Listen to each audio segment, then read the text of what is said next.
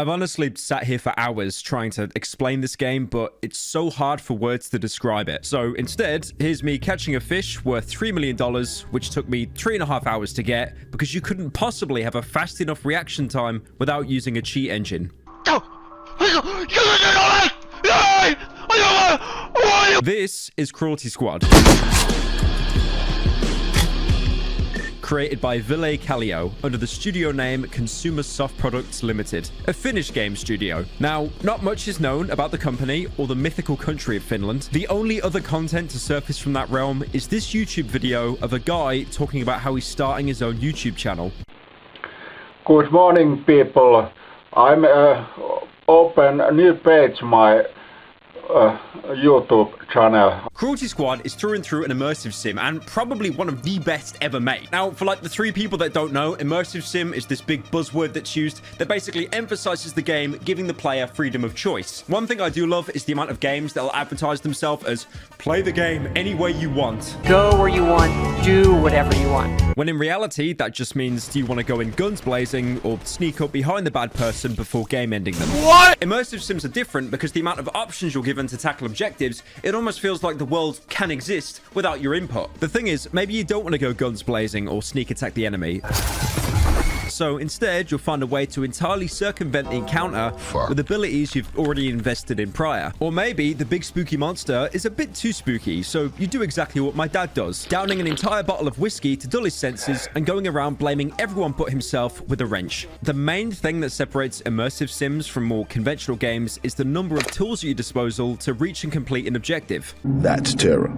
Deus Ex, Thief, and the much more streamlined Bioshock always comes to mind, but there are other games you wouldn't even think qualify as an immersive sim, like, for example, Alien Isolation, a game where, for the most part, you're stalked by a xenomorph that, depending on the difficulty, slowly or quickly learns how to outwit you. If you spam too much of the same distraction, it'll stop reacting to it, knowing that it's bait. This game thrives on improvisation, using maintenance panels to flush rooms with smoke, climbing through optional vents that are a lot less safe than you'd think, even using lesser enemies like humans as bait for the alien. And even if that noisemaker you spammed won't trick the alien anymore, it'll still bring it out of hiding to tear into some survivors while you can make a clean getaway. As you become more accustomed to the open-ended walls of the Sevastopol, so does your enemy, making you craft dubious ways to reach the end of each level, and that's exactly what an immersive sim is. Anyways, in Cruelty Squad, you kill people to save up enough money to buy a house. Cruelty Squad is a great immersive sim because it gives you true freedom to approach your objective any way you want. You don't shut your fucking mouth, I will kill you. The first real level of the game, Pharmacokinetics, asks you to go into a pharmaceutical building and game end 2 people who've been embezzling the company's funds. You spawn on the street outside the building, and as soon as you go into the main entrance, you'll probably be gunned down in 0.2 seconds. Your corpse will explode thanks to a detonator in your head so your employees can deny you ever existed, and then you'll realize this game is actually pretty hard.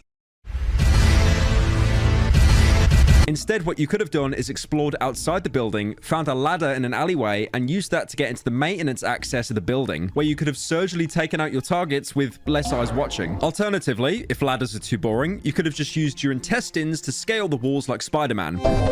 Or used a device to reverse the weight of reality, giving you infinite upward momentum. If you're afraid of heights or the Dishonored franchise, you could pick a toilet up and throw it at your target, letting the noxious gases finish off everyone in the boardroom. Hang on a minute. You just noticed that side door that can't be opened, even though it says it has small cracks on the surface, implying it can be destroyed? Just scoop out some of that useless brain and use a skull gun implant that fires high explosive rounds that'll blow the door apart. But let's say you want to keep your brain intact. Why not just march through the front door with an exoskeleton that can absorb hundreds of points of damage? You can't do anything apart from punch, but that's all you'll need to do. Just whatever you do, whatever playstyle, do not eat those pills. Now look what you've done. You never eat the pills. Would you eat random pills a stranger gave you? You know what? The developer was right about all of you. The closest comparison to these implants are the augments from Deus Ex. In that game, you'd find augmentation canisters, which would take up a slot in various parts of the body. You could only pick from a few select abilities. For example, you could pick either being invisible to humans or robots, not both. There was always a sacrifice to another ability that you had to plan ahead with first. My vision is augmented. Some of these upgrades or implants feel somewhat similar to traits in the early Fallout games, perks that had a positive and negative effect. Fallout New Vegas Vegas had these, usually giving you a small stat boost with the trade-off being other stats were impacted. In the early game, you might be tempted to buy any of the speed enhancers because they're some of the cheapest implants and make you go zoom zoom. But more importantly, the payout is based entirely on how fast you complete a job. The downside is these will directly affect your armor rating, with each implant lowering it to the point that the final upgrade will make a stray cough one-shot you. Unlike the augmentation canisters in Deus Ex and traits in Fallout, both of which are permanent and force you to commit to a certain playstyle, Cruelty Squad promotes experimentation, with missions usually being 10 to 15 minutes long, and even shorter as you get better. So in between missions, any implant can easily be removed and replaced with something else, having a slot in your head, arms, chest, and legs respectively. Wait, if that's the case, what slot does the house fit into anyway? Also, has anyone noticed how the entire body model for the implants is literally just Shinji from Evangelion? Alternatively, if all of this is just way too confusing, you could never actually play Cruelty Squad and instead watch YouTube videos of people playing it while wearing a suit, because the fan base is full of unemployed degenerates that submit speedruns as job applications. What's up, gamers? I thought I'd wear a suit today just to, show my respects. This is a game with a dedicated, disgusting fan base. So much so that it took me a whole 15 minutes to realize that this Craigslist ad of someone asking them to come over to their house to watch them play Cruelty Squad was fake.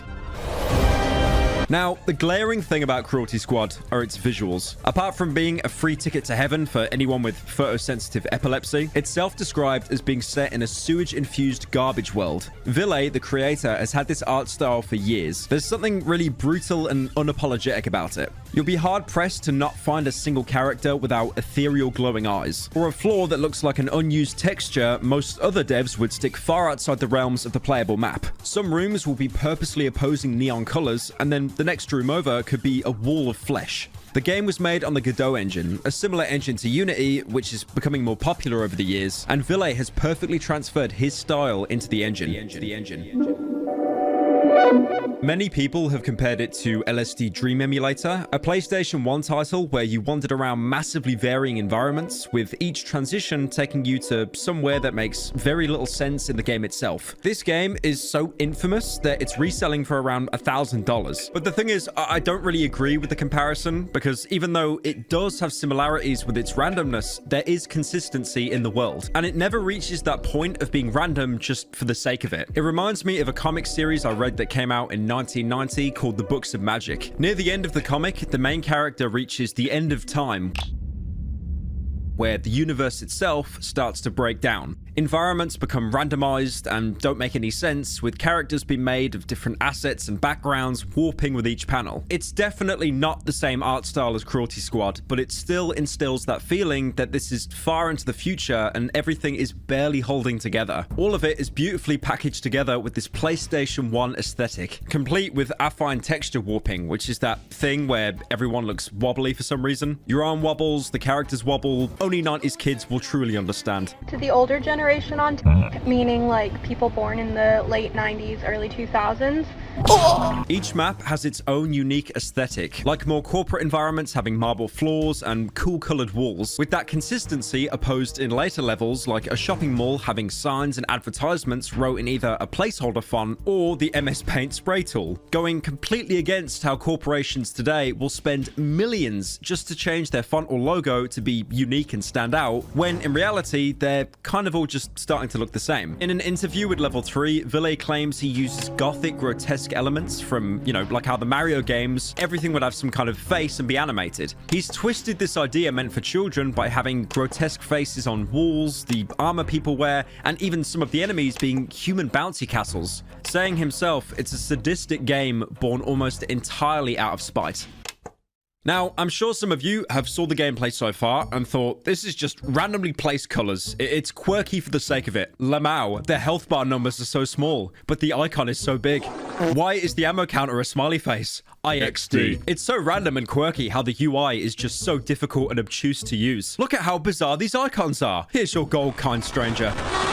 Ville is totally aware of the criticism. That's why he posted a Wojak meme of someone mocking his work on his consumer soft products Twitter. This actually reminds me as well of someone summarizing my near 8-hour review of Utopia as the Yellow Killing Show. Looking more into Ville's public work, starting with his YouTube channel, he'll have purposely artifacted anime intros called Serbian Nightcore version, and having characters he's designed in full military gear doing the floss. And there's even some shots from videos that look straight out of a Blady music video. Seriously, like I'm not even memeing. Like, what the fuck is wrong with Scandinavian people? He's also done multiple art exhibitions, like this one called Them No Combat, with a military vest and a severed arm on the rug, and the rug itself has a buff cat drawn on it. Doing a surface level dive into Ville's content, you might be left with, you know, the Walter White meme saying, "This person doesn't know what the hell he's doing." But there is definitely a method to the madness here. Some people will cope and say it's talentless random garbage, like the Instagram kid with a Polaroid camera, but there's comprehension of anatomy and style here. It's just not style that the world is used to. It's aggressive, unapologetic. Sometimes it seems like complete nonsense, but other times you can see shapes that you recognize. What is this method that Ville uses? I have no fucking idea, so that's why I traveled all the way to Finland to interview him to try and find out. So, okay, to begin with, I'm here with Ville. You want to say hi to the camera? Hi. Nice, okay. What kind of like inspired your art style? I think it's like a bunch of different shit that's not like too related at all. Like I think there's like a big influence from like Nintendo 64. Yeah, games. like what was it, Mario 64? Yeah. I could definitely see that in like some of the levels and stuff, definitely. You've got those face textures that kind of look like, it's almost like the face looks a little bit smug. They kind of remind me of the, what are they called? The ump? What are they? Yeah, the wump, yeah, that's right. Cruelty Squad is an ugly game that wants to punish you. The Steam description page specifically states no hand-holding, and there barely is any. No obvious tips or guides, apart from being told from the first mission that you've been doped up on a special combat cocktail. Ha ha ha, Lamau. Steam is so confused on how to even relate this game to modern consumers that the most relevant game I got in my suggested was Destiny 2. But before your first mission, you can visit your base of operations, the Cruelty Squad HQ, an oasis of love and friendship, as explained by your handler. The handler being the character that gives you a mission brief before each level. They're one of the most integral characters in the game, and the only model I could find, apart from the moving icon, was a body model Ville did for the original Cruelty Squad trailer. Upon entering, the admin seems particularly friendly, giving you a quick rundown of the facility. Welcome to the Cruelty Squad headquarters. To the right, you can find the firing range and newly renovated kill box, perfect for honing your skills. Head left and you'll arrive at the lounge, perfect place to relax and recover after a hard day at work. Is there anything else I can do for you?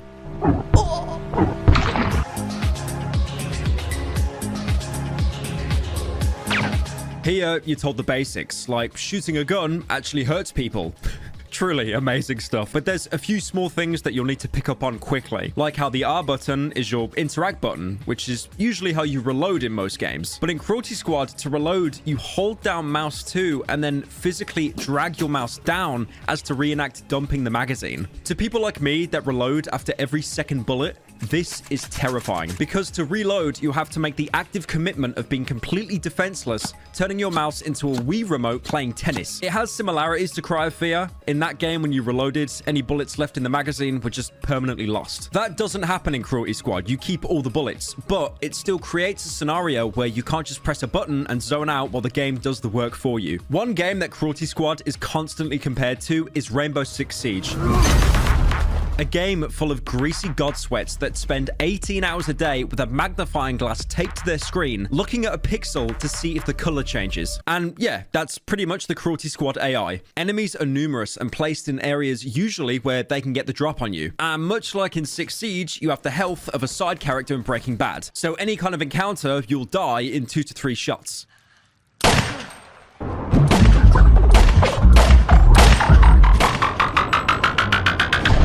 You do have the advantage of leaning around corners. The only problem is it's only really helpful for spotting enemies briefly before they see you. Trying to shoot a gun while leaning, your aim is about as consistent as the writing of this video. So unless the enemy is at point blank range and you have something like a shotgun, you're not going to hit anything. I can see why accuracy was lowered so much, because if you could just lean around every corner and shoot enemies with, you know, complete safety, the game would suck. With the visuals being so bizarre, sometimes it can actually be hard to tell if you've even hit a target. Thankfully, I'm happy to announce, like most modern games, there are hit markers. So yes, you can recreate the No Russian mission from MW2. With health being so low, stealth can be a more viable option. Enemies work on both visuals and sound. Using an unsilenced weapon or kicking a door instead of opening it quietly, and all the enemies in the vicinity will investigate what made the noise. Don't expect a detection meter or anything too complex here. Apart from a few rare patrolling enemies, for the most part, they'll just stand in a static position until they're disturbed. If they don't know where the noise came from, they'll start slowly rotating 360 degrees until something happens, looking like a microwave meal. When you're spotted, an eye icon will appear on screen until you've broken eyesight with whoever saw you. This feature is terrifying because if you don't know who saw you, you have about 3 seconds to figure out who did, or you'll lose about half your HP. If anything, it reminds me of this game Siphon Filter I played on the PlayStation 1 as a kid. In that game, your character and a few boss enemy types had flak vests on, which meant that they could take a fair few rounds before dropping to standard health. When a character was at their base health, they'd die in pretty much 1 or 2 shots, like the Master Chief when his armor is broken. Now, you'd usually deal with flak-vested enemies by manually aiming in first person and going for the head for a one-tap kill. But special enemies could also do the same to you, bypassing torso shots entirely and target your head. Whenever this happened, your entire HUD would shit itself flashing red, because if you didn't get into cover, you were basically going to get one-tapped. And that's the exact same feeling you have here. And to make things even worse, enemies like snipers can permanently mark you for death, meaning that eye icon for the entire mission never goes away. So you'll be unsure of what's just paranoia or an actual enemy zoning in on you. The funny thing is, the first time this actually happened to me, I was about 30 hours into the game and I thought I knew everything. And because of that being the first piece of understandable English across 30 hours, I paused the game and stopped recording like a complete coward. The game purposely fuels this anxiety of whenever you get spotted and usually throwing runs by panicking. Like how, for example, your health is this gigantic blob that takes up a fairly big portion of the screen, but only a small number next to that actually communicates how much health you have. That, combined with the claustrophobic borders that are always present and can never be turned off. For new players at the start of a mission, maybe it's bearable, but in the middle of a firefight and having to micromanage every small HUD indicator, it can be incredibly overwhelming until you adjust to it. That urgency is what forces you, at least in the beginning hours, to take your time and check corners until you feel more comfortable with the game and become more outgoing. Cruelty Squad has an unconventional art style, unconventional control scheme. Everything about it kind of does scream anti-game. In of itself, it's almost a metaphor for like how augmented the character is. You start off in the game overwhelmed and very confused, and a lot of people, unfortunately, they'll never be able to experience this game because they can't get over the hurdles in the early hours. But then, by using the experience of other games, like other first-person shooters or slower-paced tactical games, something will click and you'll finally enjoy the game and be able to master it. Much like how the protagonist starts off under-equipped, ill-prepared, and by the end basically becomes a death machine. I've mentioned visuals, but sound design is just as important in Cruelty Squad. Enemies will make loud footsteps and kick down doors when investigating. Civilians and armed enemies both have unique sounds when they're killed, so you'll be able to tell who's who once you put a bullet in them, with grunts making much more pitched down sounds than the male and female civilians. Most gunshots will actually pitch down the emptier the magazine becomes, giving you an audible indication of when it's time to reload, you know, if this spinning demonic face didn't do that for you. Characters can be spoken to, and they talk almost like Animal Crossing characters, using synthesized letters being completely unintelligible if not for the text box that always accompanies them. With the box itself taking up a fairly large portion of the screen, it is a huge hindrance if you get into combat while conversing. So if you're looking for a game with a very clean aesthetic so you can see the visuals and the words, I'm sorry, but you're not going to find that here. She's realized you really are brain damaged. Ville designed the entire game's soundtrack, with larger, more open levels having a slower beat, like you're almost adjusting to the world here, starting on the ground floor and slowly working your way up the food chain, to more dreary, darker levels having a more sinister soundtrack to accompany them, like you're exploring somewhere you shouldn't be, to even more claustrophobic levels with tight corridors and rundown apartment complexes being raided by police, with music so high octane that you really feel like you're in danger. The first level exclusively features dynamic music that ramps up in intensity once you engage in combat. This, for new players, really helps sell that message that the entire game is an anxiety trip. So, like, what would you say your main inspiration was for the game's soundtrack? I don't really know. Yeah, a lot of it's random. I mean, like, okay, let me. What was the inspiration for the Bog Business soundtrack? That just sounds like fucking toilet noises. I just had this thought that I should make it like make a track with just this like liquid, like slushy. It literally sounds like a plunger noises. stuck in a toilet, like trying to unclog it. Yeah, I was just trying to make it really disgusting, like level in general. Health doesn't usually regenerate, but there's a fair few ways to get some back. You could buy a single-use medkit with money you've saved up for, or you could do what the average British man does to provide for his family. Find a vending machine and spend money rinsing the machine dry with products like Hungry Human Soda and Super Crunchers. Each food item gives you like 5 HP back, so you'll have to spend a fair bit to get your health back up. A man provides for his family. If asking for money is too much, then in true immersive sim fashion, you can instead kick the vending machine to get free food from it. But every time you do that, there's a chance the machine will permanently break, meaning you get nothing from it. Wow.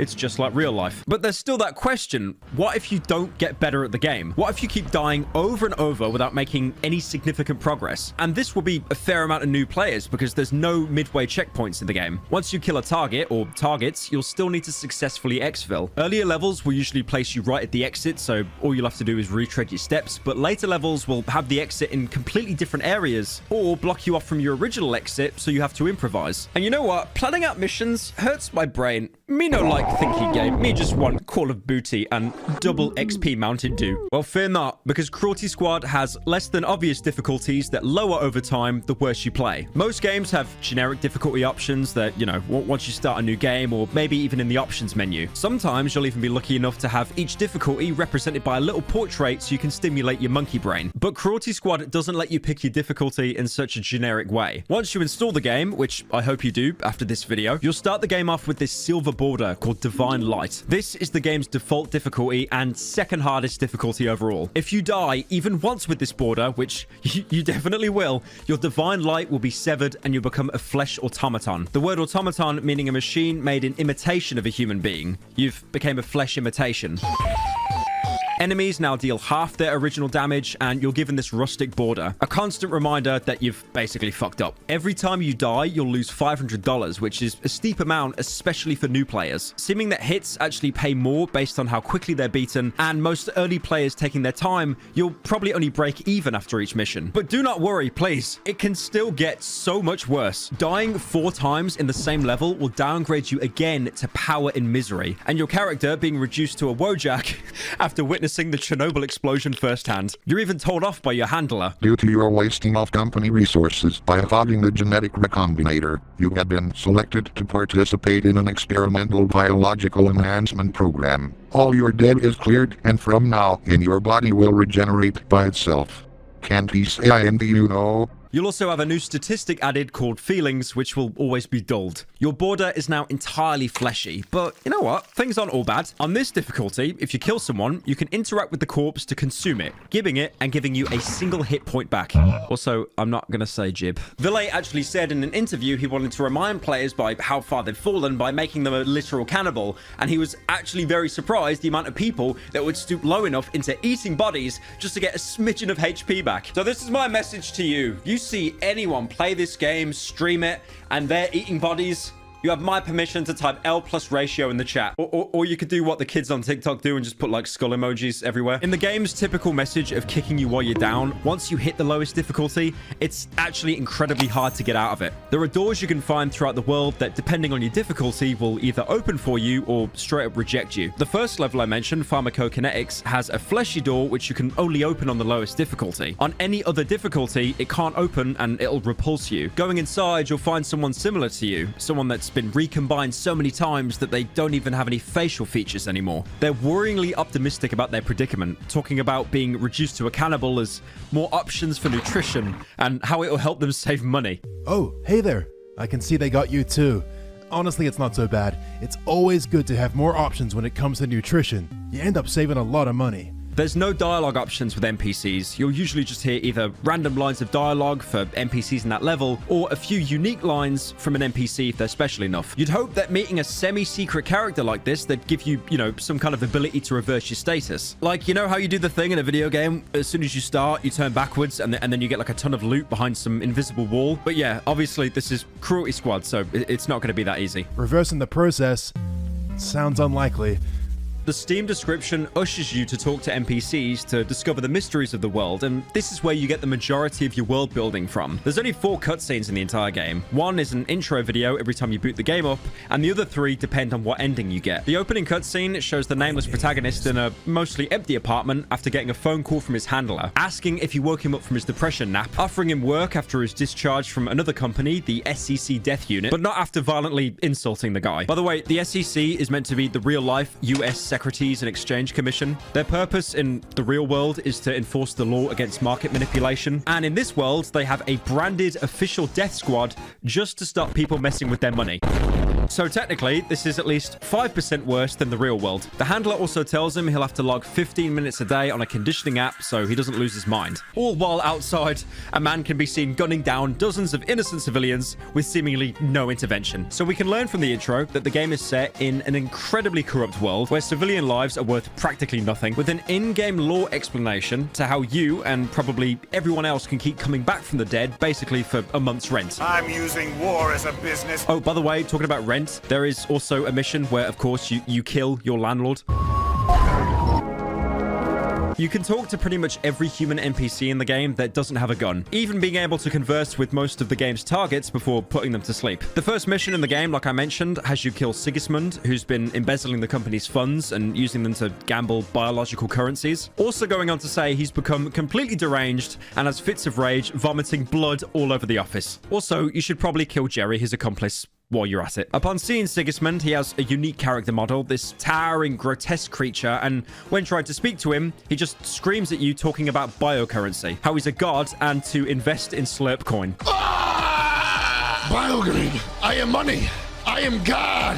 Invest. Investigate the future of currency. Slurpcoin.com. Flipperbucks. Plugging my body into the biocurrency terminal. Future.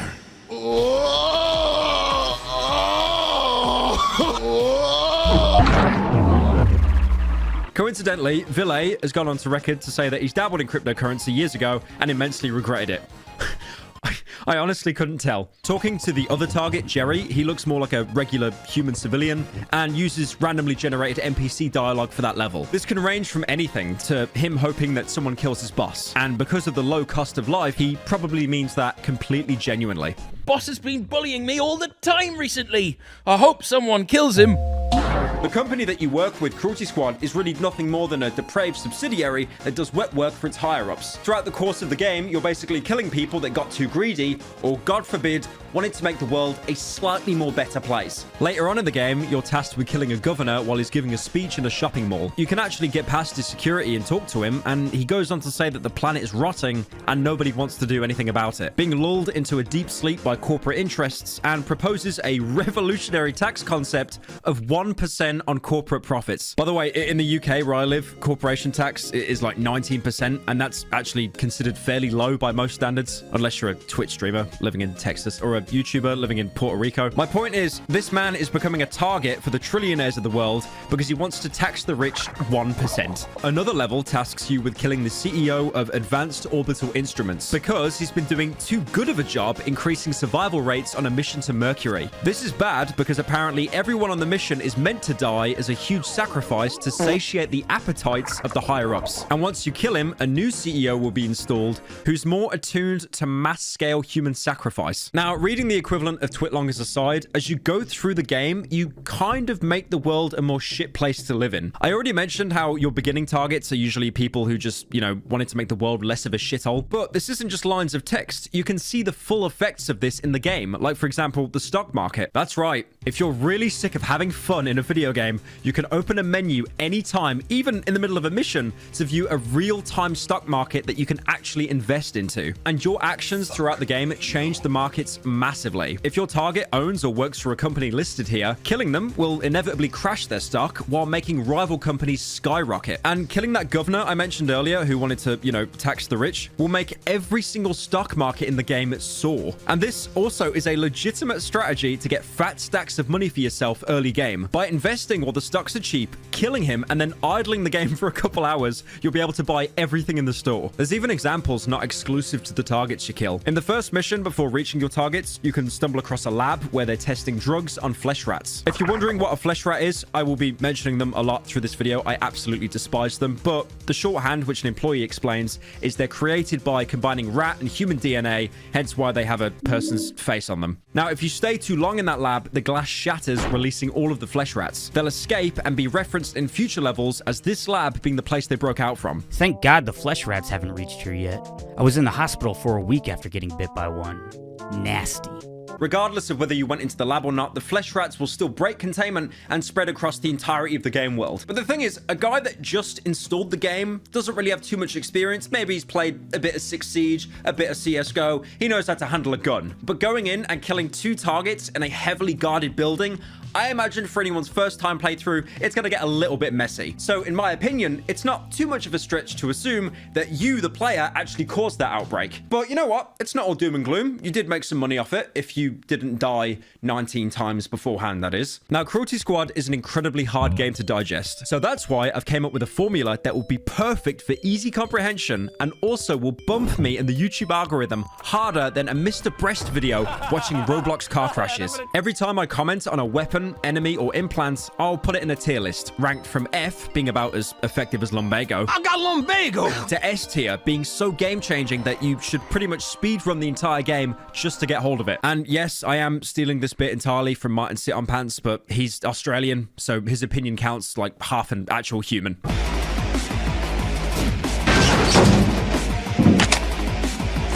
Pharmacokinetics is the first active job in the game, a place where many drugs and experiments are trialed. The definition of pharmacokinetics itself is a branch of pharmacology to determine the fate of substances given to organisms. This could be anything from pharmaceutical drugs, pesticides, or even cosmetics. Things that are trialed in the real world, but here, obviously, pesky things like human ethics don't have to be questioned anymore. And apart from killing your 2 targets, there's lots to do. Firstly, your loadout. You start the game with 4 weapons to pick from. 2 are lethal, and 2 are non-lethal. Wow, this is just like Deus Ex. Sometimes you've got to make a silent takedown. A non-lethal takedown is always the most silent takedown.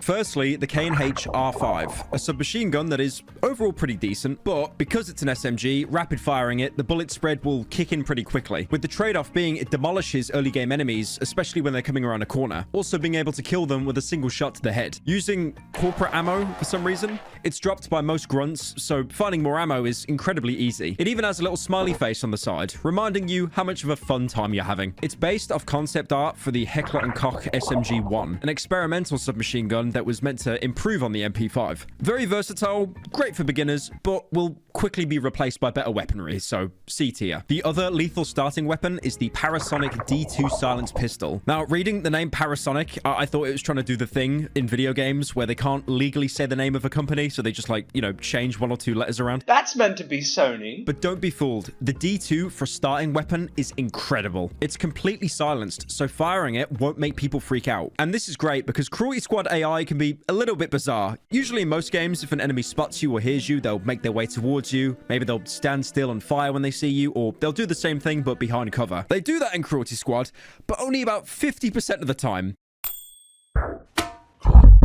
The other 50%, they'll run around in a manic frenzy, making it incredibly difficult to get that important headshot. So stealth is really important in the early game and incredibly overpowered. You can literally fire this thing right next to a civilian's face and they don't care. Don't care. Still don't care. I'm sure it's based off that scene where John Wick is firing a pistol in plain view and somehow nobody notices. Apparently the D2 isn't based off a real gun. It's more just like an SMG that was mangled into a pistol. It also has a built-in laser sight, so you'll always know where the bullet is going to land. This gives it insane accuracy, even over long distances. Plus, some enemies tend to drop this weapon, so you can get more ammo for it. I'd honestly put this into A tier. The only reason it's not an S is because by the end game, it's pretty redundant, but even in the mid game, it's an amazing sidearm. Now, let's talk non-lethal. I'll be honest with you. Non-lethal, for the most part, is a literal meme. With the cost of life being so low, no one's really invested into looking into better kinds of non-lethal weapons. Firstly, you have the expendable baton, with its description saying the design has been the same since the Middle Ages, only the materials have been improved. It has a small charge up and will knock out anyone unaware. The only problem is trying to knock out enemies that have noticed you or ones you've already knocked out, it won't do anything. You can also reload it like guns for some reason, even though it does nothing. The only real benefit to the baton is if you slam it onto the ground while jumping, it'll give you a slight boost, which could probably get you over some early game fences. That's kind of cool, but it is not worth taking up an entire inventory slot for, so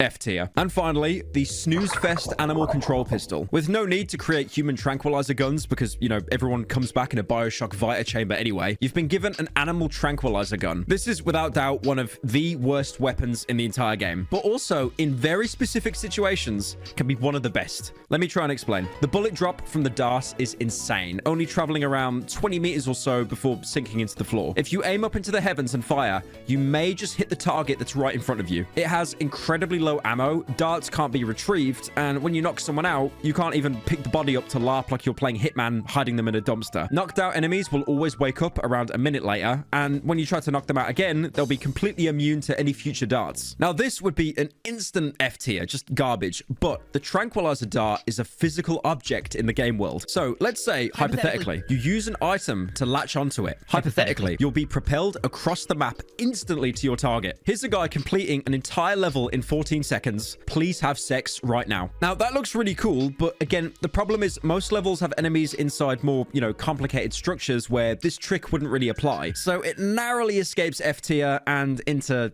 more like a D tier. Now, for the enemies. Armed security patrol most of the building. These guys have either your standard starting pistol or submachine gun and will populate most of the early game. They're about as efficient as any hired security company. And because enemies are usually stationary until provoked, they're incredibly easy to dispatch with headshots. But also in turn, because they don't really stand out in a crowded place, when bullets start flying, it can be hard to identify who's shooting at you, meaning you could be wasting valuable ammo on, you know, the local intern. So I'd give the security a solid D tier in efficiency. Security are also sometimes accompanied by dogs, and like any loving pit bull, will charge at you and keep mauling you until you die. They have the face of an eel, combined with the fact that they drop human organs when they die.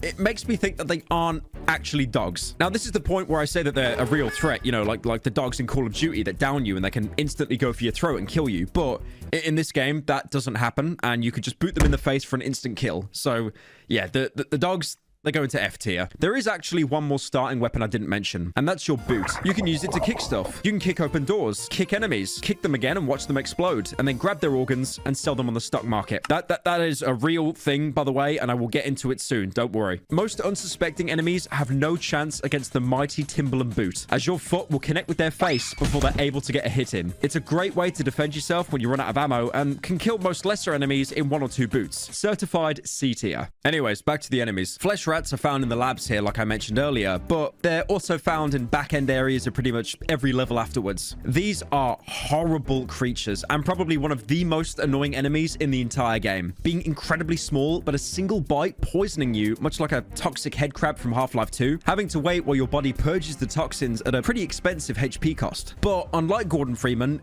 you don't have the HEV suit, so a single bite will half your HP, and a second without healing is a guaranteed death. The placement of these flesh rats is horrible. They'll usually hide around corners in vents to jump at you, and unless you remember where each one spawns or pre-fire every single corner, one of them will bite you, making you fumble an entire mission. I'm putting these guys straight into A tier for being so menacingly efficient. In the same lab with the flesh rats, you'll also find a single knifer in a containment box. These are more uncommon enemies that you'll see, you know, 1 or 2 every couple of levels. They'll run towards you with said knife like any proud London resident. They're fairly easy to kill and have a massive disadvantage of not having any ranged attacks. But when you kill them, they'll explode into a fart cloud, which is a guaranteed death if you kill them in an enclosed space. This goes both ways though. Kill a knifer near enemies and they'll end up dying because of the BRAP gas as well. Very effective in tight spaces. B tier. Upstairs in Sigismund's office, you can find a Balotelli Hypernova on his desk. Probably used for emergencies in case the crypto he invested in crashes. The Hypernova is a shotgun, but because of the advancement in body armor, buckshot rounds have been replaced with flechette shells instead. Firing a shot will cover your target in tiny flechettes. Flechette being the French word for little arrow. These arrows are pretty small, but it doesn't matter if 12 of them are going straight into someone's forehead. Apart from this small change, if you've used a shotgun in any video game, you know how this works. Good up close, bad far away, small ammo capacity in exchange for big damage. I think the only shotgun in a video game that doesn't follow that logic is the Doom 3 shotgun, because that shotgun is just dog shit no matter what range. It's based off the real-life Benelli Supernova shotgun, used for hunting and self-defense. Your character even does a little look at the gun every few seconds, so I could trick my friends into thinking I'm playing CSGO at really low settings. C tier. If you've somehow managed to keep your Divine Light status or beaten the level on punishment difficulty, right next to Sigismund's office, there's a door. And if you open it, you're taken to the office's garden on top of a tree. This gives you a great shortcut to your target, but on top of that, you can find a cool $1,000 of venture capital lying around, and the SSARD, or Security Systems Anti-Armor Device, or,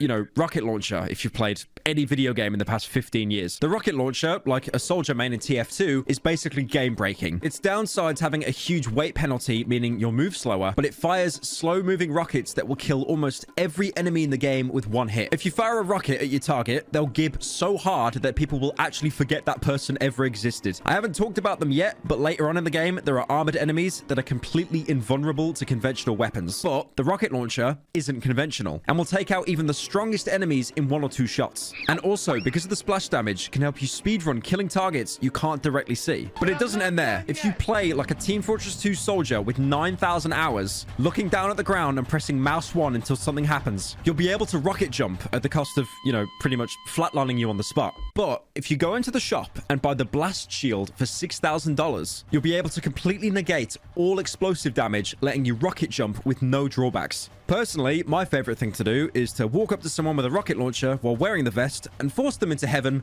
by me shooting them at point blank range. The vest also negates damage from high explosive grenades and the skull gun splash damage. The rocket launcher, straight A tier, and the blast shield, pretty decent B tier. Now, there's one thing I haven't mentioned. There's an incredibly dangerous weapon found in this level and some of the other levels going forward. It can't be retrieved back to your inventory and it can't be bought. And I'm of course referring to the toilet. He doesn't flinch at torture, human trafficking, or genocide. The toilet is devastating. Pick one up and throw it, and watch the toilet shatter as the stench of the nicest smelling home in Birmingham permeates the air, killing and gibbing anyone who gets too close to it. Now, much like the knifer, you're not immune to the stench as well, so make sure you get some distance before dropping one. Just make sure that you throw one and don't place it down, because as soon as it leaves your hands, regardless of force, it will shatter instantly. It's a great cost-friendly way for flushing out entire rooms without wasting any ammo. Do you get it? Flushing? Like a toilet? Lamau? S tier. I just wish there was more of them. Now, there's one more weapon you can get in pharmacokinetics. The problem is, it's up there, and you can't reach that just yet. Baby man, little baby. Now, you could go into the shop and buy the pneumatic legs for $3,500, which gives you a small jump boost. It's enough to crouch jump over the first fence, but not enough to get you up onto that ledge. For a hefty $7,000, you could buy the vertical entry device. It's still not enough to get up there, but if you kick the floor while jumping, you'll give yourself an extra boost to just barely make it. But chances are you're just starting off and you definitely don't have anywhere near $7,000 to spend. Well, don't worry, because I'm going to tell you the poor man's method to get up there for absolutely free. Grab 2 bins from outside the office, stack them on top of each other, and jump off it while kicking and spamming crouch, and you'll just about make it. You'll find a hidden space with a cleaner inside. Apparently, this is his hiding spot to escape all of his responsibility. I used to work as a janitor here, but then I found this place. Now I live here rent-free and steal company secrets from the lab's trash. It wasn't always this nice here. I've put a lot of effort into renovation. Please don't tell anyone about me. I don't want to go back to mopping the office floors. That place is rank. On the table behind him, you can find the Parasonic C3 DNA Scrambler, a cousin to the D2 Silence pistol. This is one of the most unique weapons in the entire game, and you can get it right at the start.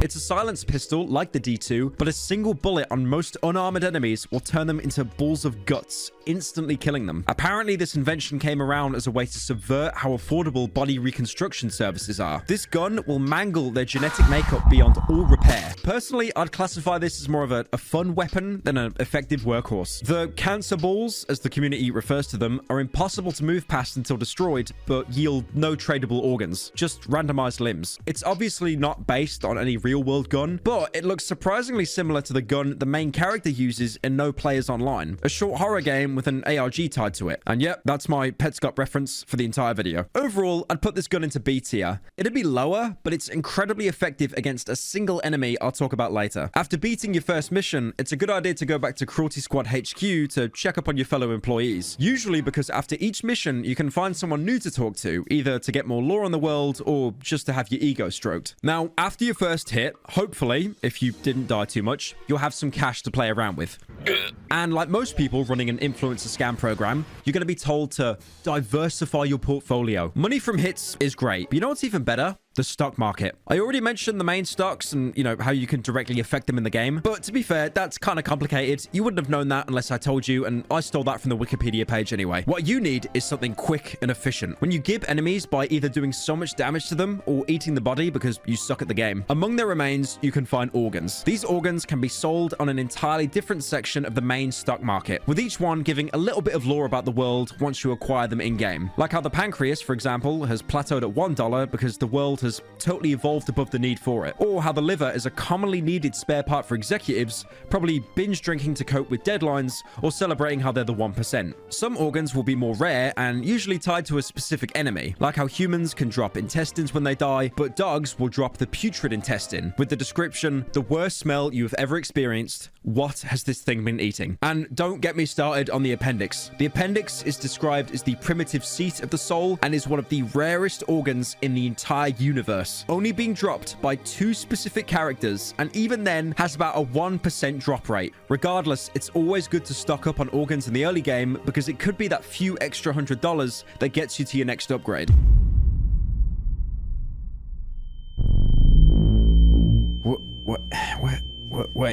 Where am I?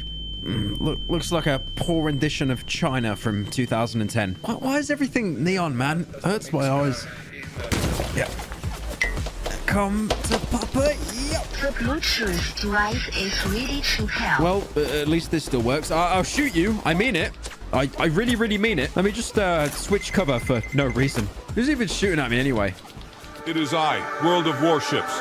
Wow. I can't, but... Just come a bit closer. It needs to look handheld. All right, last one. Wow. Now I can have team-based sea battles that require strategy and tactics. Worry not, my child. I'm here. Take this sauerkraut griller and relive history. Wait, what's this?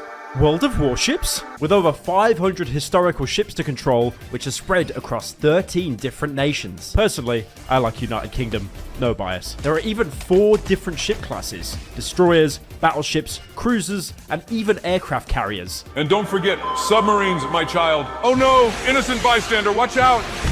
With each class offering a hugely different gameplay experience. Plot twist, the aircraft carriers have aircrafts. Personally, I love controlling my ships in beautiful maps and unique living landscapes. Look at these stunning graphics and how the weather changes during the battle. I can even customize my ship to look as zesty as possible, or to make it perform to its full potential. These ships are actually designed based on historical documents and blueprints from the first half of the 20th century. If you register your account through the link in the description, you'll get an exclusive starter pack worth €25, which is like a lot of money, Lamau. Registering for the first time using the tracking URL, you can get 500 doubloons, 7 days of premium, 2 million credits, tier 4 ship token, and 6 skilled points commander. That's so cool. I'm going to do that right now. And thank you, World of Warships, for sponsoring this video.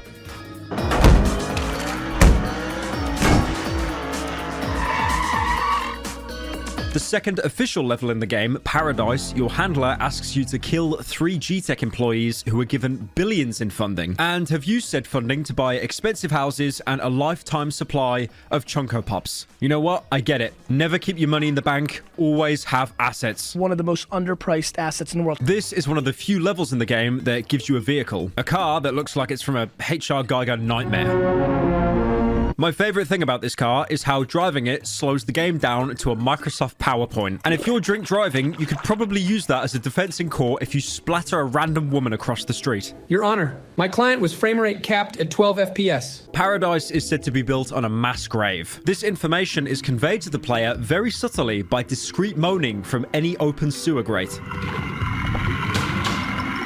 And also the fact that if you zoom out, the entire map is literally the shape of a pentagram. Again, very subtle. Your 3 targets are all in the same shared housing in the center of the map. But this is the first level that actually nudges you to explore other areas to see what you can find. Like a pizza shop that has the same marketable branding as Papa John's. The day of reckoning will come. I do want to say, I know Critical gave Papa John's an S tier in his pizza tier list video, but I ordered from them one time and they kept me waiting for 4 hours and cancelled my order anyway. And believe me, I will never forgive them for that. The pizza place is actually a great place to stock up on health you might have lost, with each slice giving you exactly 5 HP. And if you play really badly and you run out of pizza, fuck it, just eat the customers instead. Now, I'm sure you've had one burning question as soon as you clicked on this video. What if you want to eat people, but they give 2 little health back? I mean, it's a measly 1 HP. And also, you don't want to be on the lowest difficulty just to do it. Well, I have a solution for you. If you kill someone, give their body, and take one of their limbs and put it on top of a barbecue grill, you can cook the meat and consume it for a hefty 5 HP. The same as a slice of Papa John's stuffed crust with base ranch sauce. If you want to, you can even chat to some of the locals living in the area. Usually they'll be coping that Breaking Bad is truly over and there will never be another entry in the universe. They're trying to make it legal to cook meth? Don't get me wrong, I'm into freedom, but that's a step too far. Your targets here can also be conversed with in a similar fashion to the previous targets, using money that isn't theirs for themselves, but somehow being even more arrogant and self-absorbed than the last 2 targets. Probably because at least those 2 understood the pain of working in an office job. They'll wear their startup company branding, which looks like literal sperm, spout out sentence fragments like decentralized personal server, which literally...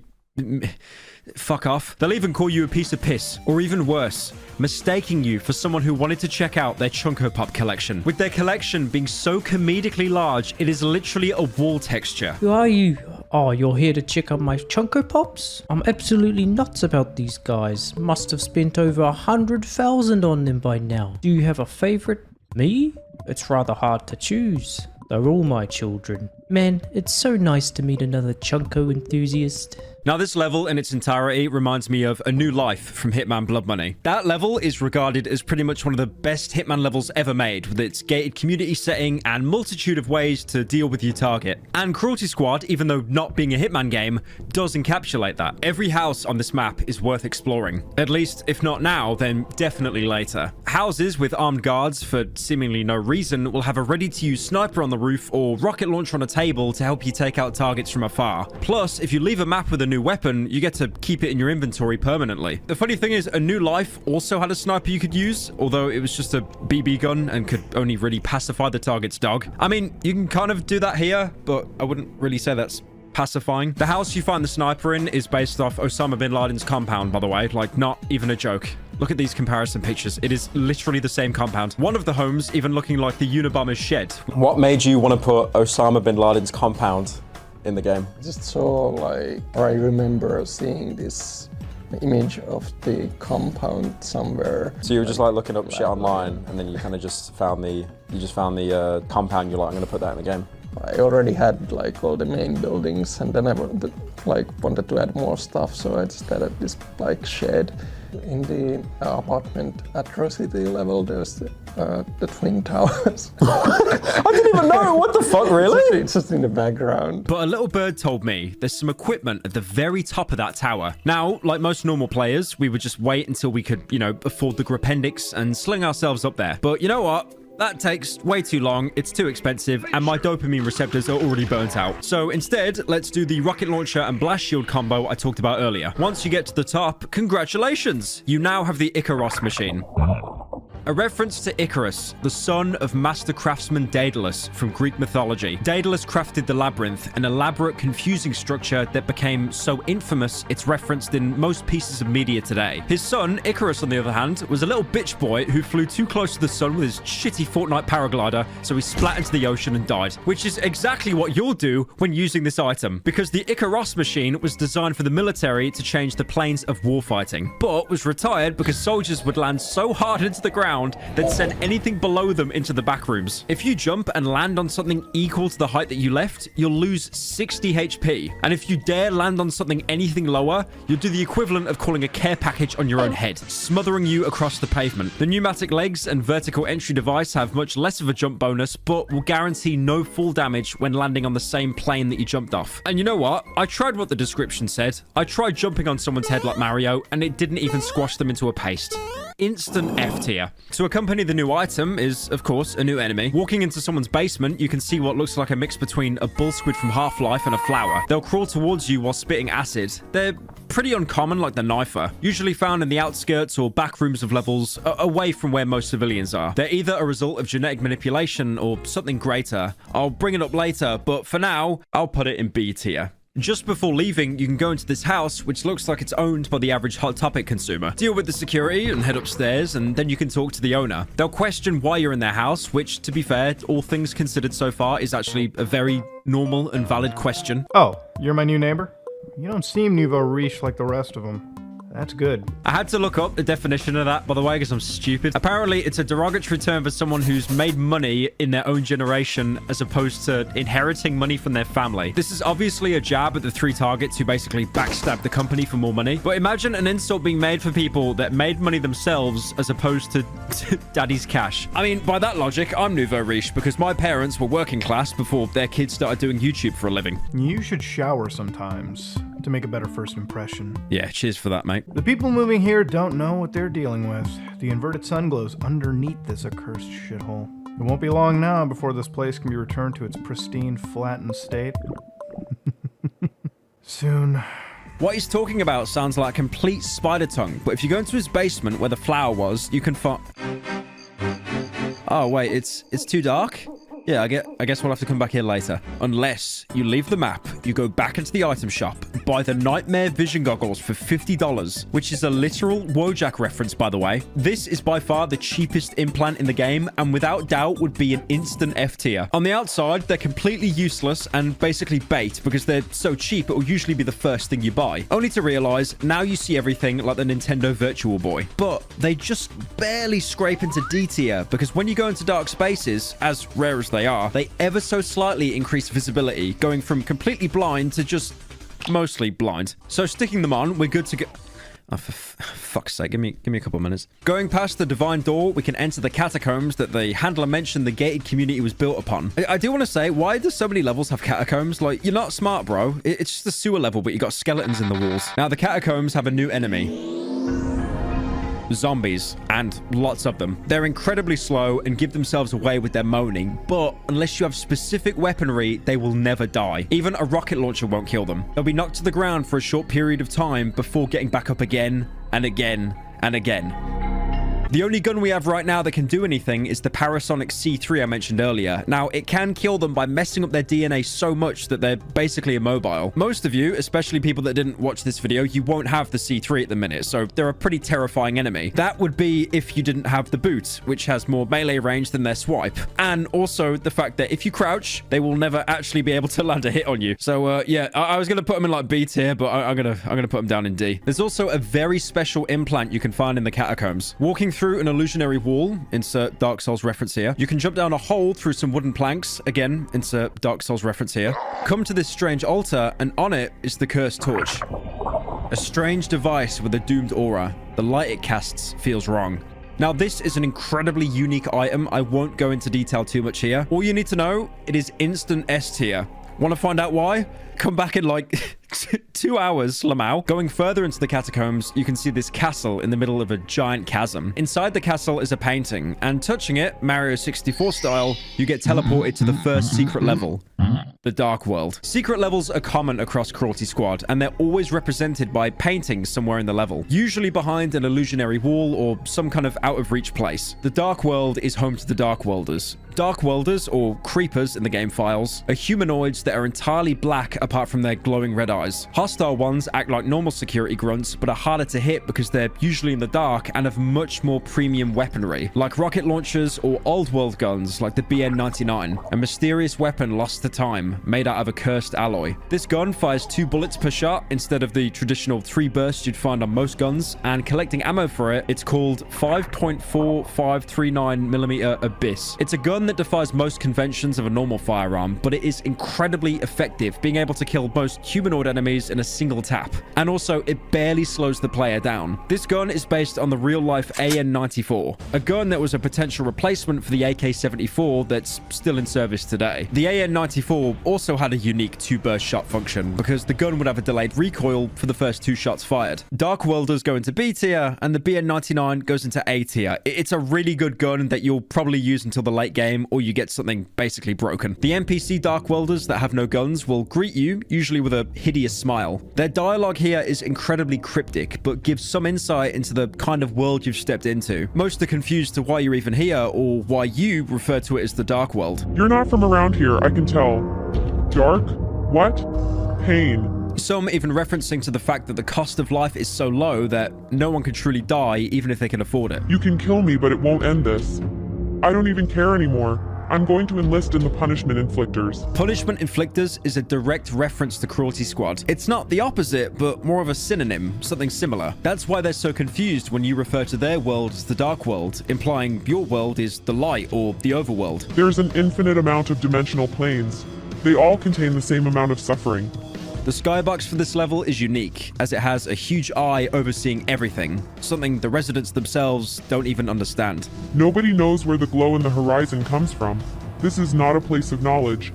To me, the Dark World is just another plane of existence. It's similar to yours, but it's just darker. But to the residents here, it's all they've known, so they see it as everyday life. Burnt down houses and graveyards dot the small village that you spawn in. My favorite thing to do here, honestly, is to kick zombies against the grave because it makes them fly up in the air like they're doing some kind of Tony Hawk skater move. Dark Worlders will also drop the Black Heart, which is a variation of the standard heart you can find in the overworld. The normal heart has the description, a disgustingly persistent little biological pump, almost talking down to it like how the heart is halting progress. But the Black Heart is described as running on optimal capacity. Going back to the main menu, your handler will explain how the target for this mission, Sir John Oliver II, wants to be entertained by you breaking into his mansion and killing him. Every mission so far has had you kill, liquidate, or execute people, but, you know, entertaining is definitely a first. It's also interesting how he's referred to as the punishment encryptor of the lower planes. Again, referring to the Dark World as some kind of underworld, but in a much more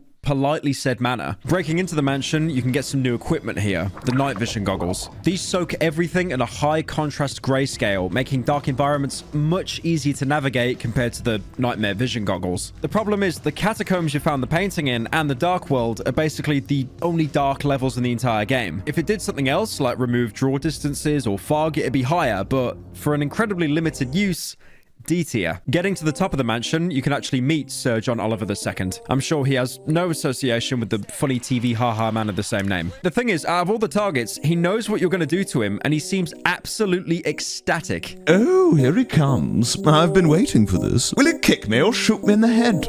This is so exciting. Last time was breathtaking. I'm sure he can't outdo that. I'd love to be kicked off the roof. You never know what'll happen next. That's the beauty of life. I respect your job. It's one of the last few honourable trades left. And I just wanted to give you the chance to kill yourself now. Oh, yes.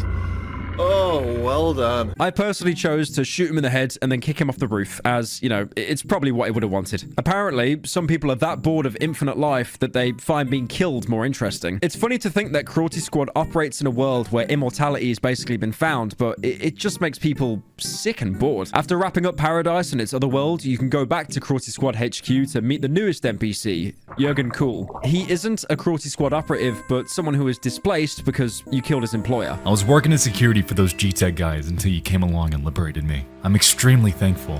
One of them would keep showing me his Funko Pops. It was the most miserable 2 months of my life. Came here looking for a new job. The NPCs in the HQ are one of the very few examples of the protagonist actually indirectly improving someone's life. Most of them you meet are employees from past jobs who became unemployed once their boss, i.e. the person that you killed, died. They usually end up being absorbed into Cruelty Squad and actually enjoy life more here, thanking you for the intervention. Anyway, that being said, let's go and kill someone that did literally nothing wrong.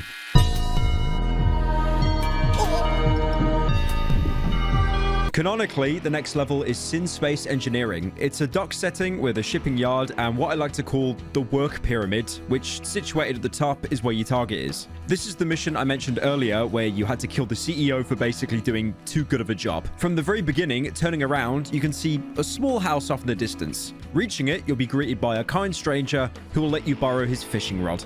What's that? You want to get into fishing? Do you seriously have what it takes, or do you just do whatever is trendy?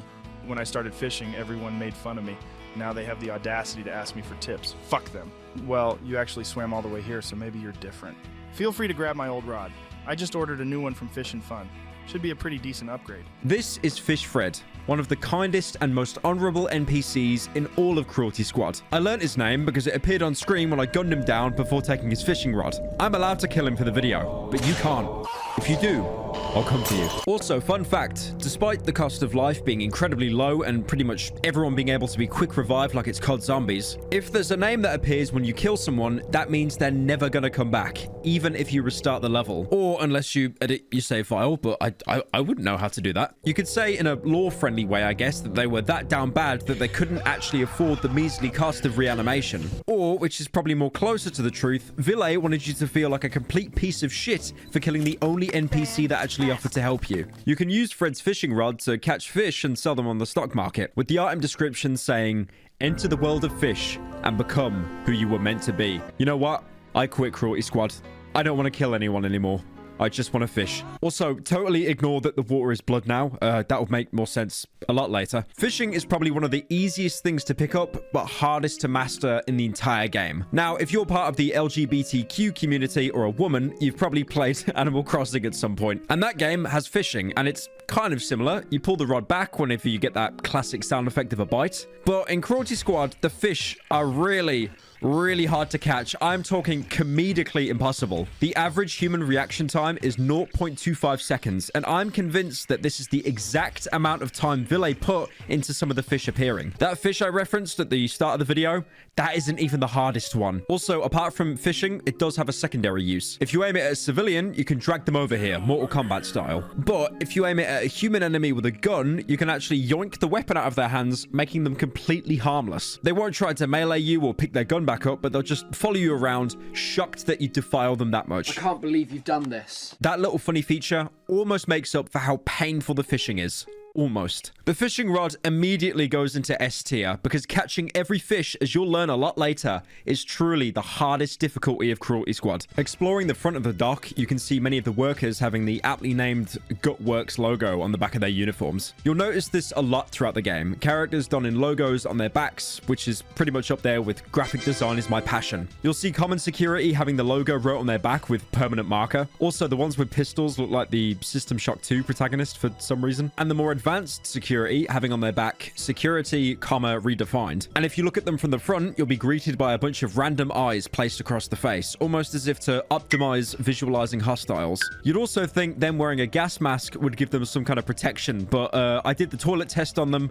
Nobody survives the toilet test. If you kill these guys, they have a chance to drop an augmented brain organ, a black version of the basic brain. It's actually lower in value than the base brain because it's a low quality augmented brain. High processing speed at the cost of extreme neuroticism. They can also drop a tactical liver. It barely looks any different to the normal liver NPCs drop, apart from being worth a bit more, and apparently it looks cool. Security Redefined doesn't act like normal security. You'll usually only ever see like 3 or 4 of them in a single level, usually isolated and on their own. They seem to be the complete antithesis of Cruelty Squad because their main job is to protect targets, basically the people you're trying to kill. And they're actually so established that they have their own stocks you can invest in on the market. Apart from the looks, elites aren't really that much faster or stronger than standard security, but they do wield the K&H X20 rifle. Based off the...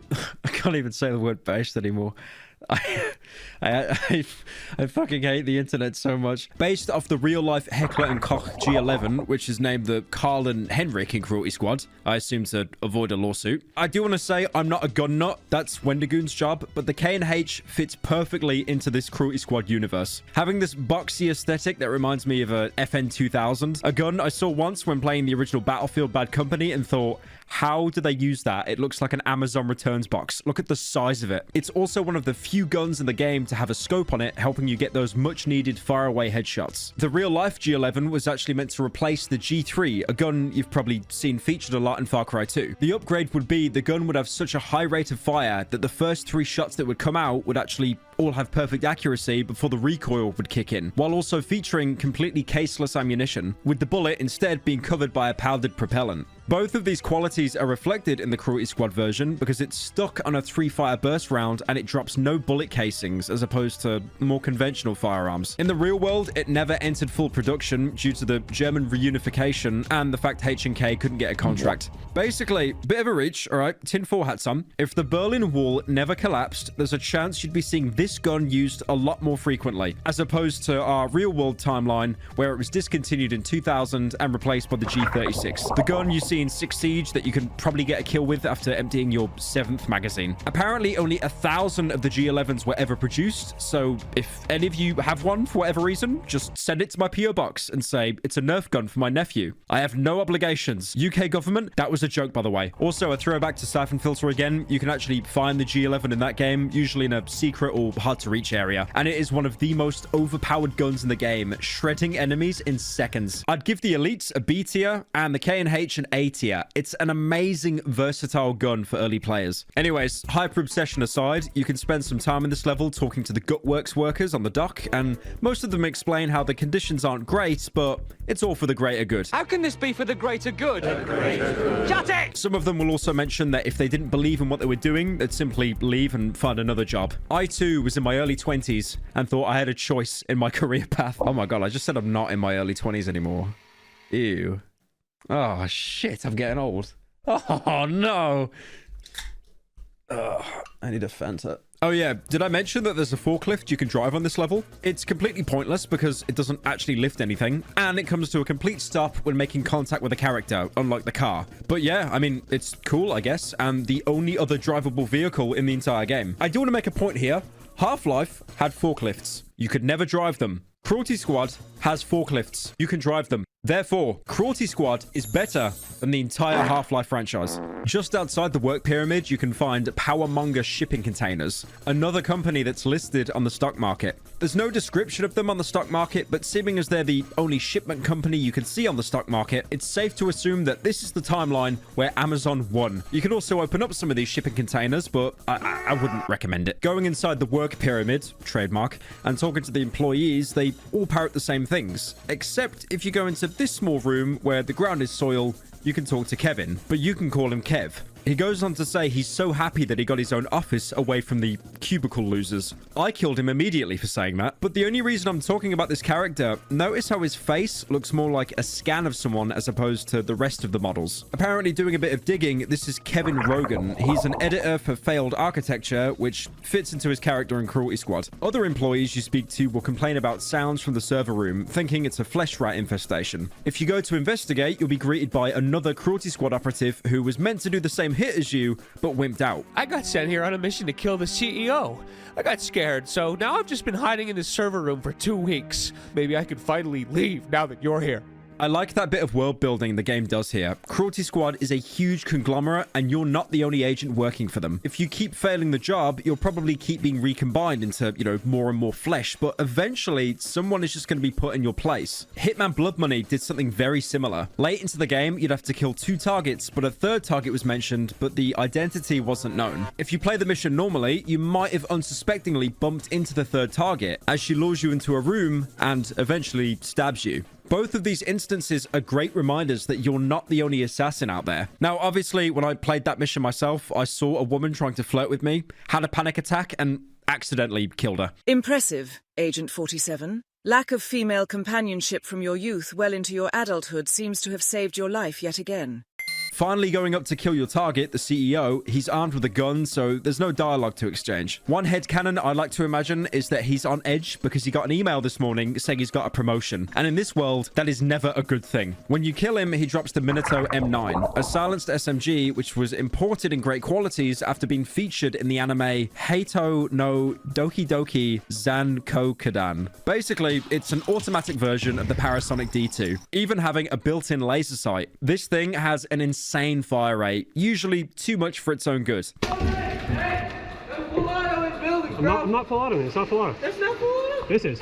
You'll probably end up missing shots auto-firing, and also the gun is rare, so that means ammo is rare for it as well. But it is still one of my favorite weapons for how versatile it is. Even late into the game, it's a great secondary weapon for finishing off unarmored enemies. It's based off the Japanese Minabiya PM9 and was actually featured in the original Modern Warfare 3. And this is not a statement, it is complete fact. Everyone who used that gun in Modern Warfare 3 watched 18 to 24 hours of anime a day. Regardless of that, A tier. It's a very good gun. By now, you probably have some cash. Money fuels the world of Cruelty Squad in a literal sense, and it's going to be what you crave in the early game. Even though Cruelty Squad is kind of an immersive sim, I'd be hard-pressed to strictly call it an RPG. There isn't a yes, no, and sarcastic dialogue option, and when you begin the game, there isn't a huge spreadsheet where you allocate your skills or pick your perks or traits. You never really level up, and there's arguably only one direct character upgrade you can get in the whole game, but I'll get to that later. However, by using money, you can buy character equipment and implants in between missions. Money essentially is your XP, and the more you get, the more powerful you'll become. You can mix and match upgrades by installing ones relevant to your limbs. Firstly, your arms. I already talked about the non-lethal weapons you get at the beginning of the game, but there's actually one non-lethal implant you can buy.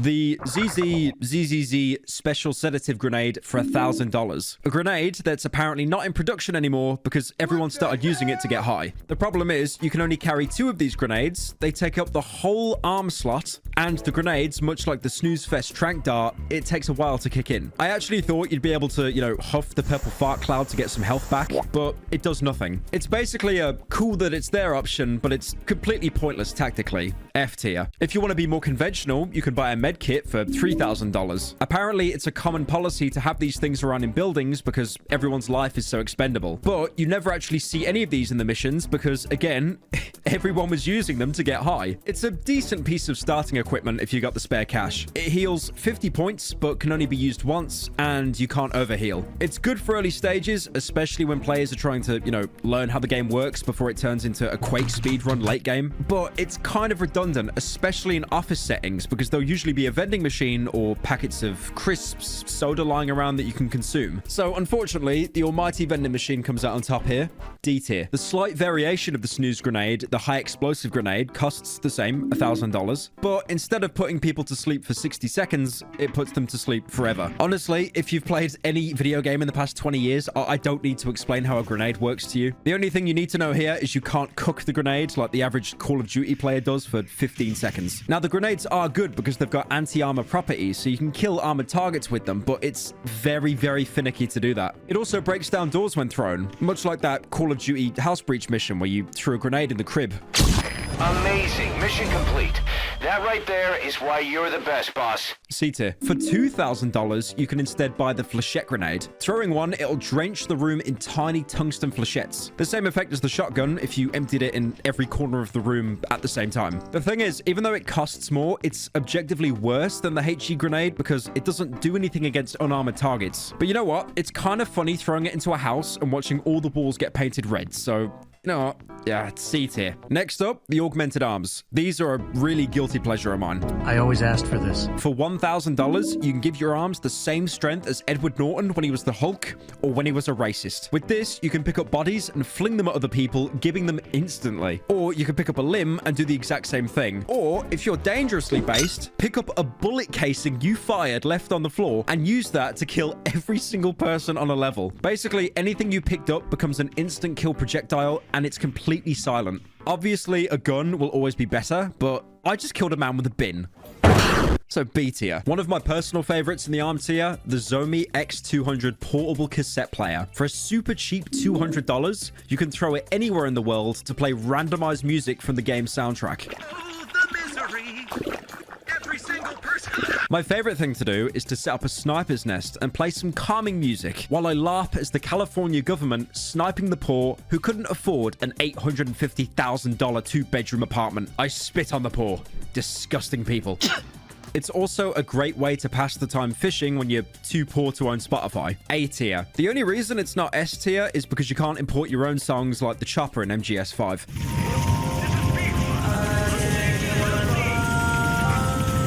Up next, the Angular Advantage Technical Munitions. Now, I'll be honest, I have never used these in my entire life. I'm doing it just for the video. This is worthless. It's one of the few upgrades I have never installed because I feel it'd be completely useless or just straight up game breaking. Basically, it applies a ricochet to any bullet you use, produced by companies to make impossible shots because of increasing security measures around targets. I used it, and honestly, it just sucks. You're given a line that shows exactly where the bullet is going, but it won't change no matter what angle you're facing. Plus, it only works with actual bullets, so rockets and flechettes, they won't bounce. Literally, the only good example I can think to use this for is one-shotting the CEO from the start of the level, but again, you could just use the rocket launcher and splash damage will do that. I'm sorry, mate. I'm sure you've got some amazing uses, but none of the speedrunners use you, and I'm stupid. So F tier. After wrapping up Sin Space, going back to Cruelty Squad HQ, you can talk to Mark Bilberry, one of the Gutworks workers that lost their job because you killed their boss. I got laid off by the Gutworks labor hire company.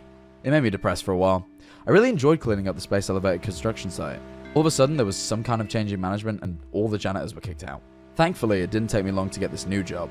Liquidators seem to leave a huge mess behind everywhere they go. This place smelled absolutely unbelievable when I first got here. Sorry for keeping you like this. You seem busy.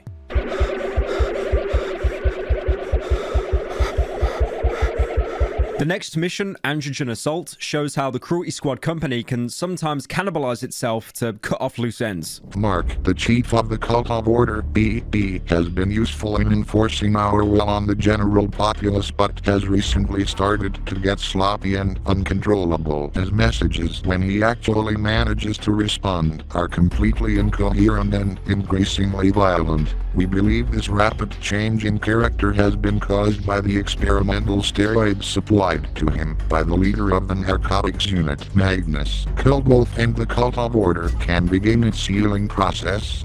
The name androgen, literally meaning man, is a male sex hormone like testosterone. So it seems that Mark has been taking way too much tea and probably posts himself online acting like he's natty. The police station is a mix of modern and gothic architecture, with stone arches and wooden beams being very common. But that's the purpose, because it's meant to be a cult, not a metropolitan police station. But that being said, the building makes less sense the more closer you get to the center, ending up being walls of flesh and doorways you couldn't possibly fit into. Like most missions, you have multiple ways to get into the main building. Either storm in through the front desk, Terminator 1 style, or take a small detour upstairs where you can find a manhole to jump into, which will lead you into the sewers where you can get in through a comedically sized toilet. But just before taking any of those options, upstairs you can find a lone dark welder that somehow escaped, wielding a flashlight. He is hostile to you, so you can't talk to him, but he can't actually do anything apart from try to lens flare you. If anything, looking at him too long, it just looks like a montage parody I made in 2016. If you do kill him, you can get your hands on the flashlight. It takes up a weapon slot, and you can even reload it for some reason. The flashlight in this level going forward is pretty useless, but if you haven't been to the catacombs or the dark world yet, it's a great way to navigate both places if the color red scares you.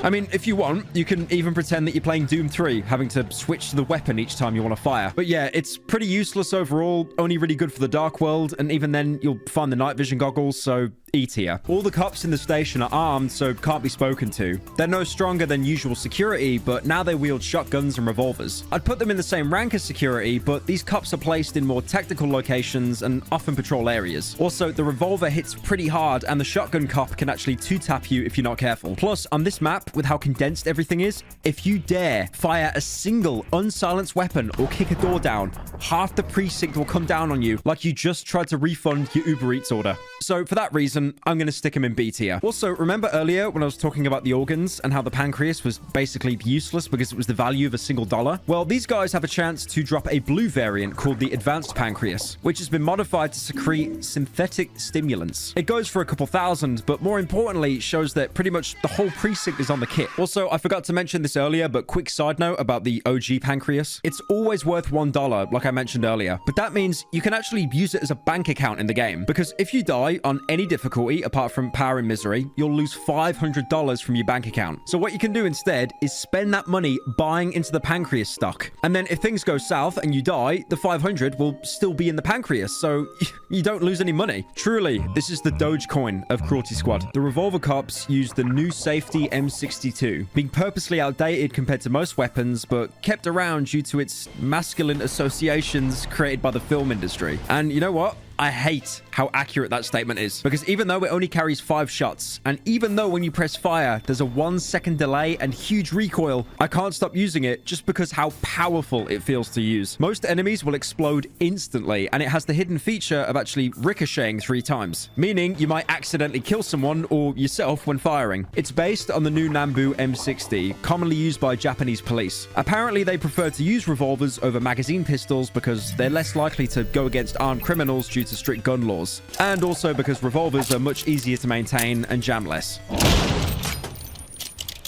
I'd give it a strong C tier. Feels amazing to use, but yeah, it's not very practical, especially on levels outside the police station. The only real NPCs you can talk to in this level are the people the cult has arrested, and they go on to explain how this place isn't really a normal police station. Keep having these recurring nightmares about transforming into a bouncy castle.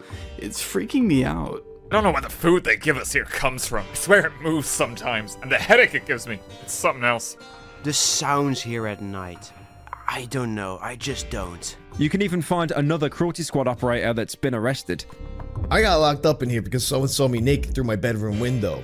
Can you believe it? If anything, whoever reported me should be locked up for stalking. They said they're gonna fine me for $20,000. I'm already twice that in debt, so it's not a big deal. Besides, my credit score is good. The police department is a business like any other, huh?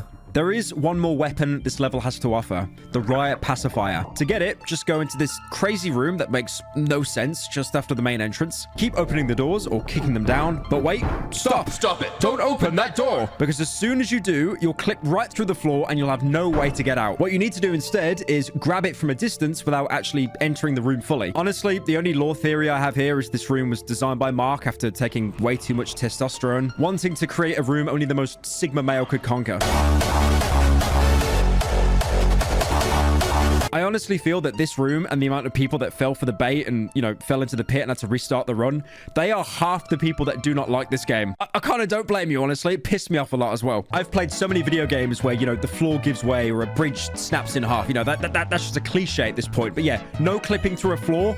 That's a Cruelty Squad thing. The riot pacifier is a grenade launcher that fires a cluster of gas canisters that are meant to release green, flesh-eating gas. The similar effect as a knifer or dropping a toilet on someone, with the ammo pickup literally being called Flesh Eater Grenade. Apparently, these things haven't seen much action since the food riots of the early noughties. The grenades, like the throwable ones, can break open doors before releasing a fart cloud, so they're super effective at breaching a room full of enemies before entering. The only real downside here is, again, like so many weapons, they're ineffective at armored targets. It's based on the Russian RGS-50M, a grenade launcher that was less than lethal, mostly being used for tear gas and flashbangs. It's essentially a portable toilet you can throw around, so fuck it, B tier. Androgen Assault has one more enemy. Now, stay with me on this. He looks a bit like SpongeBob if you ask someone to draw him who had only watched creepypastas and never actually watched a single episode of SpongeBob.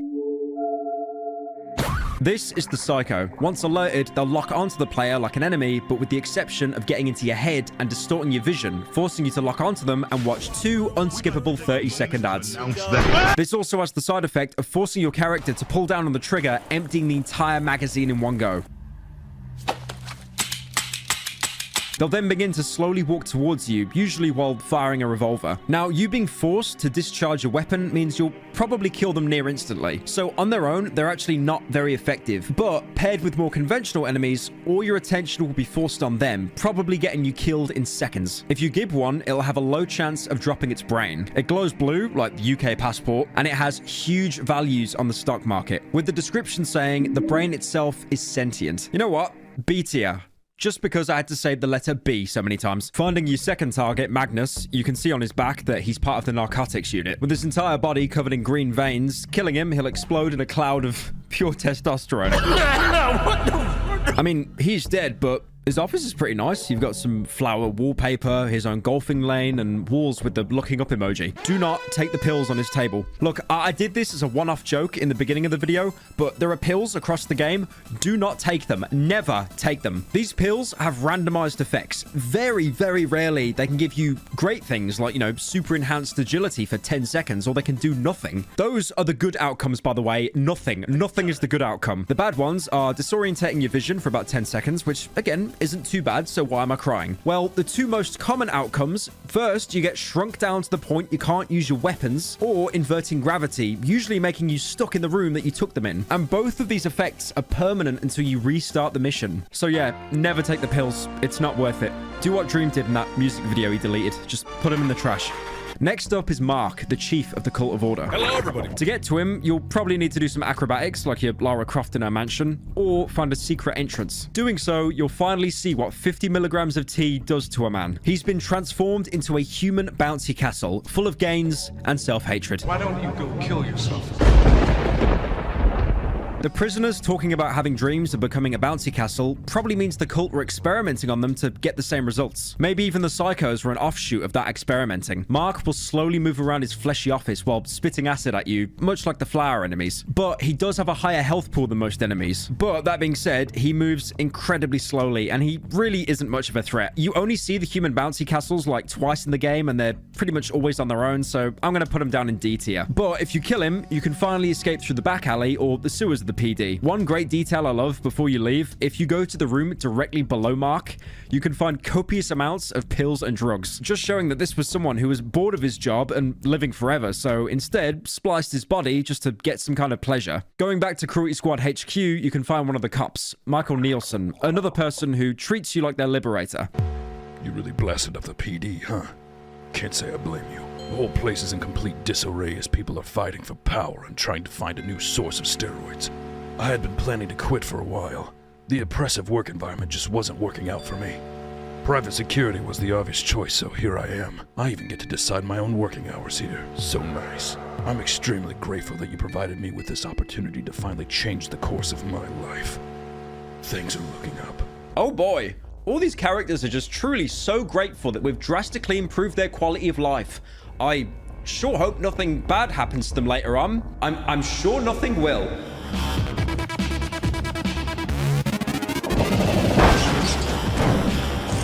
More madness is when the game starts to become much harder. You're getting used to how the game works now, with enemy placements and ways to get to your targets, so this level puts a massive spin on that. Governor Bill Gurney is going to be hosting a campaign rally in the Kansas City Mega Mall. This isn't a bit, by the way, it's literally called Kansas City. He has made a name for himself taking a strong stance against multinational corporations and monopolies. It should be obvious even to a meathead like you that isn't he very good for us. Thankfully our interests align with those of the Shadow President, and we have been given free hands to do it as we wish. Expect heavy security and keep in mind that the Mega Mall is ancient and has many forgotten passages. The level begins in a similar way that GoldenEye's second level did, the facility.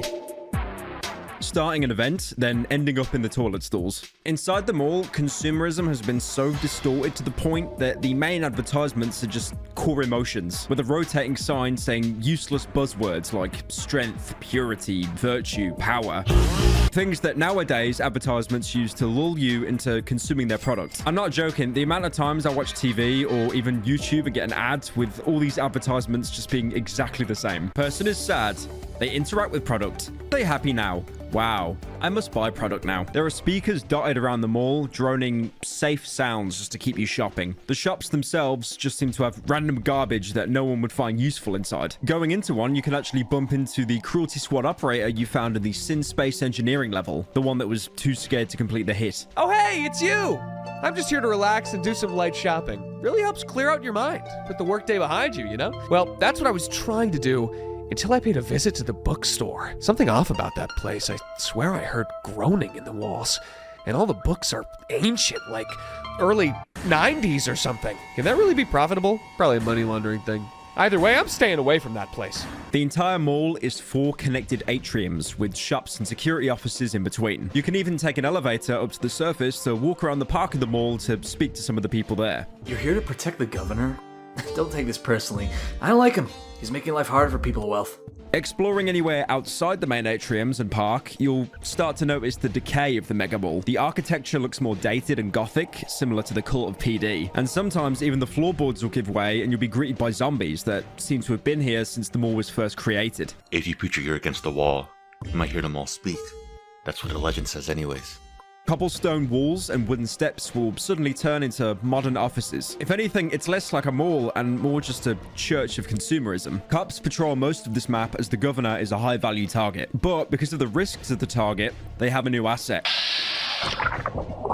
The Necromech. These guys are terrifying. They're essentially beefed up police standing a good 8 meters tall. For comparison, that is the world's shortest Dutchman. They wield dual light machine guns, and if they spot you, they'll empty your health bar faster than you can Alt F4 the game. Worst of all, they're pretty much the first enemy that have armor. So out of all the weapons I've mentioned so far, not a single one will actually be able to harm them except the rocket launcher. So equipping that gun before this mission is a must. If by this point you still don't have one for whatever reason, you can head to the gun gear store to find one lying in the back.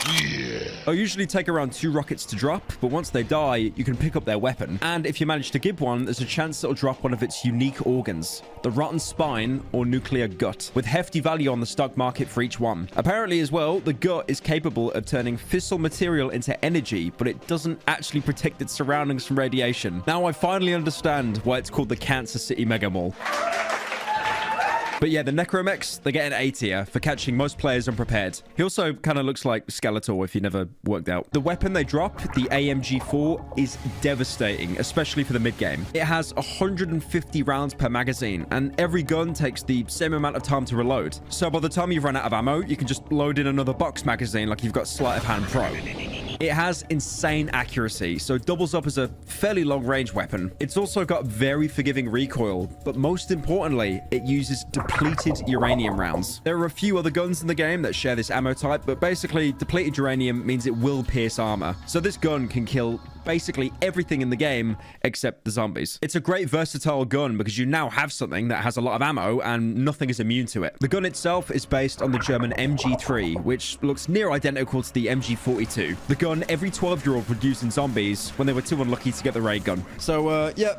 Easy peasy A tier, boys. It's a good gun. I think the only thing keeping it out of S is it's got a pretty big weight penalty. This is also the first level in a while where my best friend, the beloved Flesh Rat, makes a return.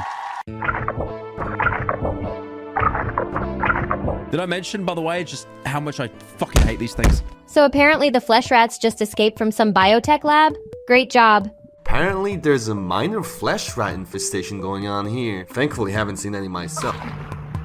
Now, this mall is enormous, and you've got more choices than ever to circumvent patrolling police. The thing is, though, like I said, vents and maintenance ladders will usually have flesh rats camping there. I'm not joking, Ville.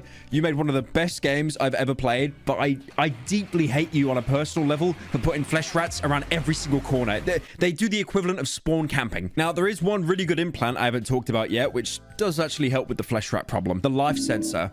It's pretty expensive at $9,000, but it is definitely one of the best implants you can get. It's meant to sense the life energy of any living being, but it does the exact opposite and allows you to sense holes in the background of the death matrix. Basically, if that's too many words, it's the Call of Duty heartbeat sensor, but it's constant. What's your sensor, Roach?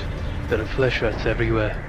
Allowing you to see anything within range, even behind solid walls, represented as a green dot. Finally, a game where I can play CSGO as a French or Russian. I have special eyes. It's a great tool because you can predict enemies before they see you, with the only disadvantage being its limited range, and you're not actually able to tell what you're looking at. I mean, you can use common deduction. If the dot's on the floor, it's probably a flesh rat. If it isn't on the floor, it's probably not a flesh rat. There are some weird quirks about it though, like how zombies are marked, but once you down them and they get back up, they won't actually be detectable anymore. I assume lore-wise because they're now double dead. But you know what? I'm gonna let it pass. It's fine. It helps with flesh rats, and I hate flesh rats. So, solid A tier. One thing I love about the Mega Mall, if you get a chance to speak to any of the civilians shopping around, they seem to love the place, but they don't understand why. I simply adore the Mega Mall atmosphere. The hustle and bustle, the beat of the city, the squirming thonic energy.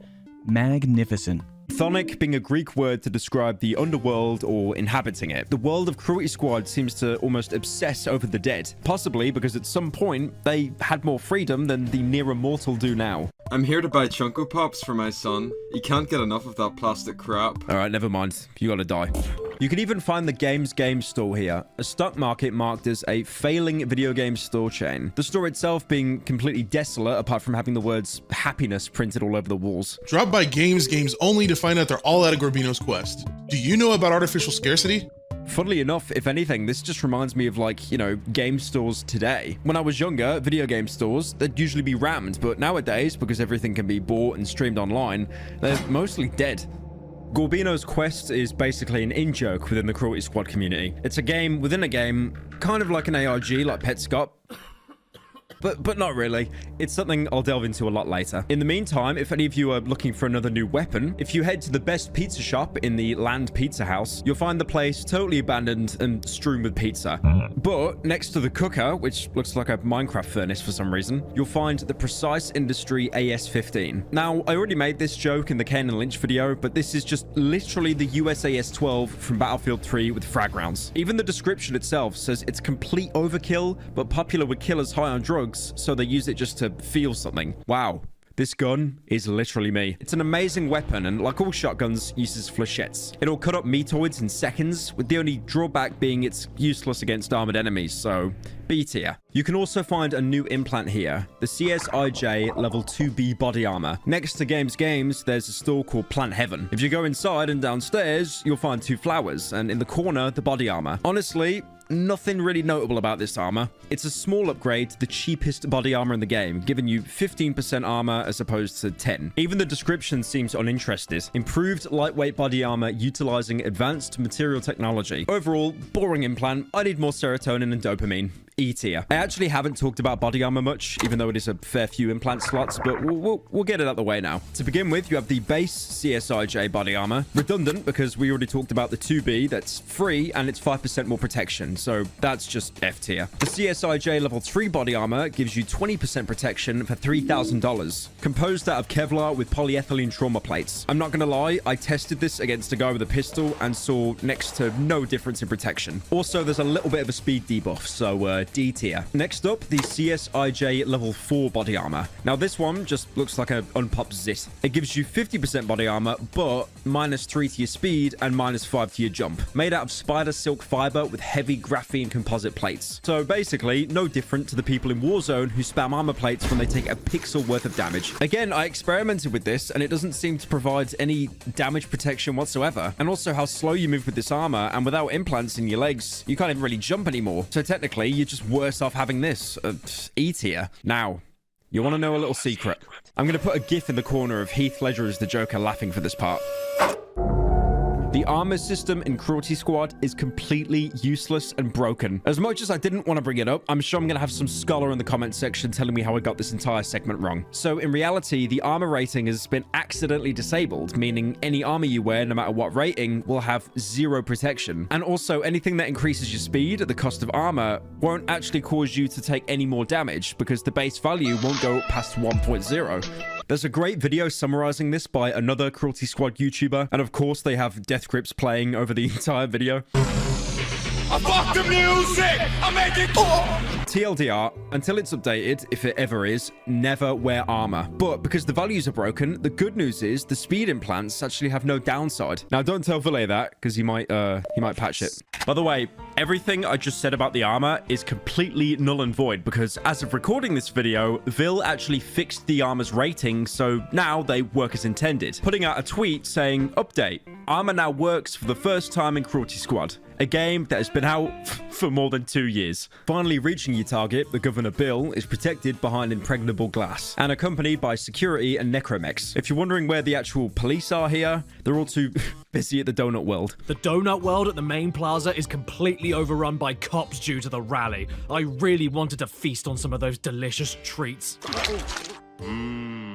Now, getting to him can actually be quite difficult without the right setup. But remember that off-duty agent earlier? If you ignore his advice and go into the bookstore, there's a book you can press that leads you into a secret wall behind the mall. Here, you can reach the balcony overviewing the speech, where you can get a clean shot of him above the protected glass. Only problem is, after you kill him, the mall will go into lockdown, with barriers blocking you from getting to the nearest exit. Which means if you're playing stealthy, at this point, you'll probably have to go loud, or use the vents, which have more flesh rats in them than the London sewers. Now, after you've completed this level, the game changes a lot. More in particular, the stock market. Your target, Bill Gurney, was heavily against greed, corruption, monopolies, and YouTubers that, despite having mid-roll ads, still have sponsored segments. And by killing him, you've essentially removed the last most important person who openly stood against these companies. Checking the stock market after this mission, you'll notice how pretty much every single stock is soaring, except for the ones where you killed the employees, of course. And like I mentioned earlier, this is a legitimate strategy to generate infinite money and become the Cruelty Squad's own Jordan Belfort. Just put all your money into an incredibly low cost or downward stock before killing Bill. That's not fraud.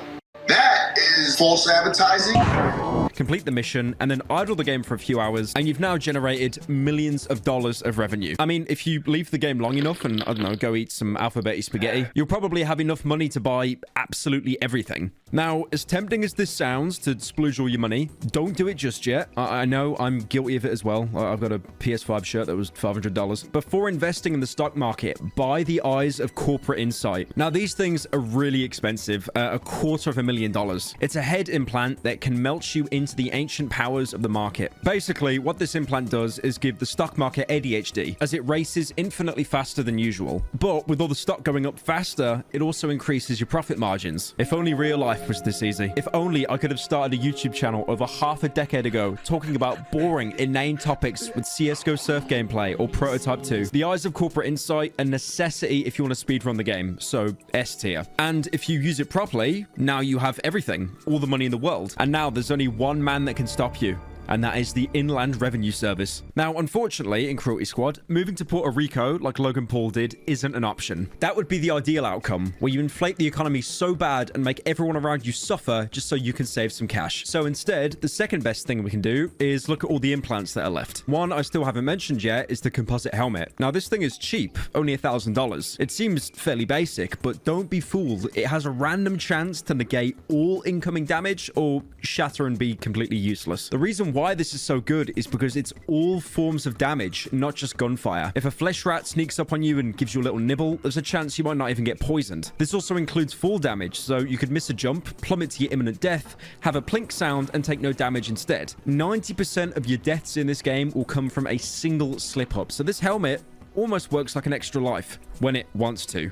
But, you know, that being said, S tier. It's an amazing piece of equipment. You could also pick up the Zoom and Go bionic eyes that are also $1,000, but in comparison, these are pretty much pointless. They zoom in your view by quite a bit when you aim down sights, but it's not really comparable to a sniper rifle, and honestly, guns are so accurate in this game, you really don't need assistance like this. So unfortunately, E tier. Not that great. The skull gun is the last of the purchasable head implants, and this one is a lot more, $12,000. It's probably one of the weirdest implants in the entire game. Part of your brain is scooped out, and in its place is a gun that fires a 3-round burst of high explosive rounds, which can actually open locked doors and kill most lesser enemies in a single hit. To operate it, you'll need to drop the gun in your hand and then press the fire button. Apart from not being able to zoom in anymore, you lose 1 HP per shot. But if you're on a lower difficulty than Divine Light, you'll only take around 1.5 for every 3 bursts instead. And on the lowest difficulty, Power and Misery, you'll basically never die because you'll be able to kill an enemy and then get the health back devouring their corpse. Surprisingly, even though it's high explosive ammo, it's actually considered a silent weapon, so you can blow someone away in front of everyone and no one even cares. Honestly, this implant gets outpaced and there's definitely better stuff you could use in your head slot instead, so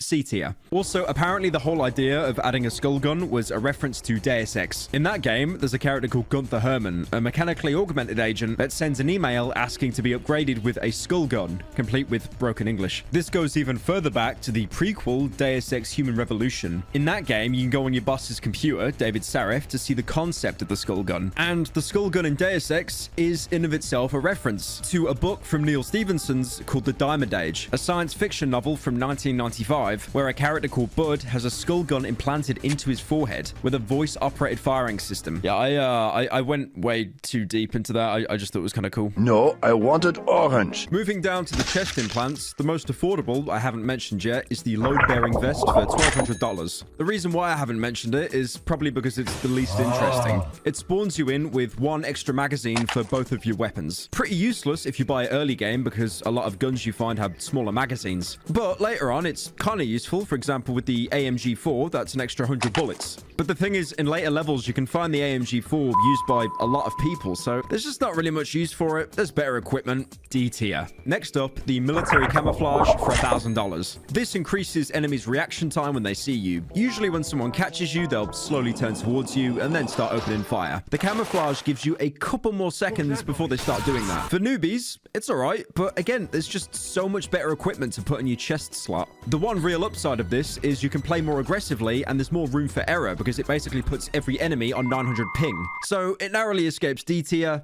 into C tier. Now, the direct upgrade to the military camo and probably one of the best implants in the whole game is the stealth suit for $12,000. It lasts forever and will render you completely invisible for about 20 meters. So pretty much in every instance, you'll be able to see enemies before they can see you. The thing is with the stealth suit, overall, it tends to actually make the rest of the game too easy. Usually, 90% of your deaths will come from someone sniping you from the Cruelty Squad Hong Kong servers and you'll have no idea where it came from. But that worry is totally removed with the stealth suit because unless someone is close enough to grab your thigh and call you a good little femboy, you'll always have the advantage and no enemy can see you further away no matter how late game you are. Ville, the creator, was almost completely aware of this, insulting you if you chose to use it, with the item description saying, has an overbearing stench. And because of this, special forces units that make use of it are widely known as shitmen. Also, later on in the game, you can find a target who's actually using the stealth suit, and for the most part, talks about how much he hates himself, how he has money by being the child of a trillionaire, but will never amount to anything, and most importantly, how terribly he smells. S tier. Shout out to my shipmen boys. Movement speed is usually tied to leg implants, but for $10,000, you can buy the Biothruster, which adds 4 huge orifices to your back. Your kick is now replaced with propelling yourself forward at lightning speeds with a jet of sticky liquid coming from the newly found holes in your back. Pretty fun and can outright break some levels, especially when the geometry is on a slope, but you can't usually climb upwards, so instead you'll zoom upwards, defying all gravity. The only downside is you'll probably need some training or experience to use it properly. And also, it does remove the kick entirely because it's bound to the same button. Plus, as well, minus points because it's not the stealth suit. So B tier. And last but not least of the purchasable body protection. And this one proves Ville personally hates you if you try to wear body armor to protect yourself. The CSIJ Level 5 Biosuit. The icon for this looks terrifying. This body armor costs $1 million. Only joking, that's way too expensive. It's actually $999,999. Wow, so generous. Most people, including myself, see this and think, oh my god, that looks badass. I want that right now. The description says it's flesh that's alive and wraps around you, sealing you in. Extremely good protection with no apparent downsides. To any of you that have been watching the video so far and think the border around the game is annoying enough, please look away now. The biosuit makes the game nearly unplayable and is a massive fuck you to anyone who wanted to save up and buy a cool looking item. Sorry, no refunds. The flesh is so constricting that even your health is hidden. Everything is monochromatic. Your crosshair is obscured by the MS Paint decals. And if you try to speak to anyone, they'll instantly run away in complete fear of you. The only real upside is the armor's hidden ability to actually completely protect you from toxic shock. I'm going to put this down in F tier. Fuck you. Alright guys, I lied. There's still one more piece of body armor you can buy in the chest implants. And I'm not joking when I say it is somehow even worse than the biosuit I just explained. For the very affordable $5 million, you could buy the extravagant suit with the description saying, only for special occasions, offers 0 protection. The second half is definitely true. If you take any form of damage while wearing the suit, your death countdown will instantly kick in and there is no way to stop it. There is a single instance in the entire game where this is useful, and I'm very sure it's not even intentional. I'll get to that much later. The only change you'll notice initially is your character will now be wearing the suit in-game. Basically, it's a way for speedrunners to brag on YouTube that yes, they did beat Cruelty Squad on the hardest difficulty. And no, you're not getting free Discord Nitro just because you did.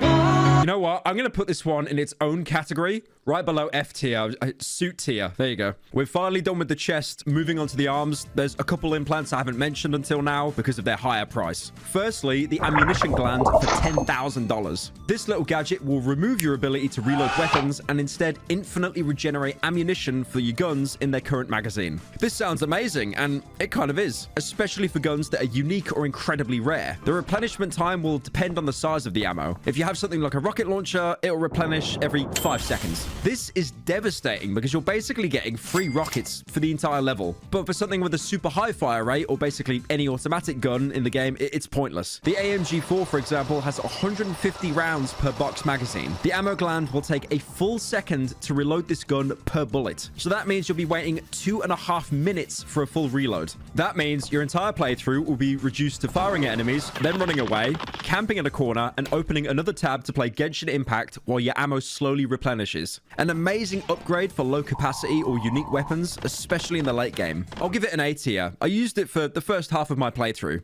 And finally, oh, you know who it is. It's your boy. Before I even explain, he's going into S tier, the Grapendix.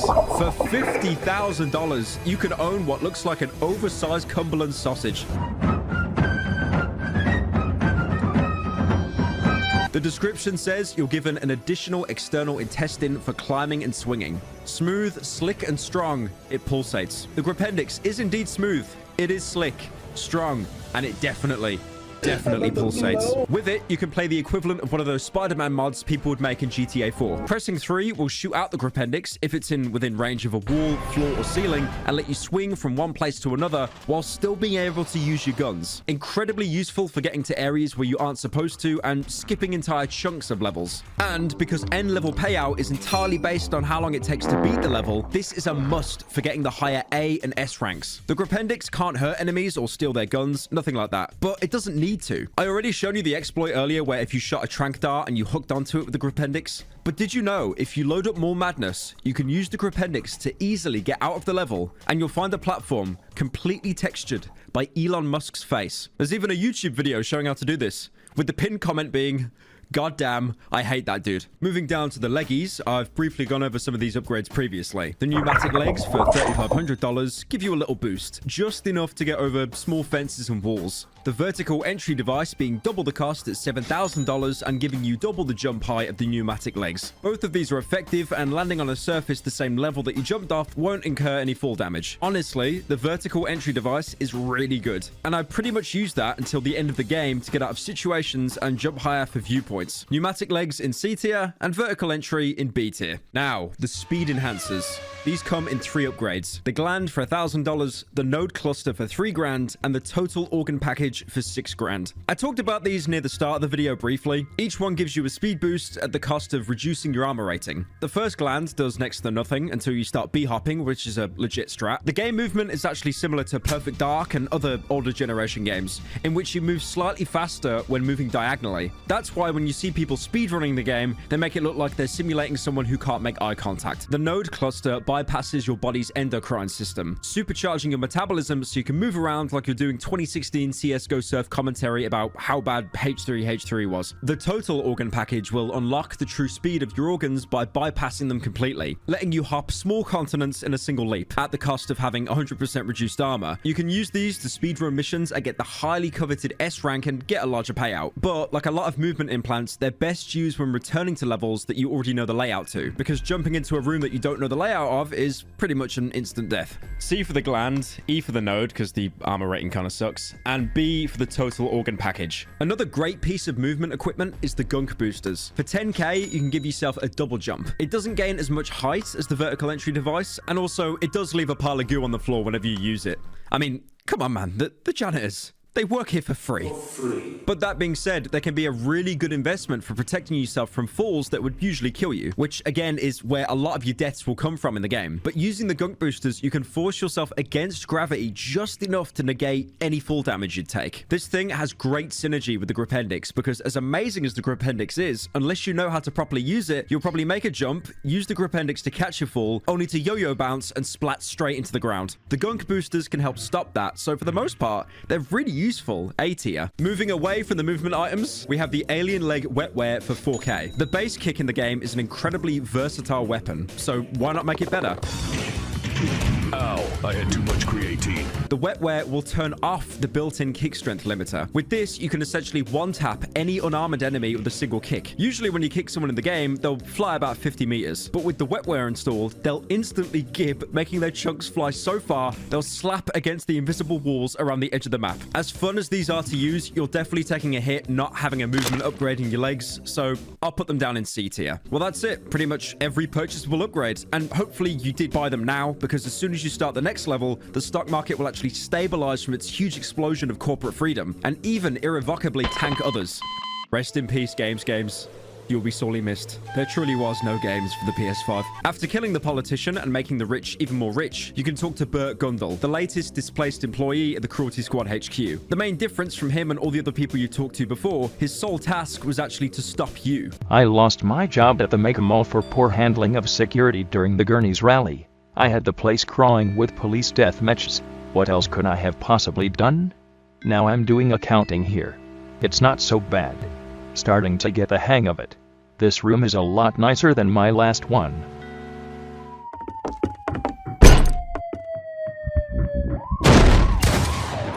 This mission is different because this time you're the target, as your handler seems to be blaming you for the sudden stock crash. Now you have done it, you freak shit.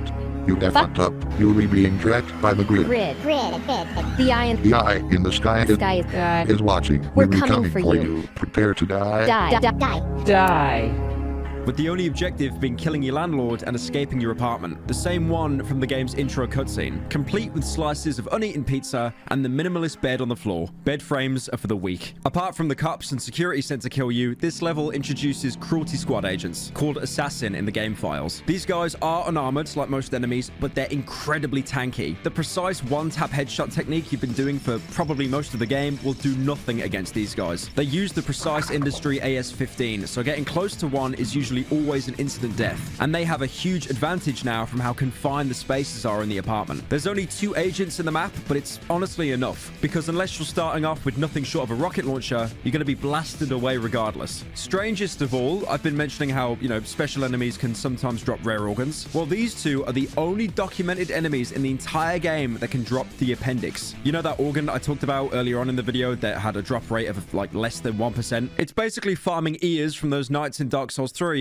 but instead of taking 10 hours, it takes 10 days. The organ itself doesn't even have a lot of value, only around $1,500, with the description saying, the primitive seat of the soul. It even uses the same model as the kidney. Everyone says the appendix in real life is useless, but it's actually a reservoir for good bacteria, which can help repopulate the colon after eating too many Popeye biscuits. I just love how I can't tell if the description is meant to mean something incredibly deep to the lore, or just a one-liner thrown in to get lore scholars scratching their heads. The apartment level itself is amazing, and like a lot of levels, it gives you loads of options to explore. Even the starting room, you can answer the door to deal with your guests, or jump out the window to the lower floors, or even break down a part of the old wall to get the jump on who's waiting for you. Your target in this mission is living right next door to you, so getting to him just isn't a hassle. They'll be having a party with a bunch of guests wearing all red, giving off the vibe that this really isn't a party you're invited to. This place reeks of mold and shit. If I had a choice, I'd pack my things and leave immediately. That last line will make sense later on, but for now, we can talk to our actual landlord. You're late on your rent again. I called the cops, so they're here to evict you, I guess. The speed and precision they operate with is incredible. Get out of here, loser. Can't you see this is an exclusive party? You're killing the vibe. After killing him with the equivalent of a verbal insult, you can explore the rest of the apartment complex, with older parts of the complex having planks that break off, floorboards rotting, and dozens of flesh rats. This would be a $3,000 a month home in New York, by the way. You can find one of your fellow tenants chilling in his apartment with a conveniently placed sniper rifle on the table that you can use to scope the necromechs. If you talk to him, you'll slowly realize he's quite unhinged. Super AI emerges from an extremely pornographic, ultra hyper suck and fuck. The world becomes engulfed in a paroxysm of cum-fucked frenzy. Senior citizens dropping dead from brain-frying giga orgasms. It's all because of the leftists, honestly. Whoa, where'd you come from? I didn't notice you at all. Were you listening? I'm crafting a new Splatorian chain to impress my followers. I have thousands of followers. They say I'm black Sapodorostius and dead-based. Obviously mocking the average person on Twitter that thinks their opinion actually means anything. Depending on how many Patrick Bateman Sigma TikToks you consume a day, you'll either kill him or shake his hand. I did neither until I found out he had a woman trapped in his wardrobe, so I tried to shake his hand, but threw the sniper rifle at him on accident. There's one more tenant you can talk to, having an apartment that looks like a literal sewer level in any other video game. Hello, where did you come from? My name's Cutler Duty. I changed my name because I wanted to seem more high class. Now I see it was all a big joke. You see, my wife just recently died. She was a distinguished bureaucrat, a very stiff and serious person, but her income allowed me to live this lavish lifestyle. I always wanted to rot in an expensive apartment like this, surrounded by beauty, in a way only the aristocrats can. Can't believe I actually had it for all these years. I'll have to move into a regenerative off-grid art commune again. Fuck this. I think this is another real person that Ville added into Cruelty Squad. Apparently, he's working on a Unity game at the minute. Good for him. It's interesting to mention his wife being dead despite the incredibly accessible and affordable cost of regeneration. I mean, maybe you shot his wife with a scrambler gun and they couldn't salvage the remains. Even though the apartments do seem normal for the most part, and I mean normal considering we're talking about Cruelty Squad, it has some touches that you just can't explain. Like how one door put on the floor leads into a huge drop into a fleshy membrane. Maybe this is the apartment's garbage disposal. We've seen bins throughout the game that you can actually put trash into, but nothing that would deal with an entire apartment block of people. Also, beyond that, there's another door which leads to what I can only describe as the back rooms if it was just IKEA doors, with the entire wall texture being doors and even an entire wall as a single door. Also, there's a police ambush there waiting for you because they knew you'd use the door room, I guess. I'd do some huge lore theory here about what it means or what it symbolizes, but I genuinely just think Ville added it because he thought it was funny. After you kill your landlord and escape the apartments either by the police roadblock or a back alley, we finish the mission, get our payment, only to be contacted by the handler who profusely apologizes. Hey, sorry about the last one. Someone fat-fingered the social security number of the target, and it ended up being you by accident. Just what are the chances? Well, anyway, a group of seasteaders have recently acquired vast fortunes through biocurrency speculation. It wasn't, however, enough to attain their dream of building an artificial floating island in the open seas, so they had to settle for a compromise and have purchased their own cruise ship, the Titanium Princess. It is now a den of pathetical sorrows living out their depraved fantasies. We won't usually care about this sort of thing, but a certain governmental agency has offered us a deal that would secure the funding of the risk management department for years to come. They want these guys to be made an example of what happens when you play Sovereign Sodoful Hadidasena. So apparently your hit had nothing to do with the rent and nothing to do with the stock market plateauing out. Someone at HQ just pressed the wrong button, probably the handler. But you know what? I'm going to forgive him because he has a really cool hat.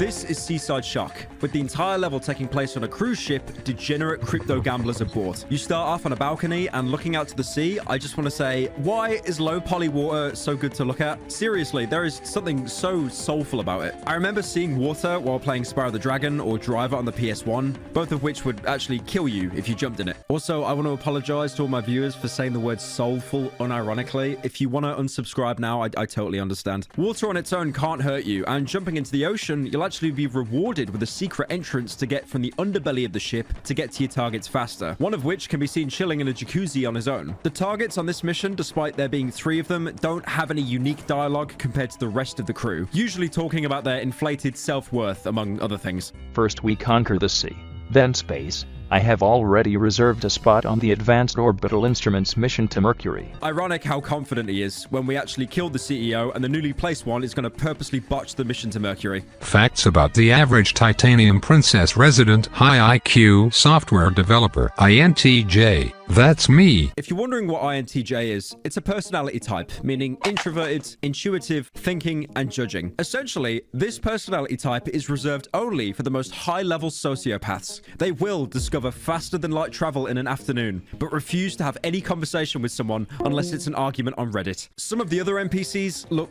different, similar to the NPC we met in the very first mission behind the flesh door. These are bioslaves, completely faceless, and they only communicate by screaming at you.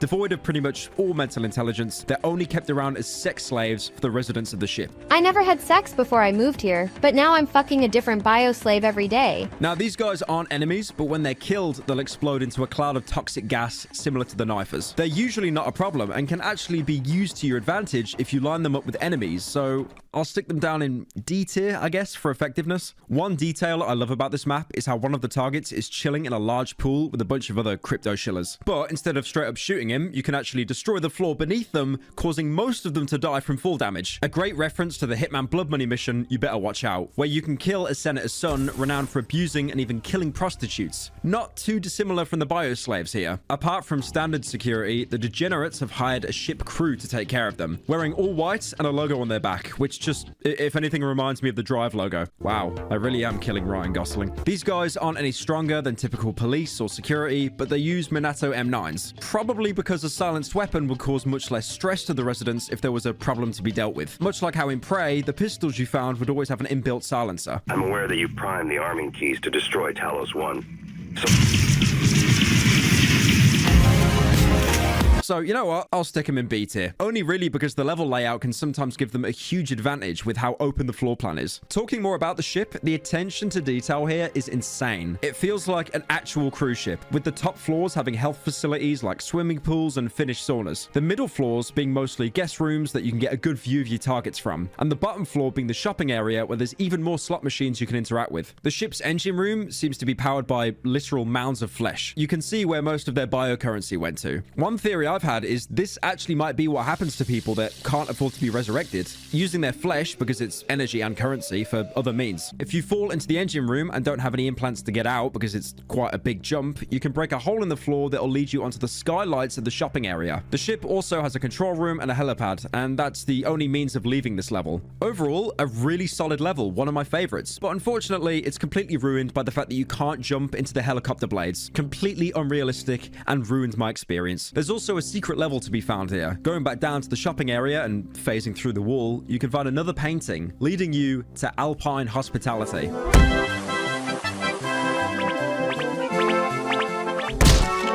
This level is gorgeous, and it's nothing like we've ever seen in the game so far. It's a ski resort in the mountains, and at this point, I'm convinced that every secret level is the player traveling to an alternate reality that's adjacent to the world the level is found in. The Dark World is essentially a village of Dark Worlders found in the cemetery above a suburban neighborhood, and the ski resort was found in a holiday cruise ship purchased by the super rich. Okay, this is kind of a weird one. I've actually got 2 jobs for you rather than just one. First and most importantly, some executives of our biggest competing firms have gathered at the opulent Gustav Ski Resort to make some kind of business deal. Since they have decided to lock us out of this, it can't be anything good. So we better come up with a plan on our own to liquidate these executives before they can cause any harm. We also received a gift from the children of the owner of the hotel, Daniel Mullins. They say he has been planning an early retirement and are afraid he is going to waste all his money in complete frivolity and are going to be left without any inheritance. Retire Daniel and give these kids some peace of mind. Think of it as humanitarian aid. Couple things about this mission description. Firstly, the Gstaad Ski Resort is actually a real place in Switzerland that you can visit. And Daniel Mullins is also a real-life person who made Inscription, among other things. Another great game that I'll probably do a video on one day, mostly because at one point the game reads your files and shows it on screen, and I streamed my files in front of thousands of people. Wait, no. Unintentionally. The resort itself has luxury tanning booths, balconies with views of the mountains, dining areas, and best of all, absolutely no flesh rats. Unless you have a jump implant installed or the Gripendix, you'll probably be going in through the main lobby. But before doing that, if you drop onto a ledge on the right side, you'll have a backdoor way to get to some of your targets. But before even doing that, go into a cave on the left and you'll see some crates with a flamethrower on top, aptly named the RPO-80 sanitization system. It throws out fire that sets anything alight that it touches. Even you can catch on fire, which you can put out by jumping into a water source. Anyone set on fire will let out a unique, terrifying scream as they practically melt away, running around frantically. If you remember back in the Paradise mission, the grill where you could cook gibs, you can actually do the same with the flamethrower, healing 5 HP per gib no matter what difficulty you're on. So ironically, the flamethrower becomes a better portable source of health than the actual medkit you can buy. You can even combine this with the DNA scrambler to turn people into balls of flesh, because each sphere drops giblets. So you'll pretty much get 100 HP back from a single person. The only downside is, again, it doesn't do anything to armored targets, and it does slow you down a fair bit. A great choice for players that are taking their time through levels and not quite ready to speedrun, so B tier. Inside the main lobby, there's a sculpture rotating in the middle of the room with guards upstairs and also covering every doorway. I just love how this is a world where someone's professional artist name sounds like an Xbox 360 gamer tag. The magnificent kinetic sculpture in the lobby was made by the world-renowned artist Killforce, but you obviously knew that already. The guards here are more juiced up, some using AMG4s, usually reserved for the necromechs, and one guy even has a rocket launcher. That being said, there's a couple new enemies for this level. Firstly, the shock troopers. They behave in a similar way to most standard enemies, but they're armored. Now keep in mind, I've really been hyping up how dangerous armored enemies are in this game. That's because nothing short of depleted uranium rounds will work on them. Now these guys are slightly easier to deal with than the necromechs, because even though they work in packs, which would make them worse, they still have their eyes exposed through their armor plating.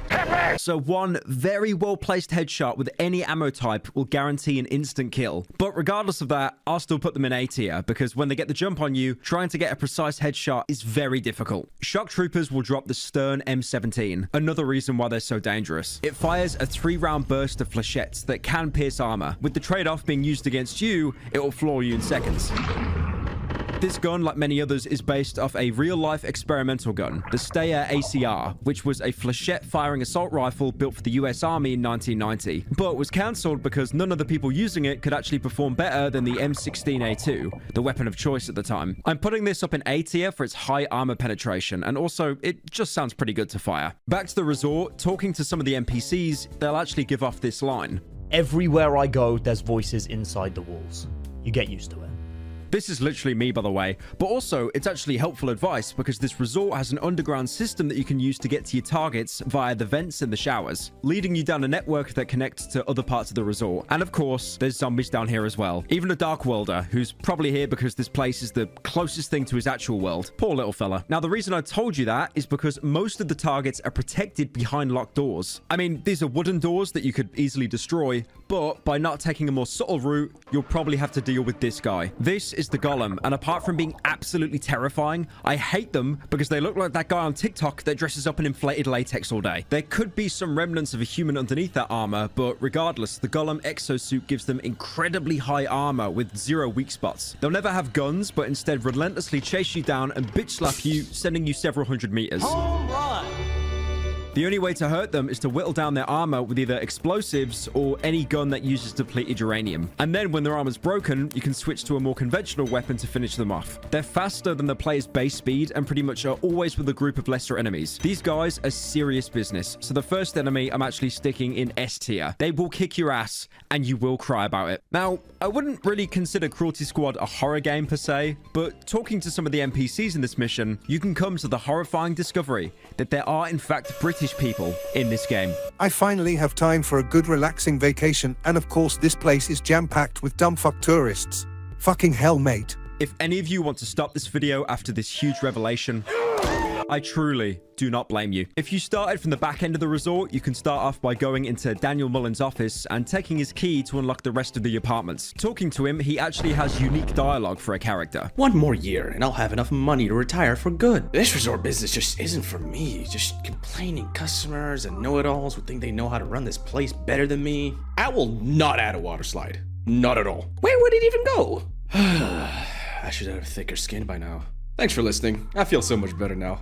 I never get to say these things to anyone. Pretty much every target we've dealt with in this game has been some self-absorbed megalomaniac wanting to start their own crypto empire or Chunko Pop collection, but Daniel is actually different.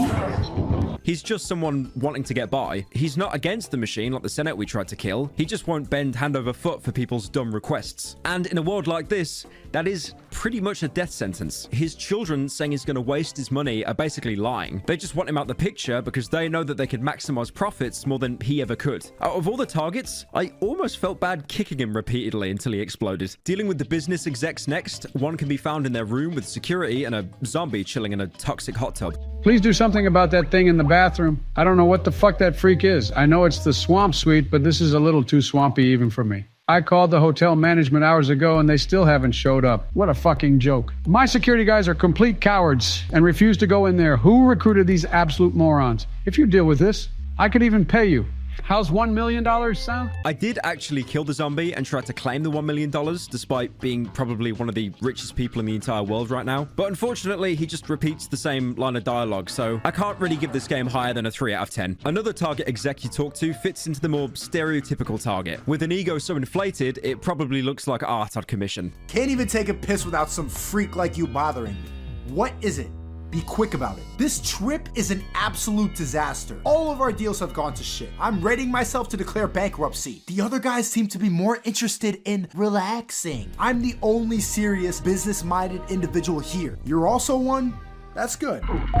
The final exec can be seen chilling in a bathtub, and he seems to be the complete opposite of the former exec wanting to enjoy his vacation. Whoa, bro, where did you come from? I'm just chilling. I love the serene view and the nice warm bath. Some of the guys want to do business, but I'm in no hurry. Honestly, I knew before coming here that there would be no deal. I just needed an excuse to relax. I'm definitely coming back here sometime. If you happen to meet the owner of this place, please tell him how much I appreciate his work. I am almost certain this line is purposely wrote for players that snuck in through the back and started in Daniel Mullen's office. God, I feel absolutely terrible. Anyways, before leaving the Alpine Resort and inevitably making the world an even worse place by killing people that, for the most part, didn't really do anything wrong, again, you can find another hidden implant. The microbial oil secretion glands can be found on the roof of the entrance building. It's hard to explain it, but it makes you feel like you're walking on ice in any video game. If you push forward and let go of your movement key, you can pull off cool shots like this.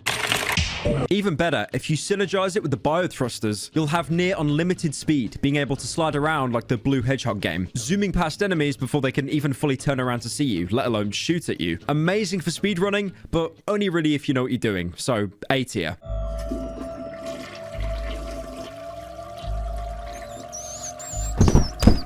The next level, Bog Business, is one of the more unique levels in the game, with it being the first to have no friendly NPCs. I mean, to be fair, every level is unique, from the epileptic fit-inducing wallpapers to the helicopter landing pads that were spray painted by a 9-year-old, but this one feels a lot simpler, with the reduced draw distance and huge open areas. What first came to my mind was Bubble Gloop Swamp from Banjo-Kazooie or Misty Bog from the first Spyro game, both of which for me were pretty fond childhood memories. Fond as in a fixation, as in I would have nightmares every single night about the plants in this level, and they would scare me so much that I didn't even play this level until I was an adult. We have finally discovered the base of the Eternal Swamp Cult. They have been launching assaults against our franking operations for months now, fucking up our profits. If you go in there and kill their leader Wild Big A, that'll be sure to devolve into endless infighting and bickering. Remember, don't eat any berries you can't identify. Hang on a minute. Is Cruelty Squad set in the UK? Because I know as a UK citizen, we do love a little bit of fracking. You're out of the regular populated areas and completely in enemy territory. You can see cop cars drowning in the marsh from what I assume were police trying to make some arrests. Only it went as well as pretty much any arrest in a GTA 5 roleplay session. This is also one of those levels that features what I would call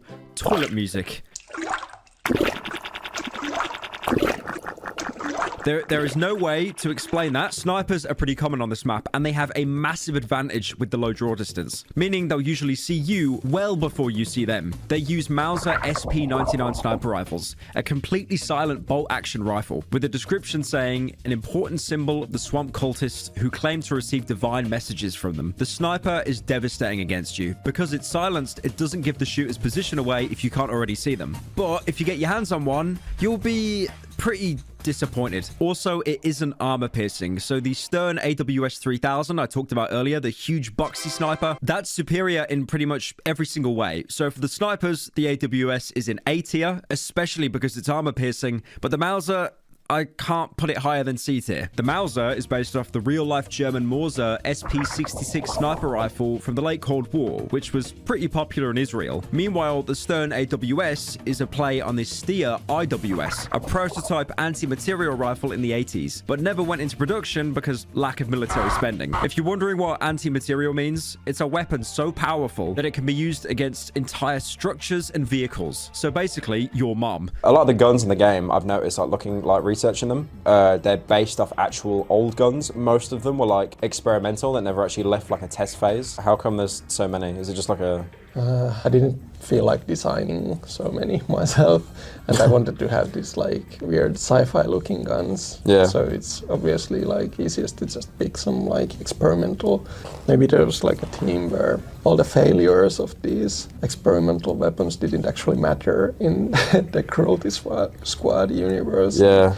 They actually ended up going later in the development. The marsh in bug business is poisonous, and touching it will have the same effect as being bitten by a flesh rat, giving you a biological crisis and flushing your health down faster than the Greek economy. Although you can kind of counter this by jumping into the water, purposely poisoning yourself, but as long as you stay in the water, when your body flushes the toxin out, it actually won't get poisoned again. Although if you leave or even jump, it'll reset, so it's not really the best exploit. But remember those berries the handler mentioned? Well, they're here to help. Kind of. Eating orange berries will immediately cancel the toxin status. Blueberries will do the same, but also give you 25 health points back. And green berries will do absolutely nothing unless you're not poisoned, in which instead it will poison you itself. The flag of Ireland has the color green on it.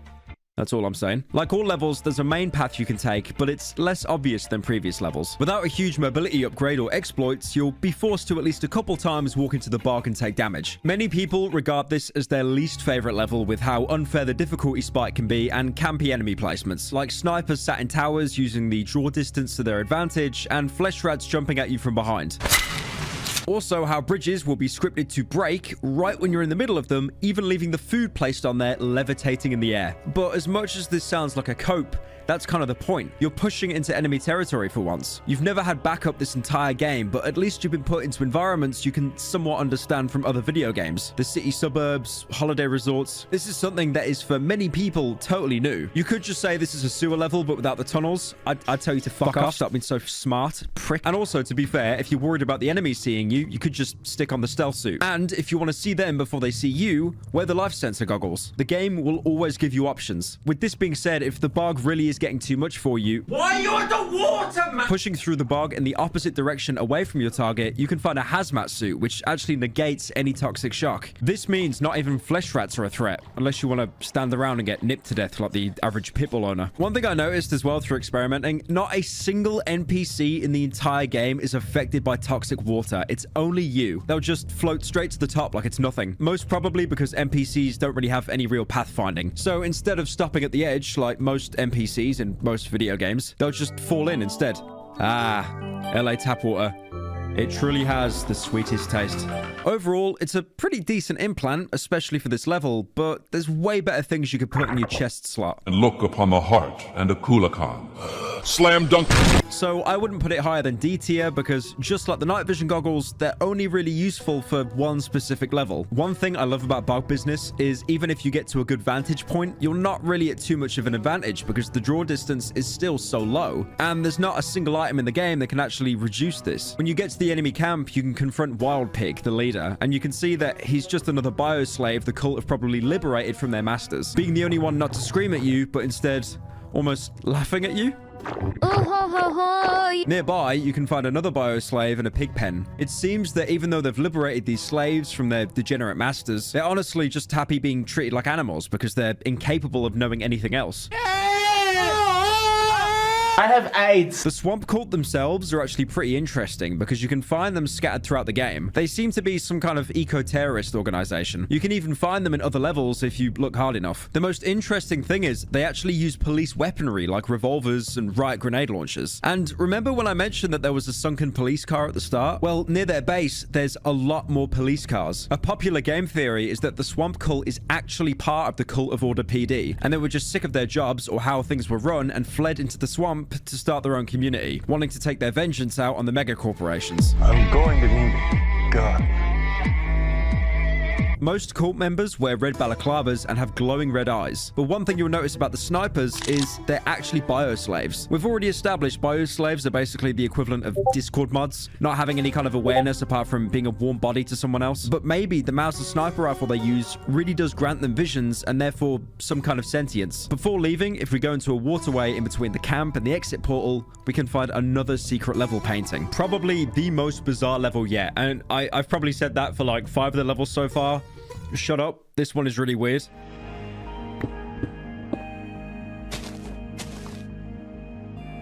Again, this level feeds into that theory that every painted world is an extension of the world it was found in, because comparing the two, they don't really look too dissimilar. The CEO of our subsidiary Godhead Heavy Industries, Michael Brain, was last heard of when he left for some sort of silent retreat in the Transnistria. Our sources say he had been suffering from severe burnout and had been talking about leaving the company. We don't know his exact location, but you should start where his tracking signal went dead. Track him down and kill him. We have no use for someone so flaky. Shame, as he used to be a great leader during his earlier days. I used to be a big fan, even had his poster in my wall. Firstly, Transnistria, the place mentioned, is a real place. It's an unrecognized breakaway state that's internationally recognized as part of Moldova, with Russia being its largest ethnic group as of 2015. To a lot of the world, it's known as a country that doesn't exist. They have their own currency, army, passport, and national anthem. To even get there, you have to pass a supposedly fake border. So it's technically not a border, but they believe it's a border. It's honestly really interesting and actually sent me down a rabbit hole looking into a country that most people don't even acknowledge exists. Finally, a local told us a tale elders share with their grandkids. That when God made earth and distributed the land to all its nations, when he got to Transnistria, he ran out of space. And so, he had to take a little piece of heaven and place it here instead. Now, there's a YouTuber that I watch sometimes called Bald and Bankrupt, and now just hearing that name, you've either gone based and, like, you know, applauded at the monitor, or you've clicked the unsub and the dislike button. But regardless, he did make an entire video looking into this country, and I really suggest watching it. More about the target. I love how he's only a target just because he had burnout. I'm sure you watching a lot of content creators, you've heard that buzzword being thrown around. Burnout. It's probably more saturated than an introverted YouTuber saying that they have imposter syndrome. So a lot of creators experience creator burnout, myself included. I was tired of pretending to be someone else. It's exhausting. But it's a real thing and even reaches up to the people on top of the pyramid. And as we know, in a world so corpo and money hungry like Cruelty Squad, burnout is not an option. You're a liability. You've probably noticed by now how many targets we've been killing that have been on some kind of break or retreat. Mostly because you're not allowed to do that here. Usually, in reality, you spend money to make money after paying electricity and rent and food.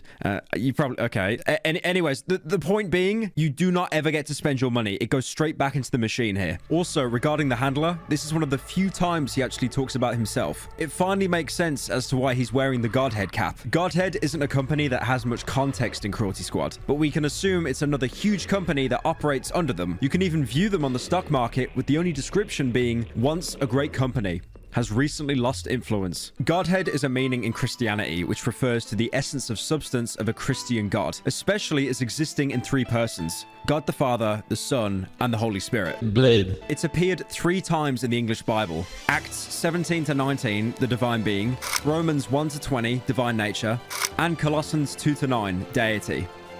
It really doesn't surprise me that there's a company in Cruelty Squad based around religion. We never really see any true religious crossover in the game, but we know that people praise megacorporations like divine beings, giving them salvation when they don't realize they're just taking every freedom away from them. When you start the level, the sky is dark, with a single green portal in the sky, the exact same as the Androgen Assault mission. And in front of you, there's a single NPC you can talk to. I'd turn away if I was you. I'm not sure what's going on here, but it's not good. Are you a poverty tourist? Oh. I'd love to say that poverty tourism is something exclusive to Cruelty Squad, but it really isn't. You'd think in Cruelty Squad, places like this would be few and far between because of the mega corporations and also the fact that the cost of life is so incredibly low. But in the real world, poverty or slum tourism is still an incredibly common thing. Now, there's going to be a huge diverse background of people watching this video. I look at my YouTube analytics and it changes every week, apart from the fact that I know the majority of you are male. It is a literal sausage fest. But I think regardless of where you come from, what your background is, there is something kind of weird about seeing a bunch of rich people go to a poor country and be like, oh, look at that little small child. Look how poor, look, he has no money. I chose to travel on a tour of this nature just for safety's sake. And I'm expecting to see extreme poverty, but I think there's beauty in everything. I wouldn't be surprised if they had mobile phones and scooters and that sort of things. Past the ridge, there's a hook in the wall I swear looks exactly like the one I talked about in my Iron Lung video. There's no lore, no importance. I just thought it was funny to point out. When you pass the chasm and reach the village, you can talk to the locals. One of them seeming to be a member of the swamp cult that we just dealt with. Did you know the owner of that shitty little farmhouse? He's always whining and never doing anything.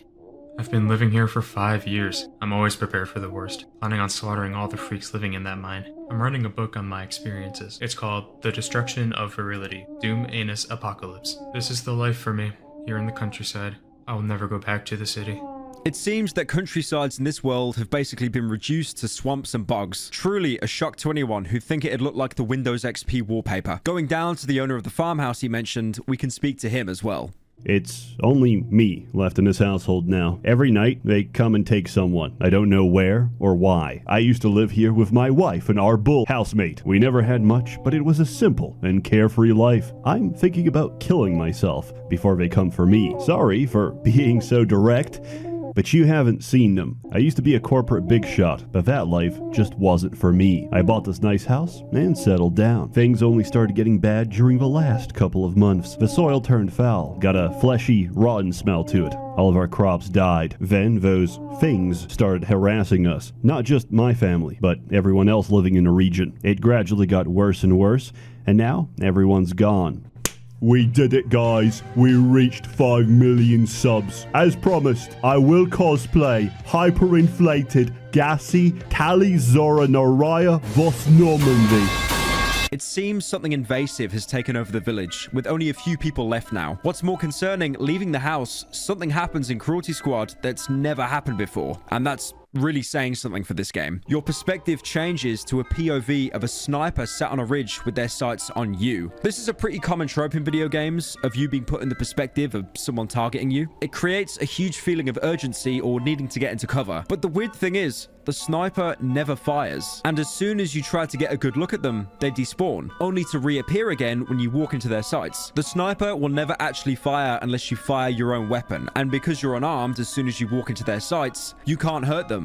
You're only hurting yourself. One shot will half your health, and the next will definitely kill you. Weirdest of all, if you press the button to drop your weapon, the sniper will instead drop their rifle on the ground for you to pick up, only for them to get another rifle when you go back into their sights. You can do this as many times as you want, so there's like 50 sniper rifles lying on the floor. This is the part where I do a pseudo deep analysis of the Cruelty Squad agent's mind breaking down, thinking he's been targeted by people that aren't there, but I know that isn't the reason. Mostly because the Cruelty Squad community have gaslit themselves into justifying "it's just a feature," quotation marks, and nothing else. What's already apparent about this game is some things in this universe will never make sense. Like how right next to where the sniper should be, there's a button that raises an elevator out of the ground made of skulls. Not everything makes sense, and you'll probably never find out why. And that's exactly what interests me the most about this game. Pushing deeper into the village, you can see a house, but instead of being greeted by an NPC, it's someone who's been zombified, meaning we're on the right track to finding out what happened in the mines. The entrance to said mine is being protected by a golem, but more importantly, the swamp cultists we saw previously, who I still personally think are police that defected to escape the cities. They also have their own variant of the shock troopers we saw in the Alpine Resort. They don't act any differently, and they use the same weaponry, but it shows the cult are able to repurpose technology to suit themselves. Inside the mines, you can find what ore they've been scavenging. They're shaped like precious gems, but they pulsate like flesh. This could be pure biocurrency, the economy that fuels Cruelty Squad.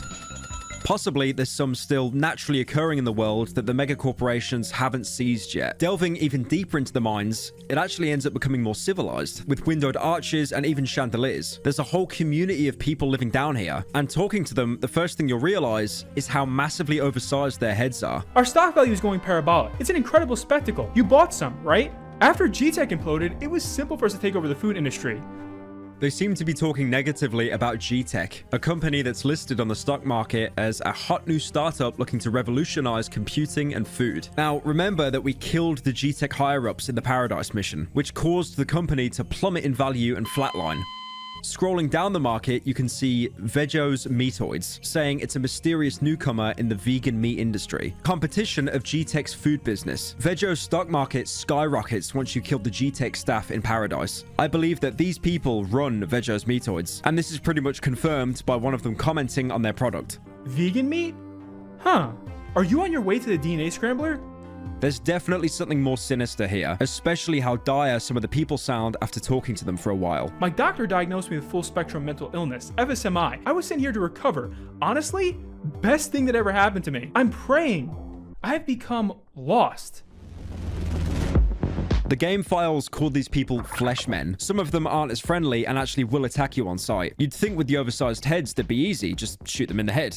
But these enemies have one nasty trick up their sleeve. If you give the body, they have a chance to drop the worm brain, a unique organ crawling with lab-grown parasites, meaning that these people are just victims of the outbreak from pharmacokinetics. And it seems that from that outbreak, they've started their own society. But apart from the brain, another thing happens. A live flesh rat will jump out the remains of the body and start attacking you. This can be chaos if you go into a room and start accidentally giving bodies. An easy enemy on their own, but the fact that they spawn a hard-to-see enemy without the life vision goggles makes encounters very difficult. I'm probably going to get some shit for this, but I'm going to put them in A tier. If you kill one, they'll always drop their own pistol, the Bag 82. It's said to be a strange experimental caseless pistol created by an ancient civilization. Foul odor. Who knows where it's been. This is another real-life experimental weapon that was never put into mass production, called the VAG 72, a Russian pistol. Only one of these pistols were ever made by its creator, Soviet engineer Vladimir Gerasimenko. Shit. Vladimir Gerasimenko. This was back in 1972, but there was also a VAG 73 made just a year later that was fully automatic, but again, only one of them exists. Both of these can be found in the Artillery Museum in St. Petersburg, Russia. Now, for comparison, if the 1970s are being referred to as an ancient civilization, Cruelty Squad must be thousands, if not tens of thousands of years into the future. Despite having no laser sight, it's an incredibly accurate semi-auto pistol and has a huge ammo pool of 36 rounds a clip. At the cost, though, of not having a silencer like the starting pistol. I'll put it in C tier, mostly because of its lack of armor penetration and making the room go crazy the second you fire a round. Going even deeper into the mines, we can find the source of the meat. The walls become fleshy, with acidic bile pooling below. It feels like we're inside something. Pillars of flesh rise up and down, almost resembling a machine. Inside one of these flesh pits, we can find the flower chute. It's a head implant that, once used, will work as a parachute, slowly letting the player land to negate any kind of fall damage. It's a decent item for people that still can't get to grips with the Gripendix, or more importantly, don't understand how gravity works, even in real life. But the real ability of the flower is how it stacks your momentum. If you remember the Icaros machine implant that gives you ridiculous jump height, it was discontinued because it would splatter anyone below into a fine paste. Well, now you can do that with no risk of death for yourself. Regardless of that, I never really used it. Put it in C tier. It's funny, but it's not really essential. What's more interesting, though, are its lore implications. The description stating a skull-shaped flower of extraterrestrial origin. It could be possible that the flower enemies you've seen dotted across the maps aren't actually the result of splicing, but instead some kind of extraterrestrial infection that took over a once human's body.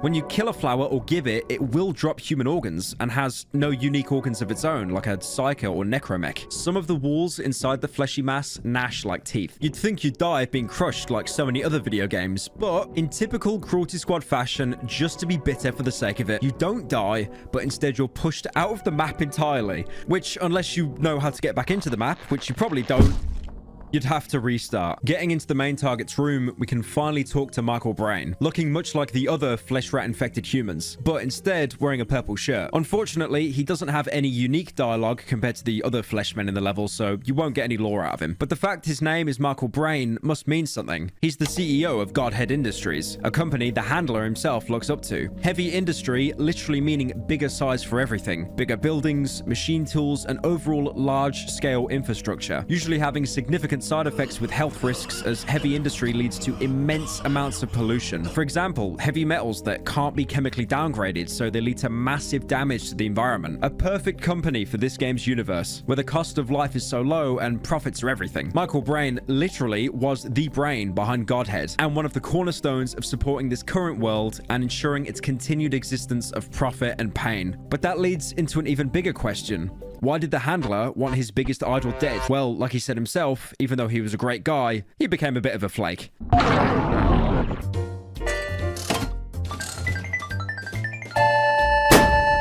The next mainline mission is set for the most part at a casino. The corporate arch-demon Elsa Holmes recently spent an evening at the esteemed Fatberg Casino and somehow managed to lose the entirety of her vacation bonus. She has been seething mad ever since then and wants revenge. If this was anyone else, we'd just laugh it off, but since it is her, they'll have to do something about it. That is, go and murder the owner of the casino in his office. You should try some of the slot machines while you're there. They be absolutely breathtaking. We already know this universe has people in it who take being above the rest to the next level. That being said, I still love how instead of robbing the place to get a bonus back, we're resorting to killing the owner instead. Someone who is probably just doing their job, even if that is scamming people out of their money. You could easily imagine places like casinos still thriving in a world like this, because most people, being nigh immortal, they're probably incredibly bored.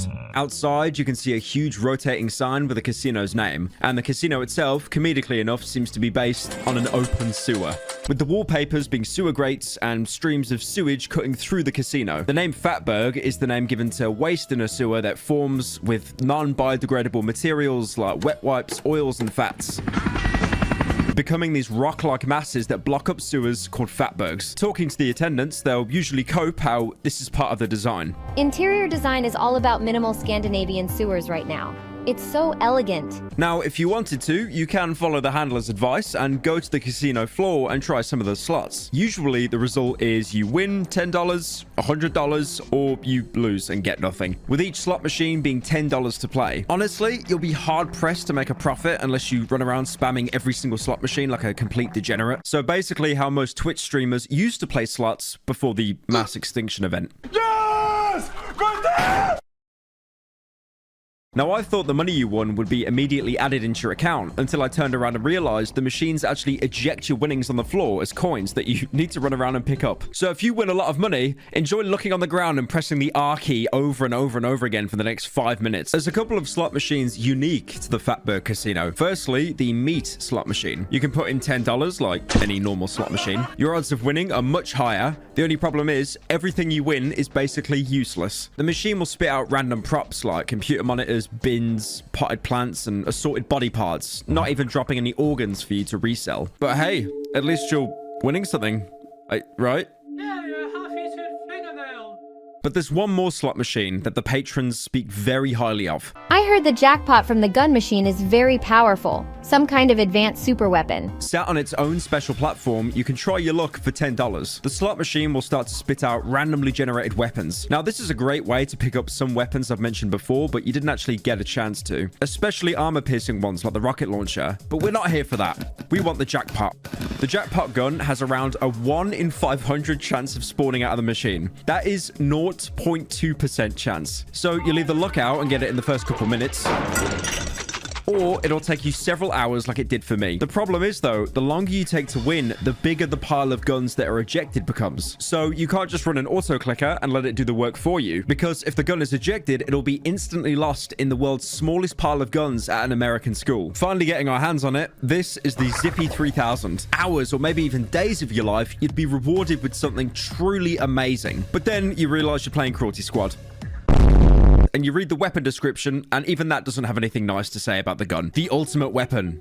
In ejection failures and misfires. You'll be lucky to even get 2 shots out of this thing without blowing off your fingers. Ironically, much like how you won it, you're basically playing a numbers game every time you press the trigger. The Zippy has a 1 in 3 chance to fire, a 1 in 3 chance to fail to fire, meaning nothing happens, and a 1 in 3 chance to misfire and hit you, dealing 1 point of damage.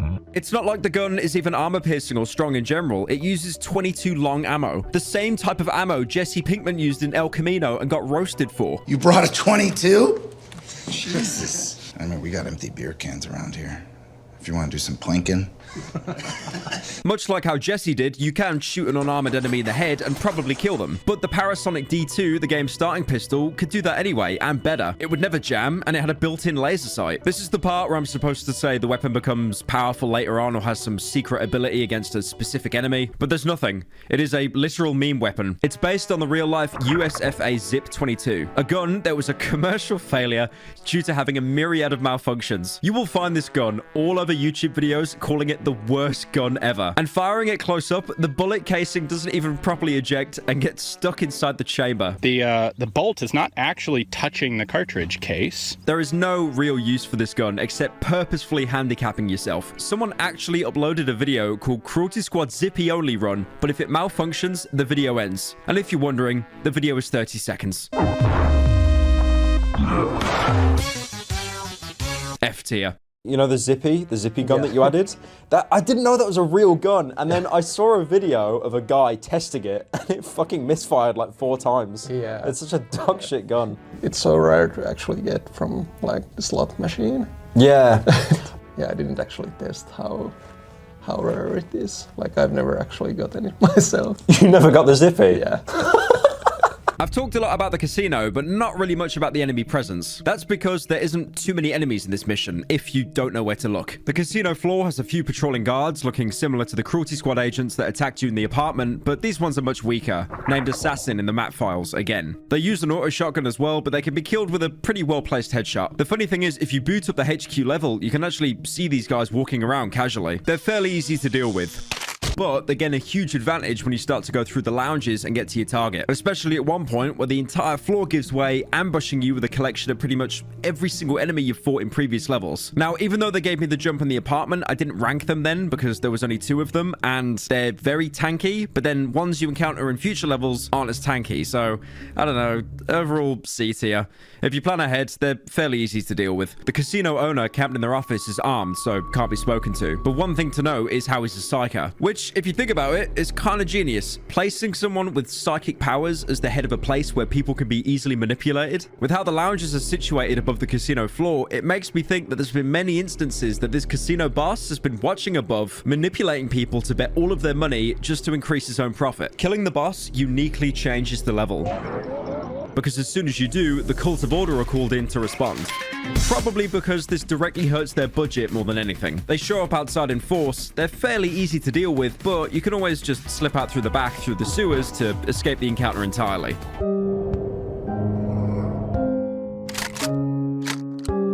Idiot Party is when you finally start to move up in the world. You're not just killing successful millionaires now, but billionaires and maybe even trillionaires. There's been many conspiracies that the global elite meet in secret to form meetings and even rituals. Cruelty Squad confirms this by having the world's richest meet up anonymously in red costumes, and most of them being complete idiots. It's that time again. The elites from all over the world gather at the Rothenburg Fortress and wear their stupid rubber suits and masks. Don't you think it would be really funny if you went there and killed them all? Just fucked them up completely. Imagine their faces behind those masks. If you gored their hypnotist right in front of them. Oh my god, you should really do it, don't you think? I mean, why not? It would really make your day. They real automatons. They have no souls. Think about it.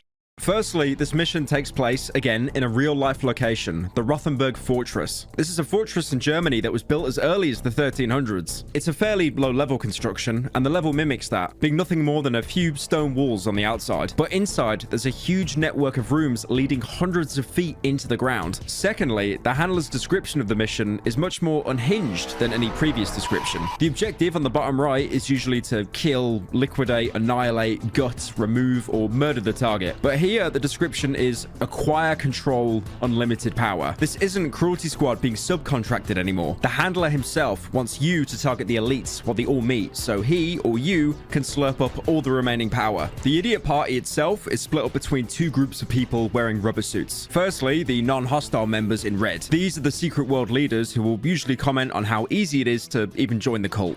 Tired of people calling this a secret society. Anyone can join if they merely deposit the yearly $1 billion membership fee. Sorry, what did you say? I was thinking about controlled depopulation. There's far too many of us on this planet. No one cared who I was until I put on the mask. Oh my, I know it's plebeian, but I simply love popular culture. And then some of the other, even more stupid ones will mistake you for someone else entirely. Please go to the changing room and get dressed. Looking at your body, I assume you're one of the blue uniforms? Do as I say. The blue rubber uniform people are the security at the event. These guys are a mix of all the previous enemies in the game. Some have snipers and skirts, like the snipers in the Swamp Cult. Some carry around AMGs, like the Necromechs would use. To carry around these huge guns, they had to hit the gym, probably with the help of several tubs of smelling salt. I think that's why their models are slightly altered, having a huge pumped up chest. There's also more traditional patrolling security, but they're armed with a new gun, the Spectacular Dynamics MCR carbine, an incredibly fast firing gun with armor piercing. Although when using it, it has the accuracy and recoil of a drunk driver. A fair few years ago, I made a video on a game called Condemned. That is an amazing game, play it by the way, but that had a sequel called Condemned 2 Bloodshot. In that game, you play as a detective with crippling alcoholism, and trying to land a shot without a drink while aiming down sights, you have about as much luck as finding a woman comedian funny. The MCR is based on the Interdynamics MKR, a Swedish assault rifle that was meant to fire at a flat trajectory with armor-piercing capabilities. The weapon, like many Cruelty Squad real-life counterparts, never left its prototype stage. It's ironic that it was meant to have low recoil, but in Cruelty Squad, it has some of the worst recoil and spread in the entire game. I'm going to clump all the blue rubber security guys into B tier for their variety and also their strategic placement, and the MCR carbine in C tier. Armor piercing's great, but the recoil, it ain't it. The Idiot Party probably has one of the weirdest and most dangerous map layouts. Making your way down through the levels, eventually you'll hit a dead end. So the only way to make progress is to jump from one window to another to keep going. You can try to use this rotating platform that looks like it was straight out of Total Wipeout, but if you miss, you'll hit the bottom layer. And instead of dying of full damage, you'll be thrown into orbit at aggressive speeds that even something like the Gripendix can't stop you from turning into a mushy paste. In classic Cruelty Squad fashion, there's an invisible platform you can use that no one mentions, and you'll probably find it on complete accident. At least in Dark Souls or Elden Ring, you'd see a message from another player saying, yep, you can use this. And then usually in front of them, you'd have an immediate message calling them a liar. Walking across this invisible platform, you can enter a room with a new gun on the floor. The security system's cerebral bore. Probably the most unique looking gun in the game, being made of mostly flesh. Saying in the weapons description, it's a vat-grown bioweapon. It fires orbs that will track anything anything nearby except yourself and armored targets. If it finds someone, it will burrow into their head, eventually decapitating them. It only has 1 round, but will replenish ammo from you, so you'll lose 2 HP every time you fire it. Now, the way I'm explaining it, it does sound like a bit of a gimmick weapon, but it has one really unexpected advantage, because the boar itself has a lock-on ability, so you don't actually need to see your target to make a kill. Trust me when I say this, use this gun like you're playing the demo man in Team Fortress 2.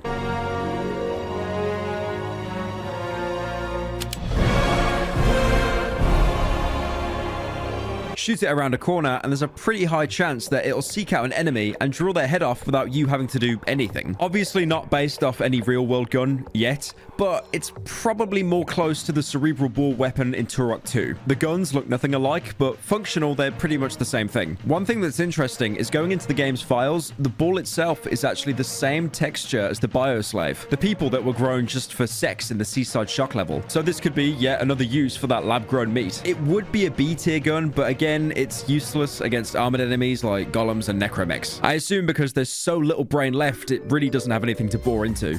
So for that reason, I'll stick him down in C tier. Little fella. There's also another implant you can get in the idiot party as well. The same suit the shock troopers wore at the Alpine Hospitality. Entering a library near the base of the fort and walking across another invisible walkway, it's a torso implant that will make you completely immune to fall damage. If you hold jump when you land, you can actually bounce from the impact, which you can use for some sick B-hop strats. Even being referred to as it being used for the next generation of orbital drop shock troopers. You heard it here first. Halo ODST and Cruelty Squad are in the same universe. Confirmed. Game theory, seal of approval. You know what? No. Angry Joe, badass seal of approval. It's a great way to practice speedrunning because you can synergize this with the Gripendix. So for its pretty late game use, I'll give it a B tier. After finally making it to the bottom layer, you can find your target, called the High Priest. I'm very sure it's intentional that he shares the exact same model as your landlord did a couple levels before. He won't have any unique dialogue, but killing him, you're one step closer to obtaining unlimited power. But before that, there's another secret level here, and this one is easily my favorite. If you ignore the fort entirely and go through the back, you'll find a smaller entrance with a broken elevator. Halfway down, you'll find a blue suit guarding a door that you need a divine link to open, which, if you don't have one now, you'll have to go back into a previous level and beat it on punishment difficulty. Opening the door, there's a single Gutworks worker there next to the painting. Good timing. I just now applied the finishing touches to this place. I'll admit, it is strange seeing a Gutworks worker in an area you're not really supposed to. But I think in a more wider sense, they're actually meant to be the literal janitors or the architects of the Cruelty Squad world. I like to imagine that these are the people who clean up after you when you complete each mission. Either people you've killed or people that have killed you. In more of a fourth wall sense, they could be the ones actually making each level for you to play, or even a self-insert from Ville. It's never obviously stated, but even the official Cruelty Squad Discord server has the mods role being called Gutworks. They're janitors. Truly, the saddest of all things. And you know what the worst thing is? They do it for free. Going into the painting, we're taken to the last secret level. Neuron Activator.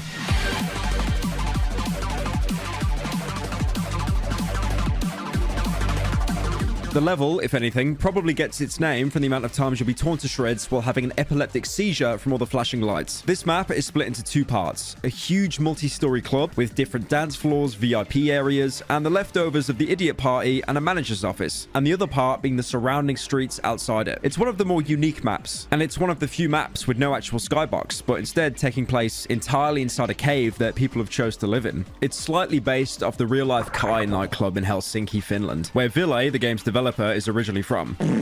Bruh. Kai meaning echo in English. And that's the name of the club in bright neon letters right outside the main entrance. The mission brief even confirms this mission takes place in Finland. The former public housing ecology in Helsinki has recently enjoyed a bit of a housing market boom as a result of the biological weapons accident, wiping out 99% of the population. The new residents enjoy the rough, authentic vibe of the city and spend their nights partying in the former industrial district. The survivors of the depopulation incident and the relatives of the dead have successfully hosted a crowdfunding campaign to get rid of the key people behind their misery. It is rare for us to do this kind of thing for people of working class background, but money, like love, is blind and based on transactions. I love how possibly tens of thousands of people dying isn't called a tragedy, but a depopulation incident. The clinical speak here really isn't too dissimilar from the Combine in Half-Life.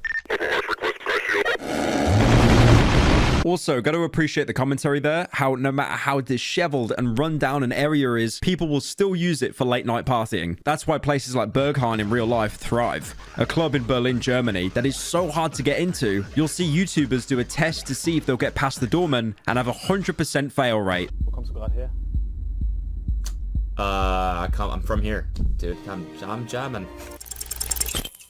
Heute nicht. Oh, come on, dude. Clubbing in Berghain usually starts on Saturday and doesn't end until Monday, and some of the clubbers in the mission reference this directly. You know, if you keep it up, you can just, like, keep doing this shit forever. Like, this place never closes, you know, right? So you can just take a hit of gore and keep going.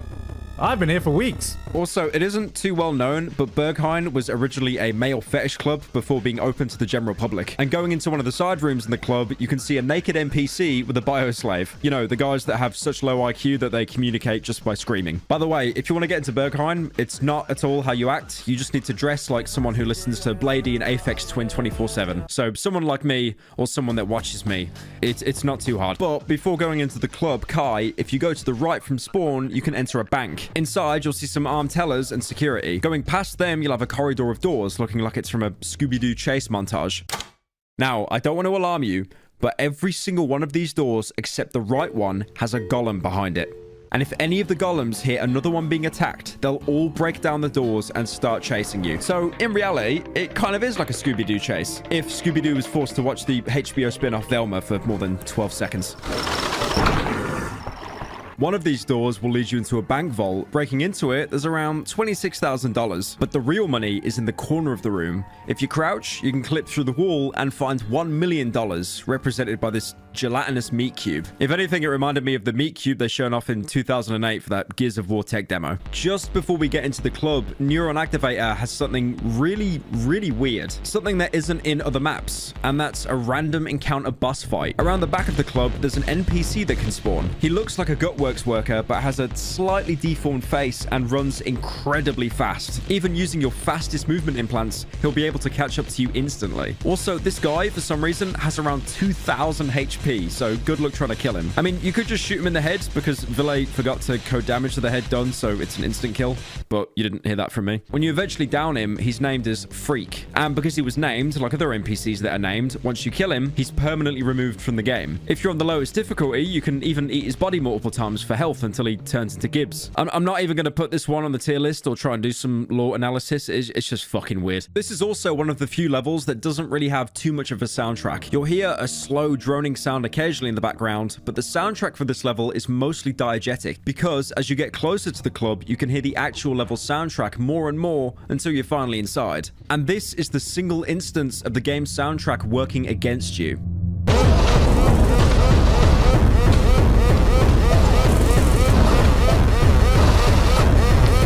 Combined with the flashy lights and low poly detail, it's incredibly hard to make anyone out. And the new enemy of this level takes full advantage of this. The final employee of Security Redefined, the Nailer. He's the cousin to the Elite, usually dotted around the levels. The only difference is they always have a baseball cap and the Security Redefined logo on their back. You'd be able to spot them normally, but on the dance floor, they blend in incredibly well. So you'll have to slowly pick them off like you're playing Where's Wally. Or you could, you know, game end everyone inside the club because there's not really any penalty for that. They have zero armor. They're not stronger than even the starting security in pharmacokinetics, but the weapon they have is easily one of the best in the entire game. The Parasonic MP1 Nailer, the third and final parasonic weapon in the game. It fires ultra-high velocity flechettes at an incredibly high rate of fire. For comparison, each magazine has 100 rounds, and it only takes about 2 seconds to empty the entire magazine.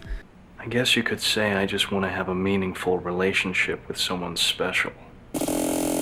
Also, it's silenced because the guards using it want to take out their targets without causing a scene. But in your hands, it's the best stealth weapon in the game, having a laser sight like the D2 starter pistol, meaning incredible recoil control and spread. And also, because the nails are coated in depleted uranium, it's armor piercing. So even necromechs and golems will eventually get put to sleep. This is a weapon I still use now, even when replaying the game. It's incredibly versatile, and even with its ridiculous ammo count, it can still kill most unarmored enemies in a single single shot to the head. The only issue with it is without the ammo gland, you'll basically never find more ammo for it outside this level because the gun is so unique. But overall, I gotta put it in S tier. It's an amazing gun, and if not your main gun, it's a great sidearm. If you manage to go around the club without shooting everyone, you can talk to some of the local Finnish people to see what their thoughts are on letting everything loose. Most of them completely unable to separate relaxing from work, somehow melding the two together. Biogenetic value accumulation. I'm transacting value to everyone around me. I'm keeping my body primed and my mind sharp. All of my coworkers want to fuck me. I'm here to increase my libido. You can even meet someone in here so noided that they realize that they're in a video game. Theory time. U.S. civilians are a writhing mass of flesh, vaguely connected by a vegetative, psychological link. Our value is determined by an extra-dimensional being who is toying with us. We have no capacity for thought, and we're simply an ecosystem of flesh. Eventually, going through all the dialogue, you'll have a chance to trigger easily my favorite line in the entire game. When the beat drops, I'm gonna fucking kill myself. By the way, he's literally me. Please also comment down below if you are literally this person.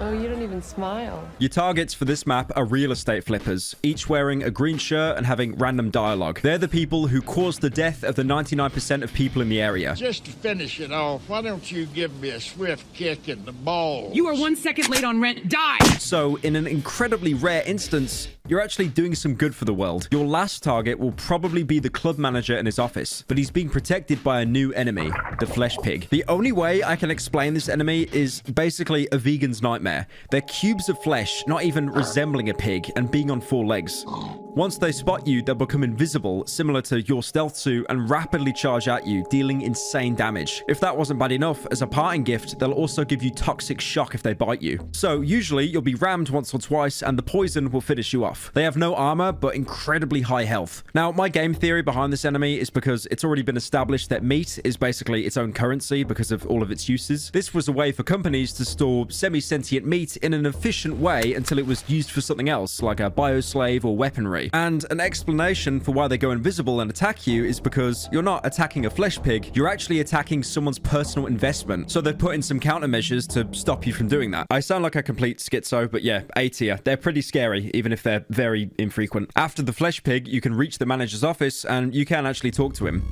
Whoa, you look cool. I'm Earl. I run this freaking epic club complex. It used to be a factory of some sort, but now it's been cleaned up and looks fucking sick. I bought like half of this ancient archaeology and it's made me rich as fuck. Fast cars, luxury vodka, gaming biopod, you name it, I have it. I've already set my eyes on another one of these archaeologies. I can't believe no one else has come up with this business yet.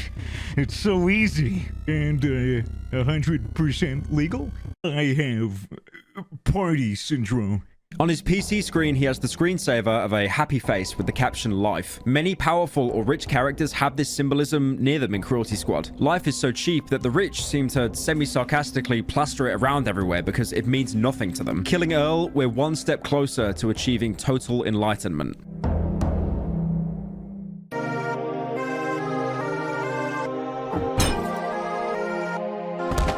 Office is where we take the fight to our employers directly. Your handler making even less sense than the last main mission brief, with the only target here being Pain. You have to return the 4 subarchons to Null. You have to eliminate the cat Elsa Holmes. Exterminate the pests. Gear all in control. Font control. You can do this. You have rendered the wires in your head. Your control over destiny is absolute. You can overpower death. Life is meaningless.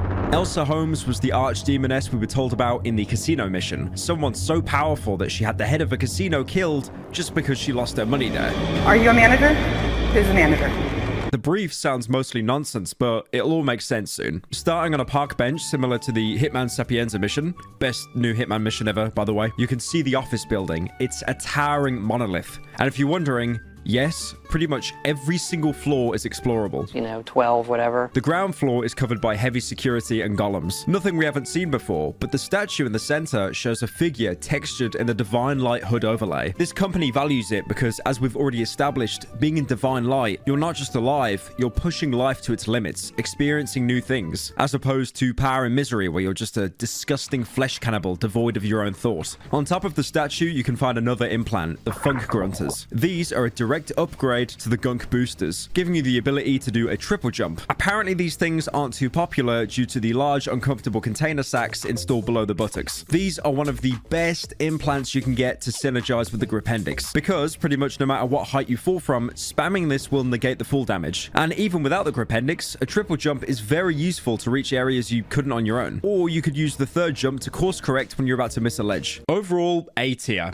Great equipment to use in previous levels. Because the majority of this level is set in an office, you can speak to the workers here, mostly devoid of any joy, and pray every day that some catastrophe happens so they don't have to work. Out of everything we've seen in Cruelty Squad, this is the one aspect in real life that is not exaggerated. All our systems have been down today because of a logic bomb activated by a former developer. I'm not supposed to say this, but I'm glad it happened. Work, fucking piece of shit computer. There's a multitude of different backgrounds working here. You even have the average Steam reviewer trying to run the latest game on a 2012 laptop.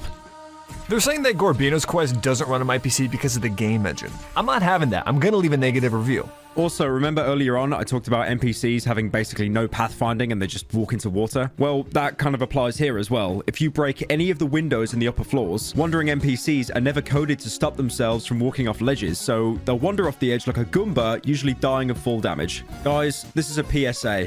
Never work in an office. Be a YouTuber instead.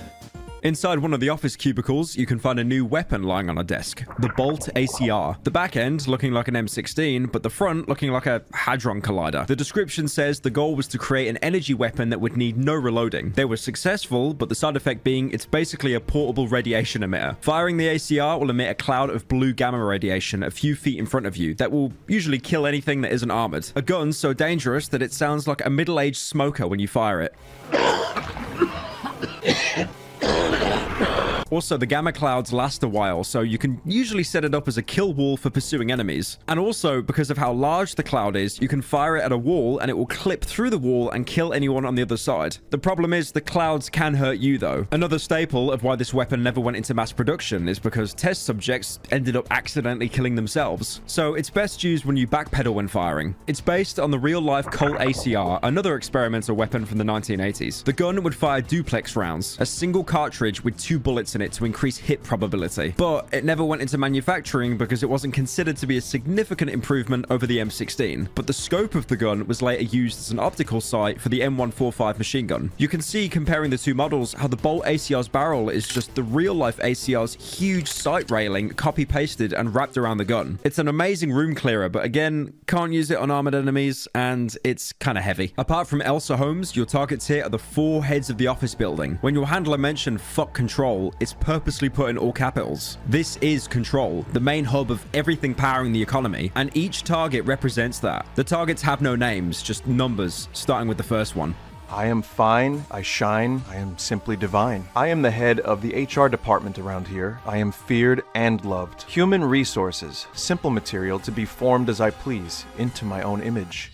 That's how it goes here. My dream, a large ball of human bodies rolling across vast plains, flattening everything it comes across. I would love that. Human resources in a job aspect are usually meant to perform human resource management, like finding, hiring, and training new employees. But Control's HR is literally using humans as a resource, like gas or electricity, grinding them down to be used as pure biocurrency, someone who controls the masses. It's also definitely intentional that he has the same face model used by your landlord and the high priest in Idiot Party. Next is number 2. I'm a sad sack of shit. I huff and puff and suffer. I am number 2. I'm the chief technology officer of this shit show. I coordinate the code apes and make sure they're in as much pain as possible. I've been getting really into hell, both as a mindset and something to strive for, in an organizational sense. There's something really intensely beautiful about it. Dreaming is important. Number 2 being the CTO, their job would be managing all the internal and external technology within the company. They do this with pain and suffering because it gets the best results. Even turning the concept of hell as motivation because the worst place imaginable probably has the most productive workers, wearing a red mask to represent hell or probably blood being shed to get what they want. Basically, the average hire at working at Apple. Number 3 can be found in their office close by. I am number 3. I pulsate, I laugh. I'm the Chief Security Officer. Chaos is imaginary. Time is a frigid crystal of perfect order. From any point in time, it's trivial calculate any other. There's a limited number of possible steps. I can rotate time in my head. My job is pretty pointless, as security is inherent in everything. Some disagree with me. They suck. I mostly just drink coffee and play with my guns. I can rotate time in my head. These make no sense. Am I saying these right? Are you punking me? Is this a fucking prank? Number 3 being the CSO means they're in charge of the company's physical and digital security. But their role is pointless because security is a part of life in this universe. Every level you've been in has been loaded with security. Police, necromechs, golems, and they don't even comment on you traversing the game and taking out their targets. Probably because Cruelty Squad, the company, is a subsidiary of Control. So if you took out a target, it's because Control allowed it, usually to grow its own shares. The realm of order in this world is so concrete that even an outlier like you is accounted for as an asset. And finally, there's number 4. I don't really enjoy this number thing. I'm the Chief Finances Officer, but I also handle other types of asset liquidations. Oh, you work for me? Since you're here, could you deal with the others for me? I really hate this work environment. It needs a hard reset. Oh, you're here to do that? That's great! Get to it then, alright?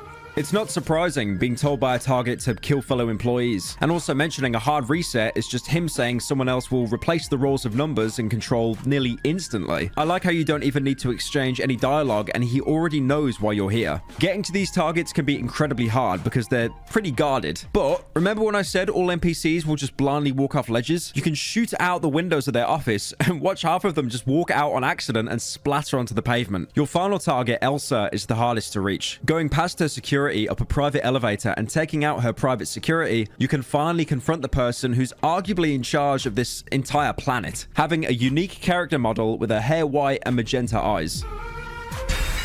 Shouldn't you be at work? Can't you see I've got a business to run? I need to liquidate some assets. The Psycho Freak Nootropic company stock is down 95%. Serves them right. Business isn't just numbers on a screen. It's blood and guts. It's primal violence. If you can't handle that, then you should just jump out that window. All my decisions are based on the heat signature of the sun. The algorithm is proprietary. Even if you kill me, I'll always be here. You'll just ruin your life like the fuck up you are. You'll never figure it out, meathead.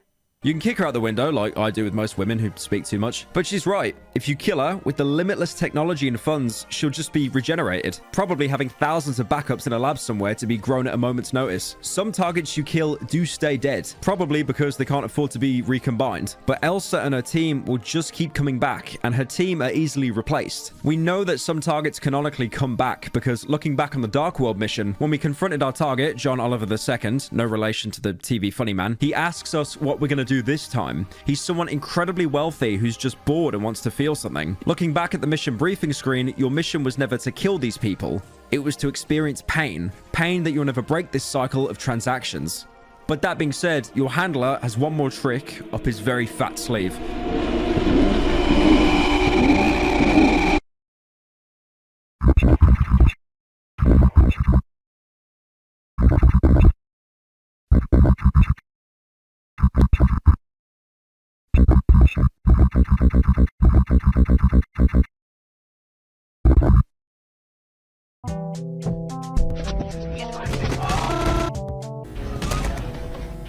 The Archon Grid is the final level of Cruelty Squad. Reality itself is breaking down. Huge floating platforms advertise punishment, and walking through doorways, the architecture transitions to completely different levels, with the textures on the walls warping and changing. Dark Souls comparison incoming. I'm sure it's like the 5th one now, but it reminded me of the Dreg Heap in the Dark Souls 3 DLC, The Ring City. The entire world is converging in on itself because the world is ending, and in the distance, you can see buildings slowly being sucked into a black hole.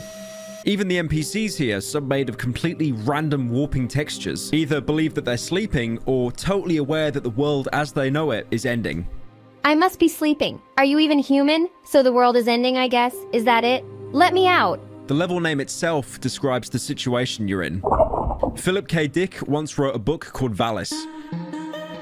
It's fiction, but in it, there's a concept of understanding the universe as a matrix formed between two grids. The first grid being the concept of the human soul and its dignity, called the aeons. The other layer being the negatives the soul faces in the face of death, called the archons. The archon grid itself is a representation of how poorly formed this universe is at a bedrock level. Killing the CEOs won't do. You're just pulling a weed out, waiting for more to grow. To truly change things, you're now in the center of the world, so you can correct things from the very beginning. Archon itself is Gnosticism, meaning the builders of the physical universe. Things aren't all bad though. If you go into a room directly from spawn, you'll be able to pick up an orb of pure enlightenment, regaining your bodily autonomy and giving you a divine link. This is an infinitely respawning item, and this level can be used to quickly restore your divine link to retroactively use on previous levels. Beforehand, we had to beat a level on punishment difficulty, which is grueling. And the worst thing, if you beat a level on punishment difficulty after the first time, you're not awarded a divine link, only the first time. But now, we essentially have an infinitely respawning resource of divine link.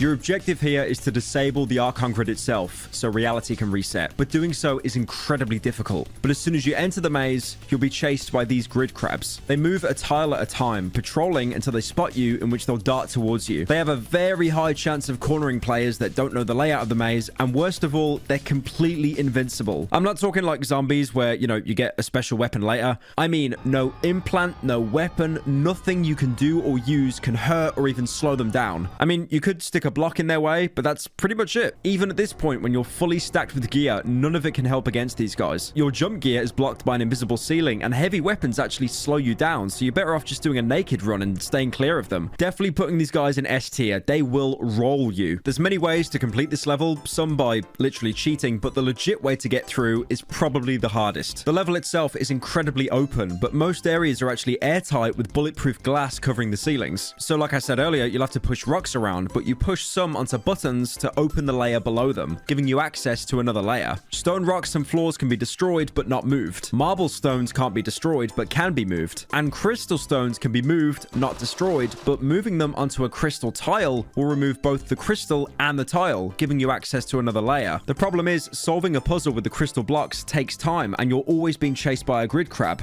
Any mistake means you'll usually be bullied into a corner until you explode. After pushing your first block, you'll immediately be chased by another crab and have to run into a room full of marble blocks. In the center is a crystal block you need to solve the puzzle, but if you push a single marble block the wrong way, you can completely block yourself in, forcing a hard reset. I'm not joking you when I say I spent a good hour on this. The panic of not wanting to make a mistake or trapping myself and being hounded by an invincible enemy. It must be exactly how Pac-Man feels without any hard drugs. Eventually, after a long time doing it right, you can drop down to another layer with more NPCs. Because the world is basically closing in, you have a mix of idiot party attendees, police, and crypto traders. The third puzzle, you have to drag a crystal cube around multiple corridors while being shot and while being chased. To even score this cube, I had to play Cruelty Squad like it was Five Nights at Freddy's, circle strafing around the monster so I didn't get caught. I do have to say though, as horrible as this level can be, one of my favorite things is the grid crab has no allegiance to anyone. It'll focus on you, obviously, but if it can't find you, it'll just kill every other NPC instead. I narrowly escaped into another layer past some guards just to see the crab catch up to them, and the fight was so messy, you could see the blood seeping from the floor above. By the way, quick heads up, if you don't want to waste 1 to 2 hours of your life, just equip the Gripendix, jump off this ledge at spawn, and swing all the way through to this small crack, and you'll end up in the exact same place for basically zero effort, you corner-cutting scum. The final layer gives you 2 directions. The first is a huge obstacle course with more guards, toxic water, and if that wasn't bad enough, the toxic water has Rottweilers in it. Reaching the end of the Birmingham segment, you can enter a small room with a unique NPC inside. What are you doing here, you absolute moron? Can't you tell you shouldn't be here at all? You better not touch any of my crap or you'll solely regret it, you dumbass. There are some things people like you shouldn't be allowed to mess with. Get out. This is a very interesting character, and the stuff he's been collecting even more so. I'll go into detail soon, but as Dutch Van der Linde always says, I just need time. Going in the other direction, we're shown the target and final boss of the game, a giant flower called Abraxas. It has numerous attacks like throwing enemies at you, shooting a laser beam that'll turn you into a microwave dinner, and huge projectiles that do insane damage. Its weak spots are its heads, and with each one destroyed, it'll eventually topple over, letting you into the center of the Archon grid to reset everything.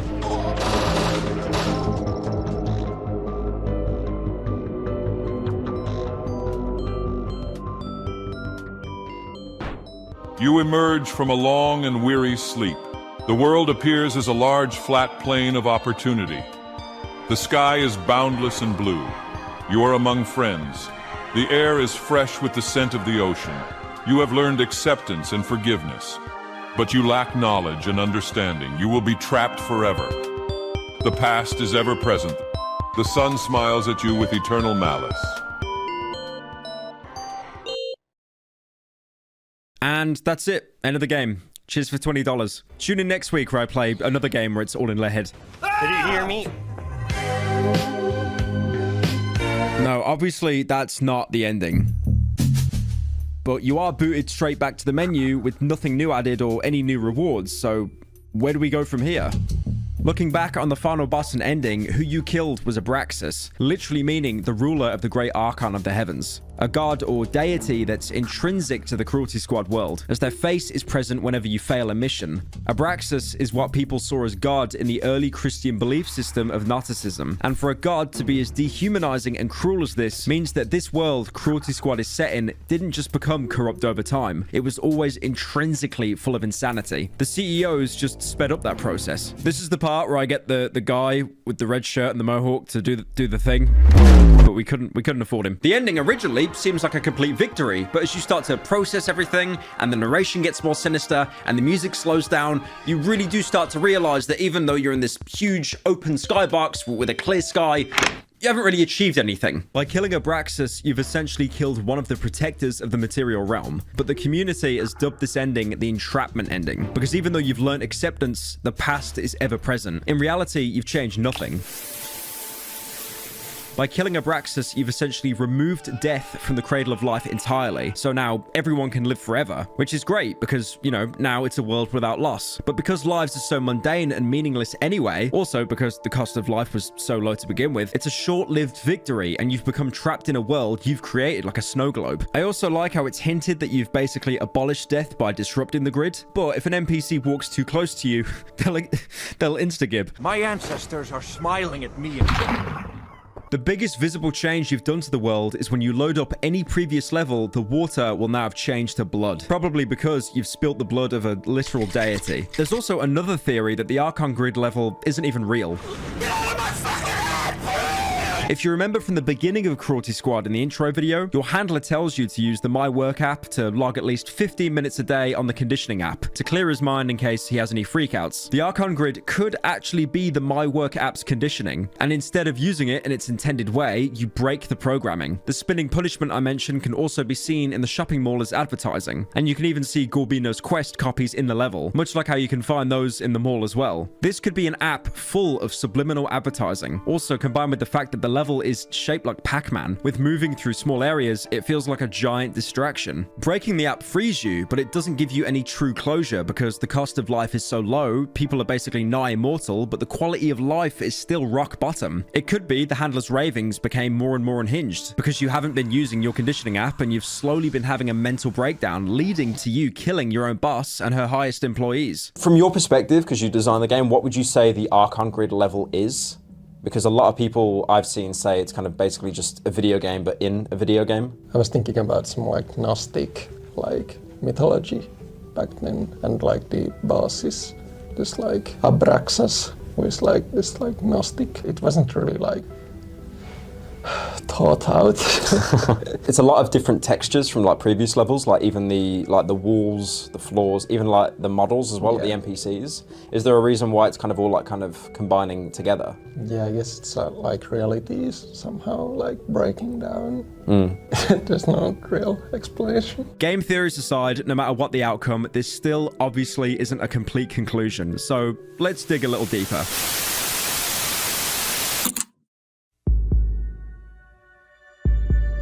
You might remember much earlier into the video, I had a throwaway gag about there being a house that you could buy for like $1 million. If you buy that, you're given a secret level to play with no objective apart from relax. You deserve it. After 30 years of sweat and tears, you have finally made it. You're a homeowner now. No more landlords. No more rent. You're a master of your own destiny. Enjoy this moment.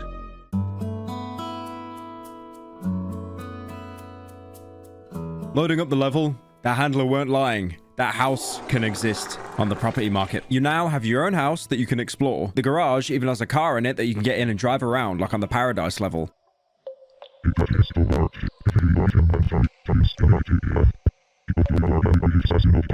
The house is mostly bare bones, having a bed on the floor, TV in the library, where you can read such books like Minecraft, the official Redstone handbook, or Tommy and It Says, the quote book, with such amazing lines as, in all honesty, I think I'd be a pretty bad shark. Fucking hell, people buy that. Cancer, Jesus. Seriously though, if Ville ever updates Cruelty Squad, which I'm pretty sure he won't,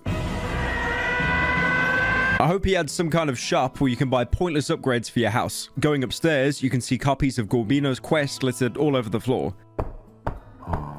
And hearing a faint breathing in your attic, you can find Snurby again, now with a new line of dialogue. The timeline here is under the influence of conflicting reality bubbles. There's nothing you can do about it. This gives the impression Snurby is a watcher, someone that can see the universe and all of its outcomes, but can't directly influence them, only observe and record them. He's basically implying that no matter what you've done at this point, everything matters and nothing does. Each reality where you change the Archon grid is contained within its own reality. You'll see what that means the further you explore this level, as it makes less and less sense. Now, as soon as you leave Jesse Pinkman's house, you can see 3 towering creatures made out of reflective orbs. They seem to be minding their own business, that is until you go anywhere near them. They're called snakes in the game's files, and they can be killed, but they have insane health. As soon as you get close to them or try to take one on, it will shoot a slow-moving continuous laser beam similar to a Braxis. If it makes contact, it'll kill you pretty much instantly. Shut the fuck up, I will fucking laser. Your best strat, now imagine any player in CSGO or Warzone with a sniper. Instead of being perched like a normal sniper would, waiting for your target, you jump strafe around quickly scoping, because you just self-diagnosed yourself with ADHD and the Ritalin doesn't arrive until next week. If you do manage to kill them, their head will fall off and you'll be given a unique reward for each one. I bestow upon you power.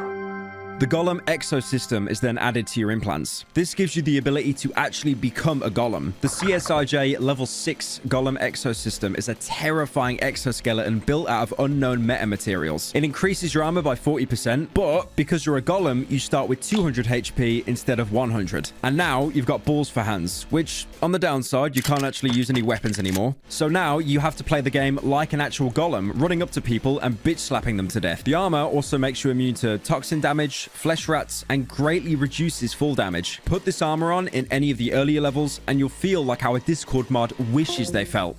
A tier. Once you kill the next snake, the unseen voice will speak to you again. I bestow upon you metabolism.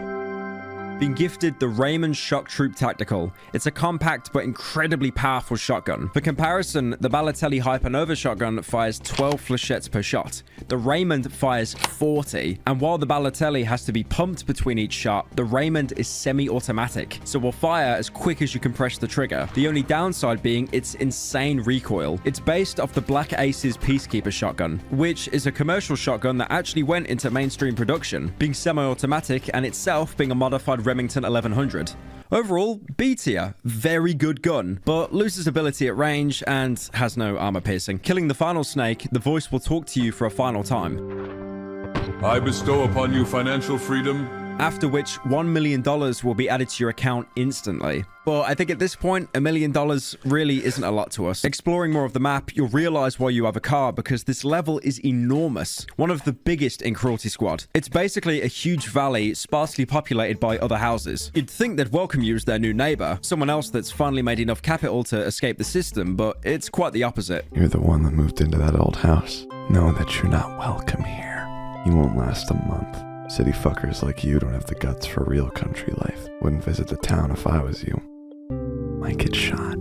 People are on the edge with augmentoids like you. Please leave. I don't want to be caught talking to a city fucker. Go. Now. It seems that this is a real tight-knit community that doesn't like outsiders. There's 2 more houses you can visit before heading into the town where the targets are. The first is a woman on an isolated mountaintop. I follow the teachings of Fuckbro99. No idea who Fuckbro99 is, but if they're successful in this world, they probably run some kind of crypto side hustle YouTube channel like Mr. Beast once did, telling people to invest, while also telling them to eat 19 eggs a day and get their protein and sell supplements on the side. The final house before the village is actually a rare occurrence of someone being genuinely nice to the player. Name's Brad. I'm the village's carpenter. See, I'm not like the others. I don't care where you're from, business is business. They detest me, but none of them can work with wood at all. They've tried, and one of their houses just ended up collapsing. They need me. Still, I'd stay away from the village. You never know what those people will come up with next. The air around here can cause severe psychological damage.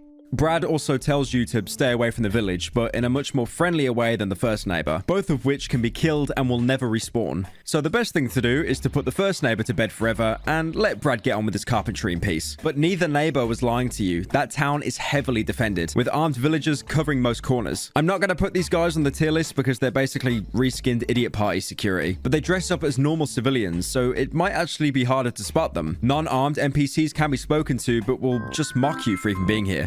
You won't last 5 seconds around here. Our traditions are focused around power.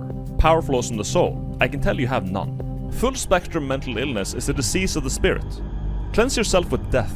The last line is a direct reference to what one of the residents of the mines was suffering from. This is a cult of people that don't believe in the way the world is being run, so at least both of you can come to some slight agreement. There are 3 targets on this map, and when confronting them, they have a shiny blue head, not too dissimilar from the snakes you killed at the start of the map. And what they say is probably the biggest piece of the puzzle to understanding the world. The first of the Triagons was born of malice. It grasped the flow of the soul of terror with both hands and perched on top of this doomed world.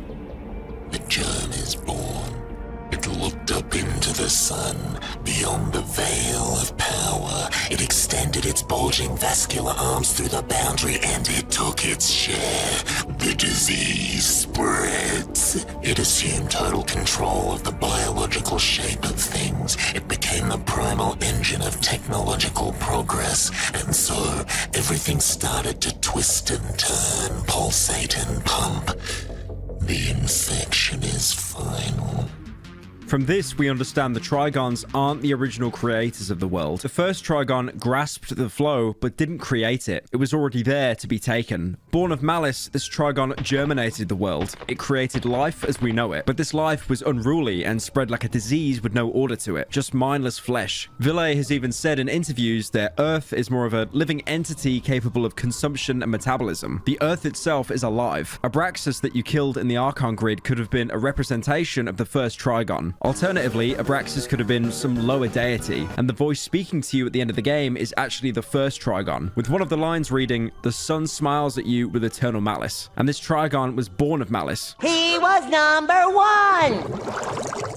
But what we do know is that this was the first Trigon, and it shortly gave birth to the second Trigon. When the second Triagon descended from the newly emerging mass of life, the world was mired in confusion and chaos. The overwhelming clutter of biology got on its nerves, and it demanded calm. The feeding begins. It was visions of guts, of decay and metabolism. The opportunity had come to extend a cavern of intestines deep into the ground, to start processing the glut of excess organic mass, to introduce limits of writhing. Caloric acid, existence became a scarce product, and the nerve bags came to detest the limit. Suffering was born. The second Triagon was content with its power, and it was happy. Metabolic domination. The Trigon that gave birth to life shortly after spawned another Trigon that introduced the concept of death to the world, giving life itself more scarcity and therefore more value.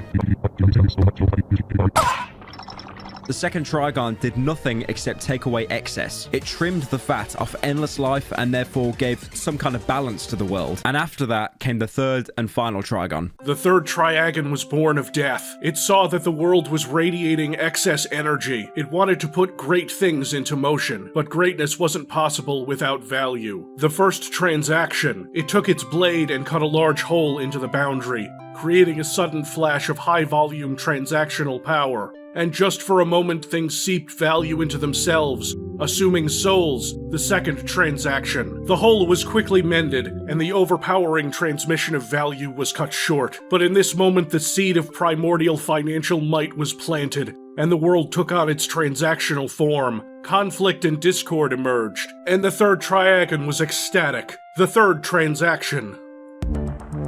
The third Trigon added more meaning to the life of the world. Death would mean no overspill, but the beings on the Earth still needed some kind of purpose. The third Trigon used transactions as a way to instill value into the world. Transactions of love, family, money. Transactions power everything in Cruelty Squad and to an extent in our real world. A conversation is a transaction of words. Paying for a YouTuber's overpriced energy drink is a transaction. But this mostly seemed to create conflict and hatred in the world of Cruelty Squad, which is what the Trigon wanted. Maybe to make life even more scarce, its own rare commodity. I think characters like Elsa Holmes, Abraxas, and even these characters are physical manifestations of the Trigons, a representation of their influence on the world they help shape. You're not killing a god by taking them out. Arguably, you're not even weakening them or doing anything. The three snakes outside your house are probably the biggest representation of the Trigons, with one rewarding you the golem suit to protect yourself, to preserve your life, another one gives you a powerful weapon to unleash death, and the last one gives you $1 million, which is a transaction. The third Trigon's overall goal. The village surrounding them are people that are aware of the three Trigons and how they created the world of Cruelty Squad, and have took it upon themselves to become an isolated community so they can worship them, either out of respect or by hoping that they can get some kind of benefit out of it, with most currently having a lifestyle that most people in the real life world would laugh at. Eat raw eggs, sperm, datura, and you can achieve what I have full natty. If you have what it takes. By the way, a little bit off topic, never actually try Datura. That is, unless you like the feeling of being covered in spiders, the trip lasting several days, and constantly having a severe chance of overheating. There's another unique NPC you can speak to, the town's doctor, but like most of the villagers, shrugs you off and gloats about being blessed by the Trigon. My traditional biotech remedies won't work on a disgusting ogoid like you. There's no saving you. I think you should be purified. I have received the blessings of the Trigon. There seems to be a specific hatred towards anyone augmented in the town. I think it could be because when you're augmented, you break the planes of existence the Trigons have set out. You're alive, but part of you isn't. Some parts are installed mods that are part of you, but they don't qualify as actual life. Augmented people are actually terrifying because they break the entire ideology of the Trigons, because they're arguably someone who can break the chain of order. Kill yourself. You're not limited by restrictive flesh, and death doesn't even stop you because you can be remade. Throughout the game, the only Trigon we've really followed the rules of is the Trigon of transactions, because it's impossible to make any progress without it. Before leaving the level, there's one more implant you can find here. Right in front of the town's fountain, you can nab the Goo Overdrive. This is a head implant that overrides the pituitary gland's natural hormone production, causing your sweat to turn into a sticky goo, meaning you can walk on walls. As soon as you get near a wall, you'll just automatically start slowly climbing it. Problem is, you'll have to be facing upwards to actually walk up the wall. You can face away from the wall, but you'll have to always look downwards, because if you don't, you'll start slipping. Now, unfortunately, I thought this would be pretty cool, but it is entirely outclassed by the Gripendix, because it basically does all of this maneuverability, but better. It can clamp you to a good sniper spot and has the benefit of using physics to rubber band you huge distances. So overall, pretty disappointing. D tier. Now, we've understood more lore about this game, but again, still no real closure. Well, remember that guy in the room in the Archon grid before Abraxas, and I said he was really important and refused to elaborate any further? He was someone who was trying to experiment with ways to see and reach different planes of reality, places beyond the Archon grid. On his table, you can find the Holy Scope. Now, this is a really bizarre head implant. Even the description tells you nothing about it. Starting any level with it equipped, it boosts the contrast of the game to insane levels, so you can't even really make anything out. This visual effect is so bad that people have done entire runs of the game just using the Holy Scope because of how much of a handicap it is. If you want to do a speed run to give yourself a migraine, just combine this with the biosuit. Instant F tier. Now, it is F tier, and believe me, it is fucking staying in F tier. It's terrible, but its true purpose is to reveal things that you're not meant to see.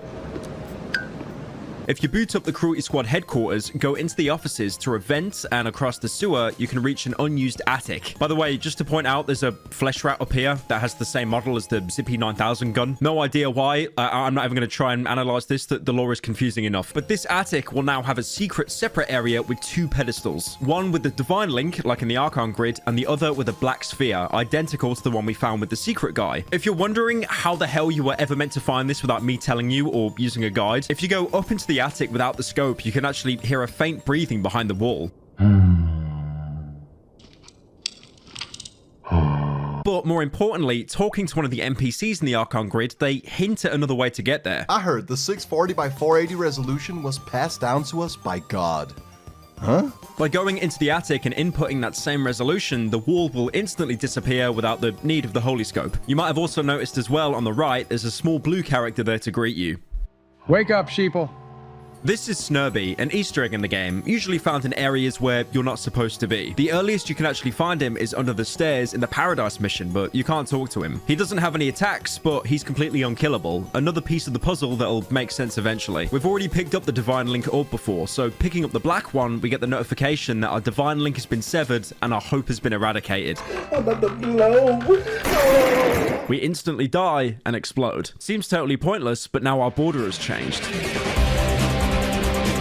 This is the last and final difficulty of Cruelty Squad. Hope Eradicated is the end game of Cruelty Squad, drastically changing each level while using this difficulty. Missions will now have more advanced enemies and completely new targets. From the main menu, you can see that each level has 2 final new rank slots. That's because Hope Eradicated is so vastly different, it has its own ranking system. The 2 categories being completing a level with and without your stock weapons. Now, remember the Cursed Torch I mentioned like well over an hour ago? The reason why I stuck this in S tier is because the torch has the ability to bump you straight into Hope Eradicated difficulty, well before you discovered any of these floating orbs at the endgame. Now, apart from that, the torch does have a few key differences. Firstly, your character will pulsate a faint red light, but also for every kill you get, you'll actually restore 1 HP, and you'll need it because Hope Eradicated is insanely unforgiving. The first thing you'll notice is how your border is now a fleshy blue and grey. Ironically, closest to Power and Misery's border, but even more decayed and rotten. Every time you jump into a mission with Hope Eradicated on, you'll have a faint red mist permeating the map, and the skybox will change to a bright red, the sun being replaced with a Braxis looking down on you, calling back to the ending text saying the sun is smiling at you with an eternal malice. The lakes and rivers of blood from killing a Braxis are now replaced with poisonous water that will give you toxic shock if you're not protected with the right implant, and each level's unique soundtrack is pitched down and slowed down.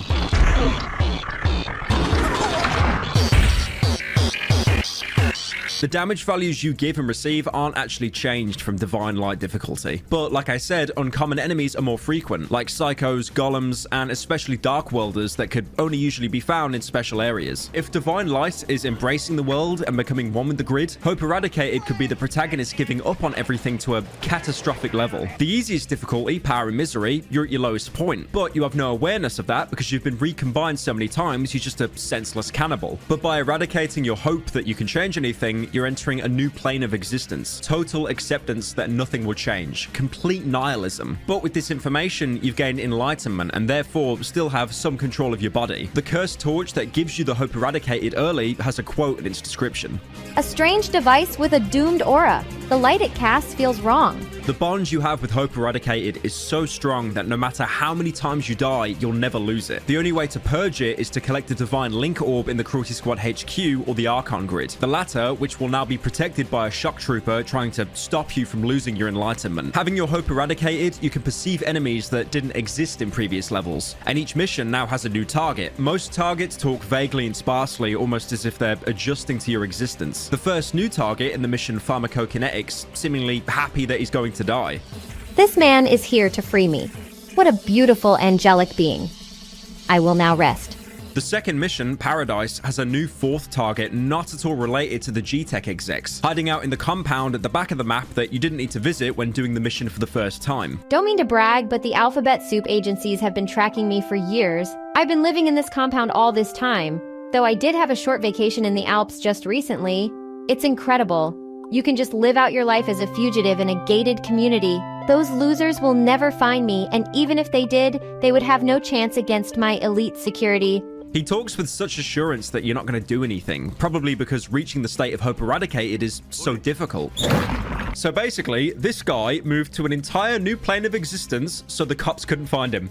Average tax evader. Sin Space Engineering has a new target, but no new lines of dialogue. But one thing to point out, he's made of the same random fleshy substance people were composed of in the Archon Grid. Androgen Assault is when things get really interesting. You have a new target here, but he's protected by a door with an eye protruding. Usually, these doors won't open and just speak gibberish, but with Hope Eradicated, we can tear it down. The target is another human bouncy castle, the same as the chief of police who took too many steroids. You can kill him, and on the table is a new implant, the Cortical Scale Down Plus. This is a head implant that will shrink shrink you down to the incredibly small size of 5'11". This has great retroactive abilities, as many levels in the past had small grates and openings that you couldn't fit into. Enemies also find it much harder to hit you because you're playing the equivalent of Oddjob in GoldenEye. This is great for risky shortcuts if you're trying to speedrun for extra cash, and your weapons still do the same amount of damage, so think of it like Ant-Man rules.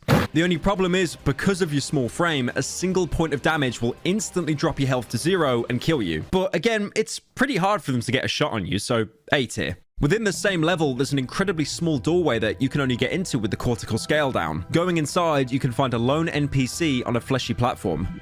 A mouse of pain, mouse of shame. What are you here for? I'm worried about your homunculus. It has been playing too many video games recently. It's important to take a 15-minute break once an hour. Remember to eat, sleep, and stay hydrated. That's my message to all beings of flesh. Good luck on your travels in this world and others. It seems that this NPC is aware of you, the player, referring to your shrunk-down character as a mouse of pain, but then turns towards you, making sure that you take a break and stay hydrated. It's interesting that when we start to go out of bounds where the game wants us to, we slowly start to break the fourth wall. I've already said, but targets on Hope Eradicated can be extremely weird. Mall Madness has a flesh man dressed in green. Apartment Atrocity has a golem with pizza textures. Seaside Shock has a guy that looks like he's made out of pure battery acid. But it's a while until you get to a target that you can actually talk to. In Bug Business, you have a second target right outside the painting to the Miner's Miracle area. I'm about to master the swamp. Becoming swamp form? Soon it'll be over for all of you. My pores are big and they ooze power. Witness my rebirth. In a week or so, it's going to be breathtaking. Not sure who he is or why I should care, but I'm sure if Cruelty Squad gets enough sales, this guy will get his own spin-off game where he opens his paws up to the general public. Casino Catastrophe has a new Fleshman target. Nothing of note here. Office just has an extra security detail for Elsa Holmes. Probably because she's aware that you're going to try and kill her again. And Archon Grid has another golem, but with Abraxas' face plastered all over it. The secret levels also have unique targets. Firstly, Dark World actually has a civilian that you can talk to. I got really into farming by playing a bunch of Shitville Farmhouse on my expensive gaming PC. At some point, I just wasn't getting anything out of it. So I decided I'd started farming for real, in real life. So here we are, not in a video game, and I have my own agricultural business. It's a lot easier than the game because I can just make other people do the hard work for me. It's Slurpnip season in Dark World. Obviously someone who's taken advantage of all the free real estate in Dark World. I'm happy for him. I mean, he was able to leave his PC, a room that was mostly dark, to go outside where it's also mostly dark. Neuron Activator has a flesh pig as a secondary target. Miner's Miracle as a human bathing in the flesh pits of the mine. No lore here, he's just a complete degenerate. I'm having such a great time here. This place is full of incredibly oozing and pulsating holes. Just what a guy like me needs. The opportunities are limitless. Just use your imagination. Alpine Hospitality has a new target on the rooftop, a flesh man that isn't hostile, and he talks about being the real person running the retreat. You thought that dumbass old man was the one running this magnificent hotel business? Something this important can't be left to someone like that. I am a dark CEO. It is a hereditary title, a sort of corporate nobility. We're not into publicity, just pure business. Weak blood doesn't have what it takes, but everyone needs to be given an opportunity these days. It's fucking messed up. You don't get a brain like mine without careful breeding. I'm thinking... Almost like peeling back an onion, Hope Eradicated has shown us that the real operators of this world work in total secrecy, kind of like the real world pulling the strings from behind the scenes. Now with the knowledge that we can open specific doors on Hope Eradicated, we can go back to Cruelty Squad HQ and open up the final door there. But now there's a really big problem. Because of the negative aura of death you bring into the HQ, you're basically so depressed, you instantly kill every single unique NPC that joined Cruelty Squad through the course of the game. All the people that talk to you, thanking you for basically improving their life, getting them out of their job, simply cease to exist. Instantly gibbed as soon as you load in with only their death messages appearing on the screen. Probably because you're now so disconnected from base reality, they don't exist either. By them being so friendly to you, they were actually keeping you tied down away from true enlightenment. I hate to admit it, but the Cruelty Squad protagonist has become a true introvert. Going through the door, you can see a target marked on your screen, but making any progress into the new area and you'll be instantly killed. You'll need something to get past this final roadblock. Going into Idiot Party with Hope Eradicated, a new NPC spawns near the beginning of the level, not dressed up like the others, but wearing a green suit and blue mask. Stuck in a rut? The good people at Pure Optics will fix you right back up. They have an office right next to that pharmaceutical company that caused the flesh rat infestation. I can't remember the name, but I'm sure you can find it. Good luck. I can see that you have what it takes to become a top exec. Using that information and going back to the first level of the game, again, pharmacokinetics, opposite the main building, you can find the Pure Optics building. This building was actually accessible from the very beginning of the game, but without being Hope Eradicated, the employee would never have spawned. Hello, welcome to Pure Optics. I was informed you'll be coming here soon. You're here for the procedure, right? Like getting to you? Seems like it, judging by your face. Proceed down the hallway and use the soul emulator when you're ready. Everything's already been paid for, so you don't have to worry. After you're done, you'll notice that things that previously seemed impossible are now easy. New openings presenting themselves to you every single day. It's truly life-changing! Going through the Hope Eradicated door and into the procedure room, you can see a giant green face stuck inside a wall. Interacting with it does this.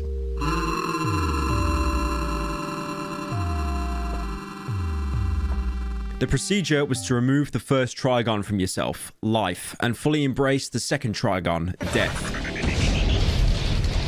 Throughout the game, you've been reconstructed endlessly, and even though life is basically eternal and affordable, it's meaningless. The difficulty borders represent different stages of life, some more prestigious than others, but by having this procedure, you've changed from an entirely alive being to an entity of death, unbeing. This is arguably the only permanent upgrade you can make to your character in the entire game. Like I said, it's not an implant, it's completely permanent. Death is so embedded in you that there's no way to return back to life. But that being said, that's not necessarily a bad thing, because by switching from life to death, it's basically all buffs with no downsides.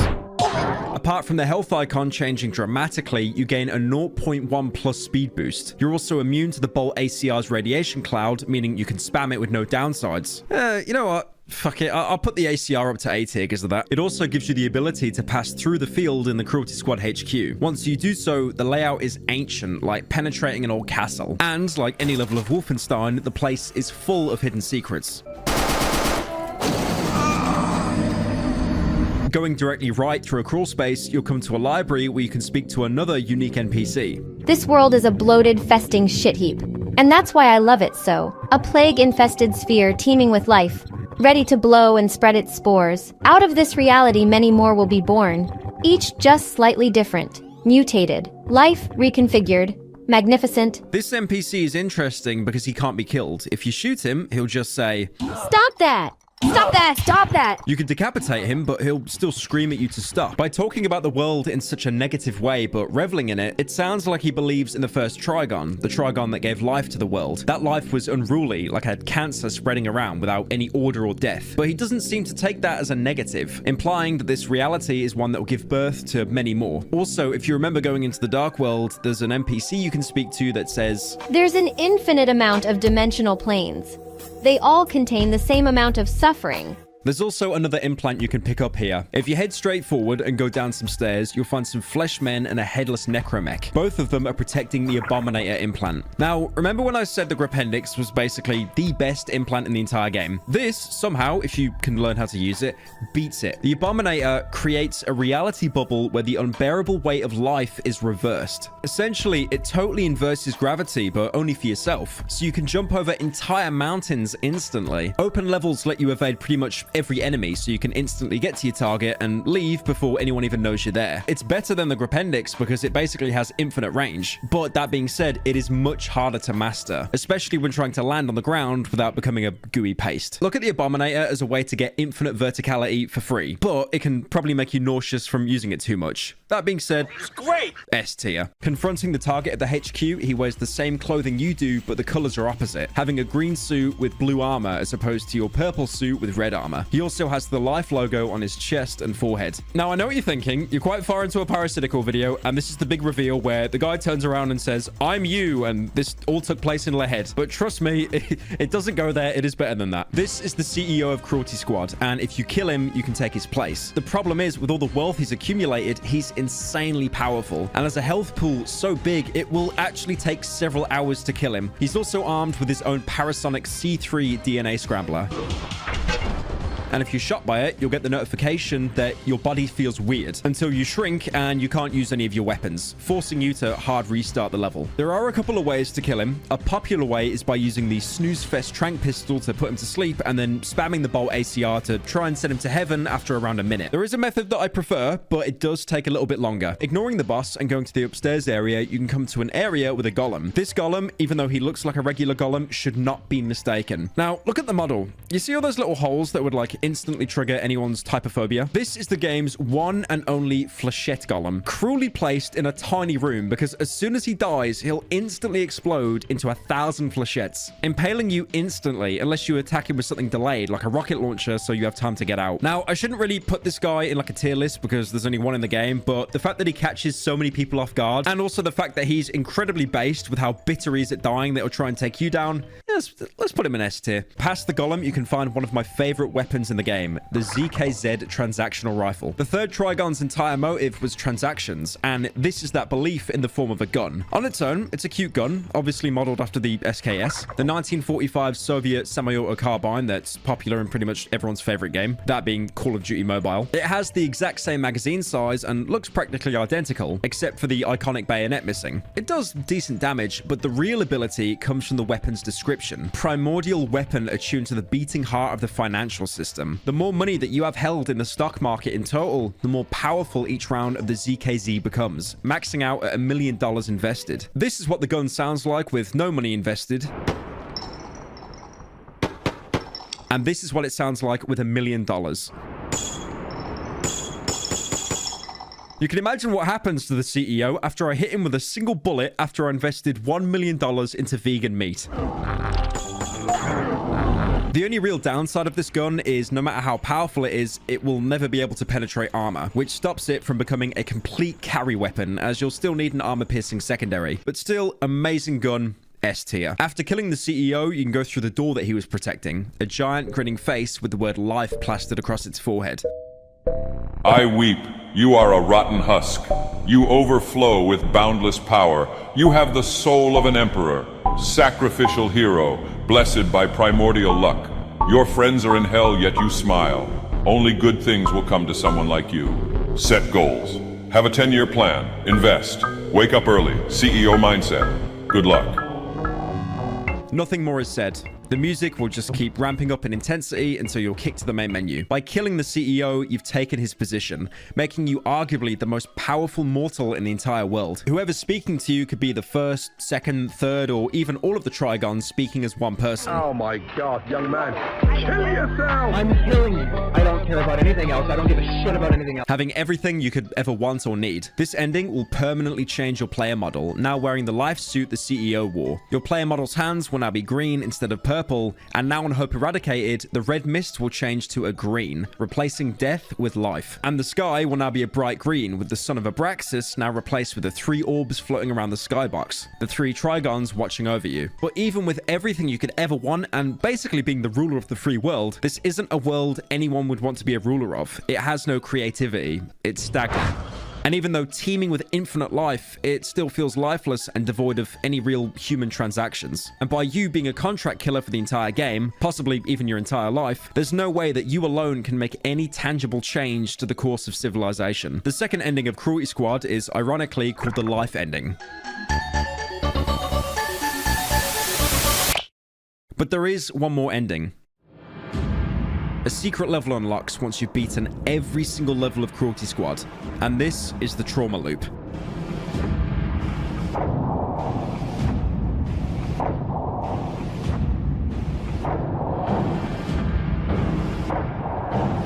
The handler's dialogue sounding less like an order and more a prophecy that was years in the making. As a successful member of society, with a stable unflinching psyche and limitless drive, natural affinity for finance and domination, you have been selected. No, you have been effortlessly guided by divine, biological trauma towards this moment. The gates of destiny fling open, and once again you are left standing on pulsating nothingness.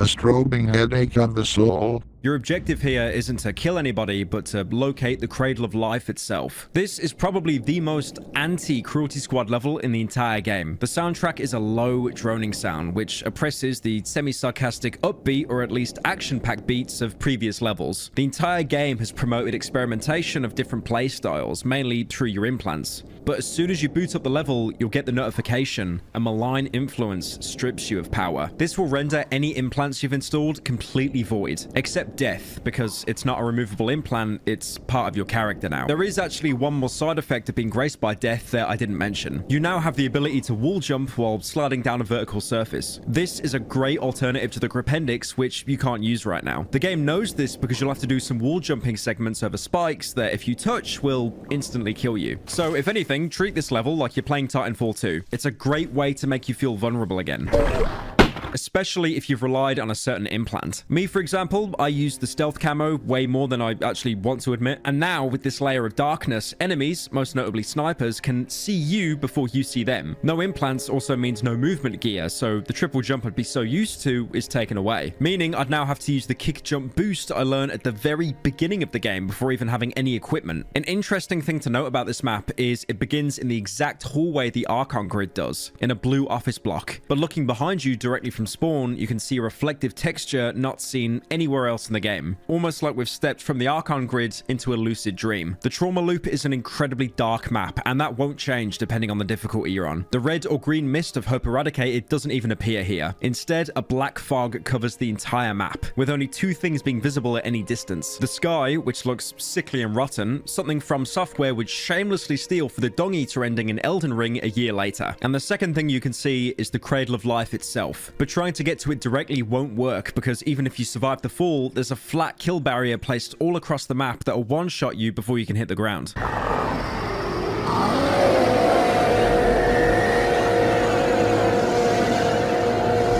If the Archon grid was a level from a traditional video game, Trauma Loop is a fever dream nightmare. Like Archon, it'll have enemies, textures, settings from completely random levels. But some things here are new that we've never seen before. Medieval-like castles poking into the sky, wooden shanty houses that are being impossibly supported, the ground itself being made out of millions of beetles being called bugs in the game files. This mission doesn't introduce any new enemies, but changes already existing ones. Standard security from previous levels are reskinned as skeletons, but many other enemies now have armored equivalents like the Flesh Pig, Zombie, and most notably the unique golem to this map, the Worm Golem. When killed, they'll explode into half a dozen flesh rats, but unlike the Fleshmen, these flesh rats are completely armored, a terrifying enemy, only being let down by them being exclusive to this level. S tier. Most levels previously offered multiple ways to approach a target, but because of the kill barrier, you only have two real paths from spawn: left or right. Both paths will seemingly take you to an open area, but if you go left, there's a secret book you can pull to reveal a passage to descend quicker. Enemies in this level act like the average spawn camper, usually behind you or in a corner you didn't check, armed with gear that can one-shot you like a rocket launcher.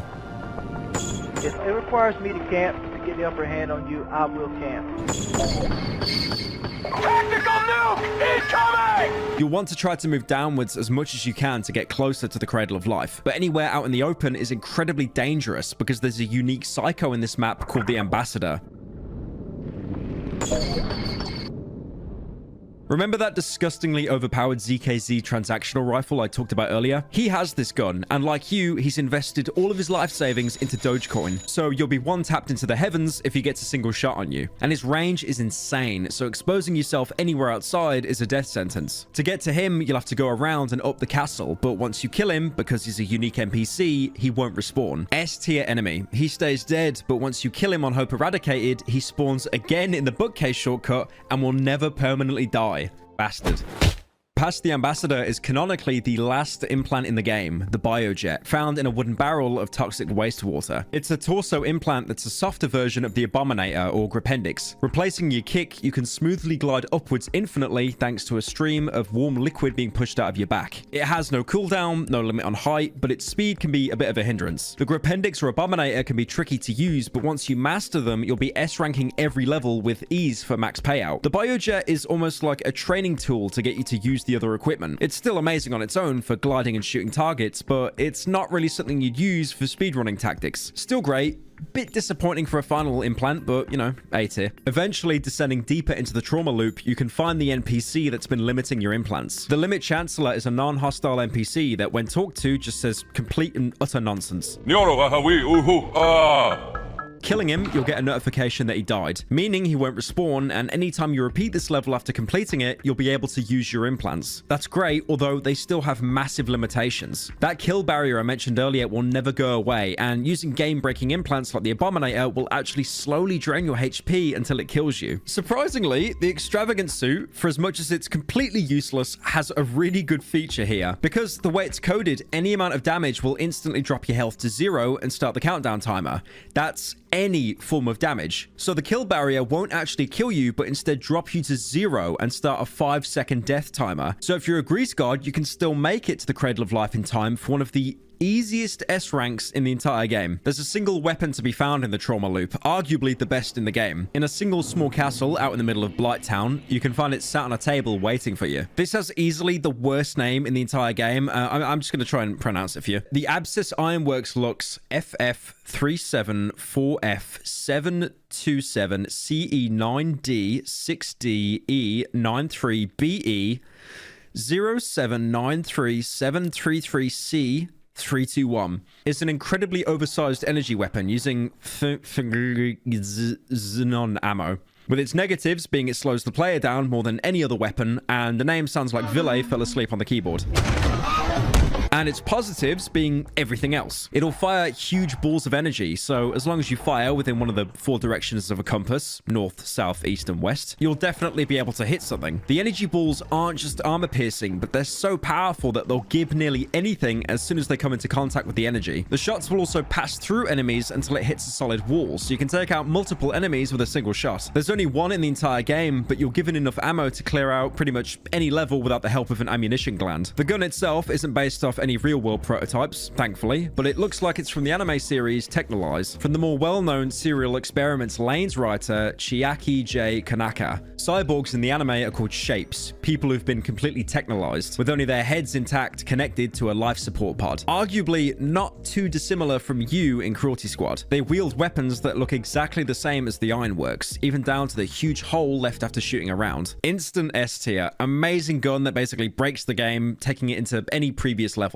It's also actually the only gun apart from snipers where you actually look down the sight instead of this weird zoom in like you're playing Fallout 3. You're now at bedrock, exactly where the Cradle of Life is. Honestly, there's no point trying to take your time to dispatch enemies. What you should do is drop all of your weapons to get maximum movement speed and b-hop your way to the Cradle. You'll take some damage, but hopefully if the death timer kicks in, you can reach the Cradle before you actually die. Being anywhere near it will trigger the final cutscene, the true ending of Cruelty Squad, and possibly the most confusing.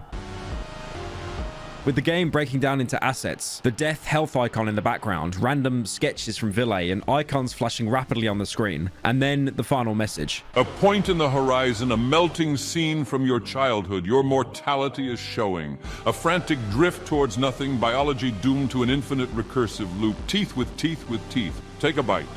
Serene scene of a coastal town, warmth of the sun, bitter tears, lust for power. This is where you abandoned your dreams. You are a high net worth individual, an expanding vortex of pathetic trauma. Finally, a beautiful fucking nerve ape. A pure soul is born. Its neurotransactions stutter into being. 305-837-509-37509 operations per nanosecond. Beauty eludes your porous mind. An image then comes onto screen of the Cruelty Squad protagonist Ville drew. The paragraph is referring to how even though you're at the top of the totem pole and the single most valuable person on the planet, you're still human, and humanity always comes with its faults. You're essentially no better off than when you're a wet worker in the opening hours of the game. Looking back on it as almost childhood nostalgia, you've ascended to the top of the pyramid, but the entire pyramid is corrupt. The value of life is negative. The balance of being is rotated by 38 degrees. The surface is full of cracks. A turgid light shines through. Fleshly primordial bodies sluggishly roll down the slope. Only you slide upwards with a celestial step. You become beautified, a saintly figure. Your pristine idiocy reveals a safe path through the impenetrable fog of life. Your dull sword cuts through the weak tendons and membrances of the garden of corruption. Sit on the throne of contentment and ferment. Inspect the eternal blue skies of your kingdom. You come to a realization. You pick up an onion and begin peeling. The entire world is based around transactions, but mostly financial transactions. A rat race of billions, all thinking they're the protagonist of their own story. I'm sure in the real world we all think about this at some point, like we're the main character. Is that true? What? Is that actually happened? Oh my God. But you, a lowly, mentally unstable contract killer, have defied all odds and climbed your way to the top of the dreg heap. As others fell into consumerism and stagnation, you kept evolving and changing, using new abilities to your advantage and turning negatives into positives. Everyone is nigh immortal? That's fine. I'll just do the same mission again, but better, faster, to get a better rank and to get even more money. The final few sentences talk about you sitting on a throne, and even though you're practically godlike now, you're unhappy and begin peeling away at the world itself. Onion layer 1. Onion layer 2. Onion layer 3. Onion layer N, circumflex N. Eons have passed, and the onion is fully peeled. Nothing remains. It's perfect. You get lost in the point that remains where the onion used to be. Synaptic cascade. Neurological catastrophe. The point becomes infinitely dense. The universe condenses into a unicellular being. It screams sin. It craves happiness. It's done with this world. It tries to commit suicide, but fails. Sad, pathetic mess. You feel pity and disgust, but in a way only a being of pure grace can. In your violent mercy, you terminate the world life. The onion being a metaphor for the world itself. Very brave for putting a Shrek reference so deep into the video. Being godlike in power, you scrape away at the imperfections of the world until there's basically nothing left, and only then you're content. The entire world crashes in on itself with cascades and catastrophes until everything becomes unified. But there's still remnants left of the old world, full of sin, corruption, and greed, and all you've done is cut off the head of the weed, but it'll regrow. Maybe tens or millions of years, but it will come back, just as evil as before. So you, the protagonist, make the choice to kill off the entire world, crushing the bits of onion left in your hand. Artwork is then shown of a single tree captioned Golden Age. There were 5 ages in Greek mythology: silver, bronze, heroic, and the current age being iron. But the very first age, the age of peace, harmony, stability, and prosperity, was the Golden Age. So it's safe to assume that after destroying the known world, the protagonist recreated the world in a different way, possibly without the inclusion of any of the Trigons, or even becoming the 4th Trigon himself. The final text is a quote from French philosopher Georges Bataille. The living organism, in a situation determined by the play of energy on the surface of the globe, ordinarily receives more energy than it's necessary for maintaining life. The excess energy, wealth, can be used for the growth of a system. For example, an organism. If the system can no longer grow, or if the excess cannot be completely absorbed in its growth, it must necessarily be lost without profit. It must be spent, willingly or not, gloriously or catastrophically. The quote itself being from a book by Georges called The Accursed Share, a 1949 book where he presented a theory called the general economy. Georges was someone who believed that without death, life having any meaning was impossible. It could be that the cradle of life itself was blocking death from being anything more than a concept. In the background of the text, we can see legions of people behind the protagonist, marching in unison towards the updated health icon marked with death. With death being a staple of the world, people will now have purpose instead of stagnation. With the world under new guidance, hopefully the Golden Age will last as long as possible. With the game done, you're free to play any of the missions you want. Going back onto previous levels, I assume is more of a what-if scenario than being actually canon. With your vast arsenal of implants and weapons, it should be easy to S-rank any previous missions on normal and hope eradicated. But also getting the third ending, dubbed the Cradle of Life ending, also adds a new mode. Punishment mode was always available, the mode that lets enemies deal twice as much damage. But below that, there's a new option called Chaos. This, as the name implies, turns previously known levels into complete anarchy. The closest comparison I can think of is Waffle House at 3 a.m. Boo Boo has been eliminated!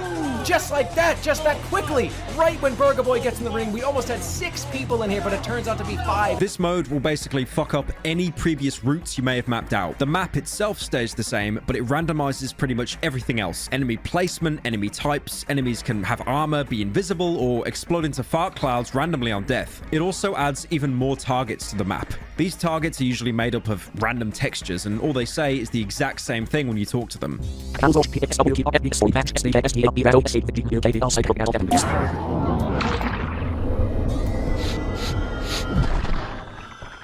The community seems to be torn whether Ville is falling asleep on his keyboard again, or this is some complex cipher. Personally, this video won't make enough ad rev for me to care. Chaos mode is added for people that want even more Cruelty Squad, and they're already a master of each level. There's no extra reward, no unique ranking system, because it's chaos. It's so random. Its only real purpose is to add at least a couple more hours to replay value.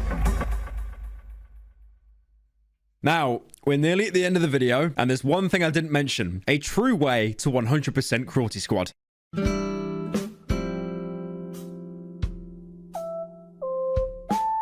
The reason why I've left this to the very end of the video is because to truly master Cruelty Squad and go to bed knowing that you never have to touch the game again is to find and catch every single fish in the game. I talked about the organs earlier, but apart from the appendix, which is a rare drop from 2 enemies in a single mission, all the other organs you'll get instantly or with like 2 to 3 minutes of grinding. There's 18 organs total, which sounds like a lot. There's 72 fish, by the way. 72. And to say some of them are hard to catch is an understatement. Remember when I opened up the video with freaking out that I caught a fish that looked like a PC running Windows Vista? That's not even the hardest to catch. I've S-ranked every single Cruelty Squad level multiple times, beaten all the levels on punishment difficulty, and none of that came close to the mental pain and anguish I suffered from fishing in this game. Yes! Yes! Organs are tied to NPCs, with all but a few rare variants being shared across all the basic enemies. It doesn't matter what water source you use in a level, whether it's a pool of water in a lobby or someone's back pool, because fish are specifically tied to levels, not the water source. But they're also tied to the difficulty of the levels. Each level is usually set up with a pool of commonly caught fish, and 1 or 2 super rare ones. And this is where the problem comes in, because 99% of the time, you'll be catching the same basic fish over and over again, not knowing what you're doing wrong. Now, there is a very small way to give you a hand here. Loading up Idiot Party again and going to the very back of the map, you can find a water-filled cavern with an implant called the Tattered Rain Hat. I know I keep saying this is the last implant, but this is actually the final implant. Now, this is an instant S tier because it increases the chance of rare fish spawning, so reducing your time to find a single fish from 2 weeks to about 1 week and 6 days. It also changes the weather to overcast and plays unique music for that level, a much more calmer soundtrack to accompany how you're going to lose about half your hairline pressing mouse 1 over and over and over.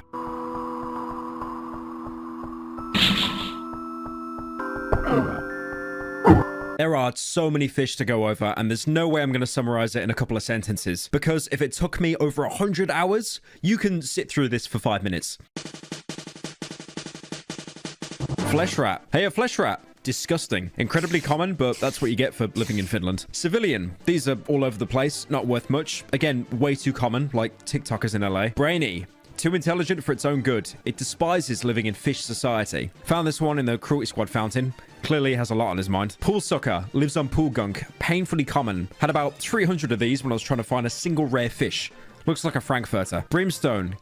I just remember the Wojak name. Brimstone gets its color from a coating of sulfur. Nothing notable except the mohawk. Shrimp, a sought after beautiful decorative fish. Surprisingly, doesn't look like a shrimp. Gloomoid consumes sin. Pretty bloated, but makes sense. Usually found in people's back garden pools. Small man, cousin to the big man fish. Description says it's hard to catch, but that is complete bullshit because I caught 16 of these before a single big man. Big man has no description. Fuck this fish. Fish. The platonic ideal of fish. It's just called a fish, by the way. I have 119 of these. Night freak. Emerges from the depths at night. The reflection you see in its eyes is not you. This one's tricky because even though nothing hints to this apart from the name, you'll have to set your actual PC clock to anywhere around midnight for it to show up. Zupa. Zupas follow container ships and make strange noises. None of the Zupas I caught made a strange noise. Very disappointed. Carabino. A deranged combatant beyond help.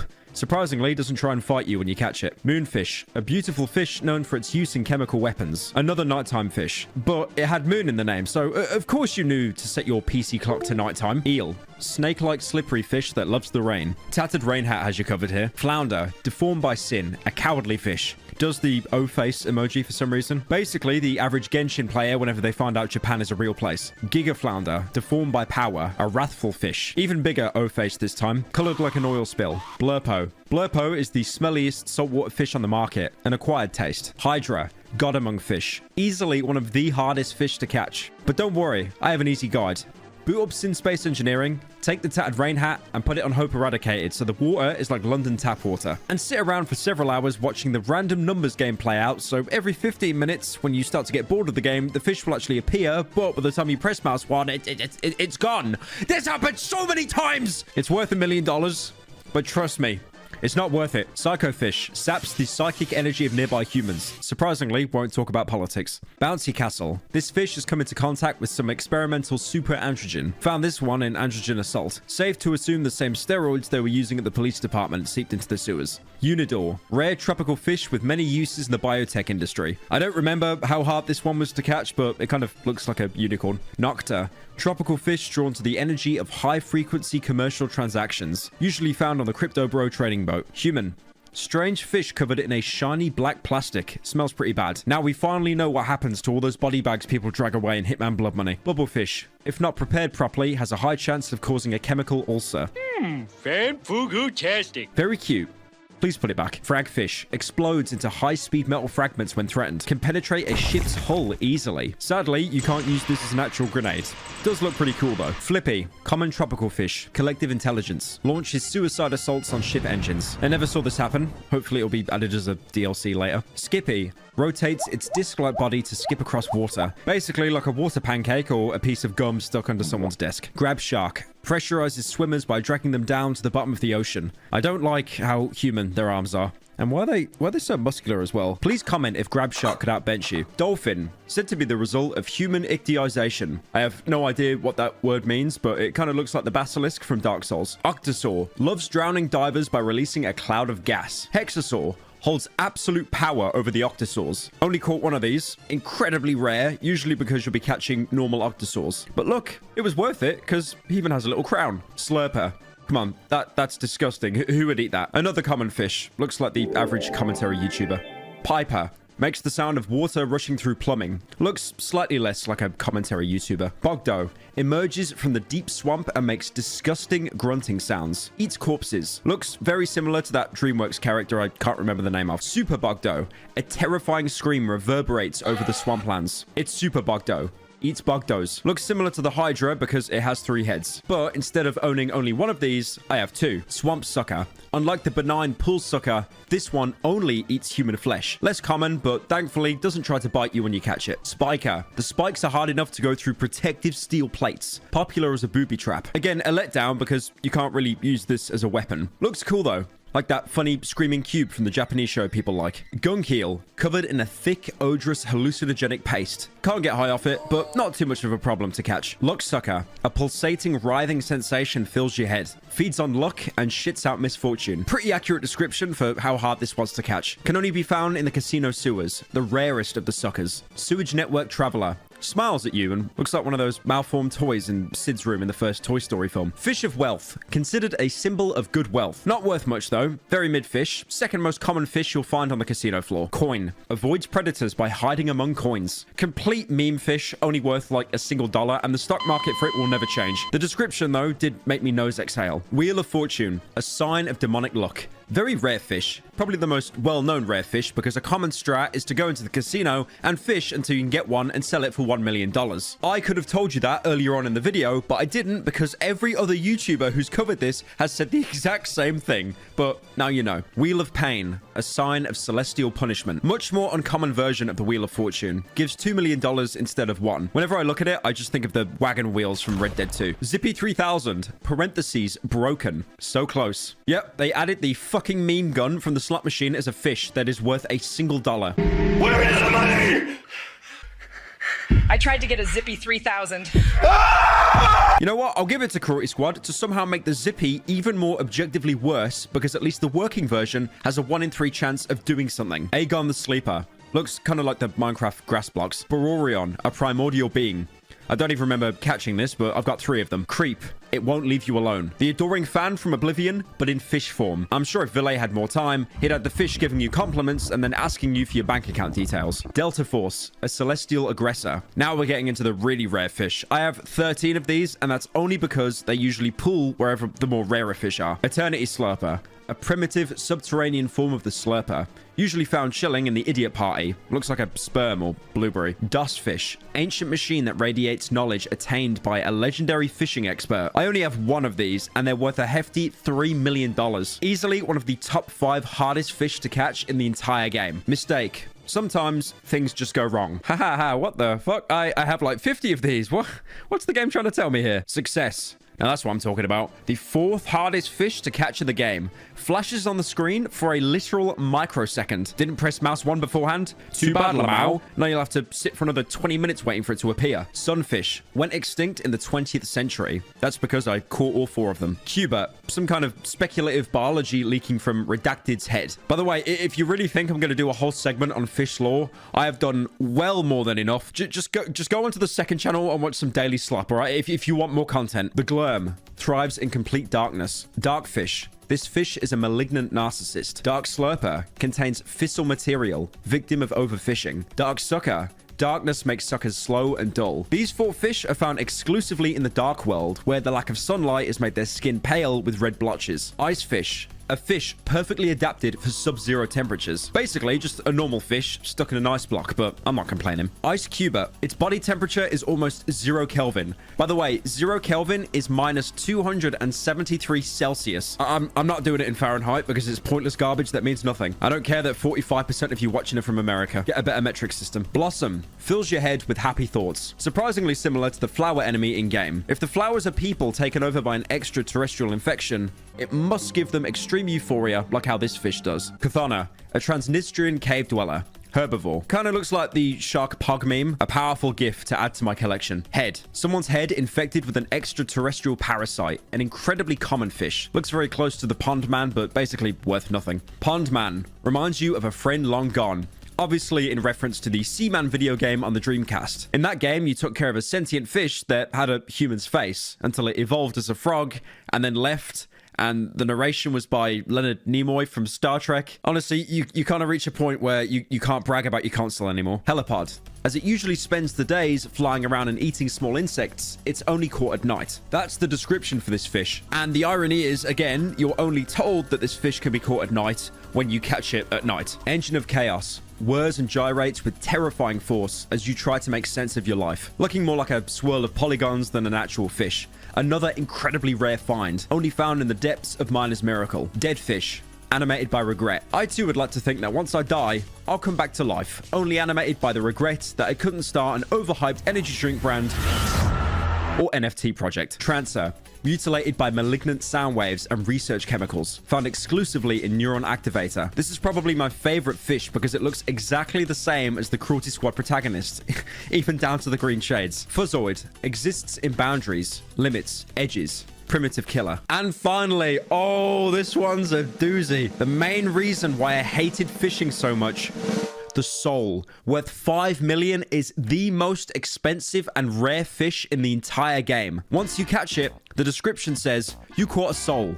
It feels sticky to touch. But you won't get that description until you spend around 9 hours trying to catch one. They say when you die, your life flashes before your eyes, but definitely not as quick as this fish. Just look at this, man. How are you meant to catch this shit? All right, I'll level with you. I did a whole day of researching human reaction time and actually found out that audio reaction time was faster than visual. So no joke, I was down that bad that I was alone in my room fishing with my eyes closed because my ears had a faster reaction time. Also, I may or may have not installed Cheat Engine and slowed the game's frame rate down to catch it. You could tell me I cheated not only the game, but myself. How I didn't grow, I didn't improve, how I took a shortcut and gained nothing. You could even say I experienced a hollow victory. Nothing was risked and nothing was gained. You could even tell me that it's sad that I don't know the difference. But in reality, you've just sat through an overly long video about a game you've never even heard of. So who's the winner? Me!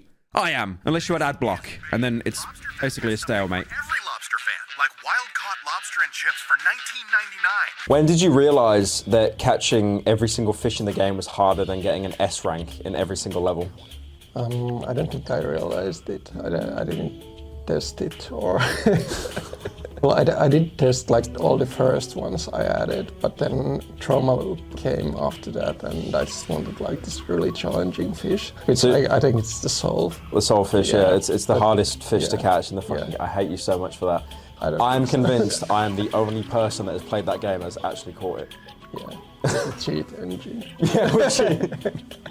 They don't need to know about that. They don't need to know about that. Now, there is still a really big elephant in the room. You're probably still wondering what Gorbino's quest actually is. Well, if you look at the front cover, you can see the titular character, Gorbino. It looks similar in stature to the Snurby, but I don't think they're the same character. As we already know, parts of the level in Archon Grid are based on Gorbino's quest, and the grid crabs at least tell us that Gorbino's quest was some kind of grid-based game like Pac-Man. But if the game's like Pac-Man, how can it be over 500 hours of mind-pumping action as advertised on the cover? So what was the idea behind Gorbino's quest? I don't know. It was just some bullshit that I came up with. It's like in this like Cruelty Squad game world, games like Adventures of Lolo, like the NES puzzle game, have been like really huge. Yeah. So Gorbino's quest is like next gen, and it's like procedurally like generated. There's like 600 hours of. That's like, right. Yeah. It was like you can see on the front of the box it says like over like 500 or 600 hours of like mind pumping action, and I just kind of thought, what kind of fucking game is it? Yeah. You can see like there's a video game going on in there with the little kind of Pac-Man enemies, the grid crabs. Is that based off gameplay from Gorbino's quest, or? Yeah, I think that's like Gorbino's quest leaking into reality. Right, okay, that makes sense, yeah. Also, they're like really fucked up, like really badly programmed, so I just accidentally had like all of their code in like, it's like frame rate dependent, so if our frame rate is higher, then they move faster. Oh my god, that makes so much sense, bro, because I was operating the game on like 300 FPS, so they just gib me like instantly. Yeah. Yeah. There's also another important question I actually haven't acknowledged. Who do we play as? Well, as we know, the character themselves is used more of a way for the player to interact with the world. Conversations go one way, like talking to characters as Gordon Freeman in Half-Life, but your character must have a name, right? The game officially just calls you the protagonist. But doing some research, the game Brigador did a collab with Cruelty Squad and added the protagonist as a playable character called MT Foxtrot, with the description being, MT Foxtrot unnerves me, man or machine. Over a long enough timeline, everything hits terminal fatigue. Mental or metal. This guy's a hit of both. A shot-out barrel. A double-fed cartridge stuck in the rifle of a dead conscript. Just look into his eyes. No time left on the clock. Sure, there's the off-world death squad work on the CV, and that exotic attack rig he wears to back it up. He walks. He might talk. He obeys orders better than all of these cut-rate lotto ticket holders the SNC loves handing out so much, but I'm telling you, there's no driver at the wheel. Send him back to his original handler, the one even uglier than me. When this guy detonates, nobody is going to want to be around to witness it. For all the burnt fuses we are handing out cartridges and cash to, that says everything. The creators of Brigador said that they ran all of this past Ville before putting it into the game and went with the name MT Foxtrot just to put their own spin on it. It's not canon, but a tribute. But the name MT Foxtrot sounds incredibly close to who we've been playing as the entire game. An empty fuck.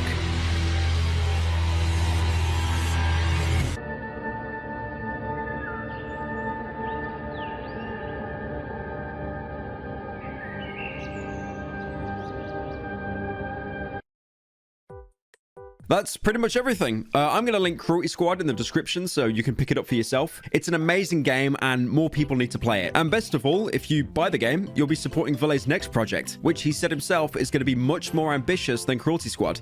It's not really much like Cruelty Squad. It has like superficially lots of the same features. Well, it's like a mech game. Yeah, I noticed that, yeah. It's taken a bit from like Morrowind, like the dialogue style, where it's like list of things you can so it's like about. Multiple options, like if you talk to someone, there's multiple dialogue trees. Okay. There's like unique NPCs and there's like these generic ones. You can also talk to the unique ones like online on this like DM.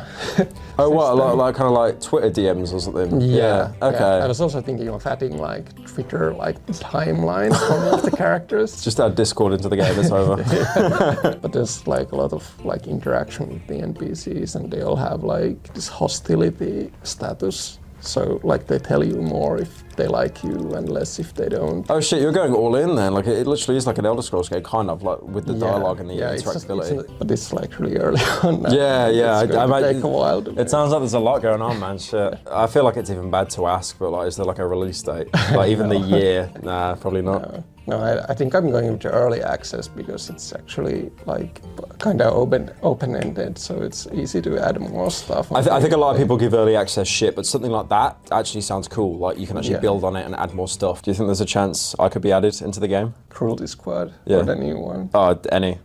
I'll take anything, man. Seriously, I'll take anything. I don't think I'm going to add any new NPCs to Cruelty Squad, but I'll see about the the next one. I'll take that, man. I'll take that. I'm gonna ramble a bit here, but I know this video took a while to make, and I say that at the end of every long video ever, but this one took a lot longer to make. I think I just wanted to add more and more onto it, and Cruelty Squad is such an ambitious game, and there's just so much to talk about and to cover. I wanted to go in depth because a lot of YouTubers have already covered this game to death with the theories and the lore and the gameplay, and I felt like I had to talk about every single aspect, or there was no point in me making this video at all. Now, I do want to make the promise that the main channel videos are going to come out more consistently. The next video I'm working on is Fear and Hunger. It's this amazing top-down JRPG maker game. I really like it. It's got a lot of weird elements, and it's perfect for that kind of weird, fucked up kind of game that I love talking about. Also, I'm sure all of you know at this point, but I upload daily on my second channel, Power Alive, where you can just watch daily slop. It's usually just made as a money maker to fund this channel, and also because I love money, I'm very greedy. And also, I live stream over there as well pretty much every other day. So the Fear and Hunger game that I'm going to be working on next, I'll be live streaming that over there, so you can watch it while it's being made. Again, thank you so much for World of Warships for sponsoring this video. We just wanted to remind you that the download link is in the description, and it'd be amazing if you could check it out and support the game, because they basically funded this video. I think that's pretty much it. Yeah, like and rate 5 stars and subscribe.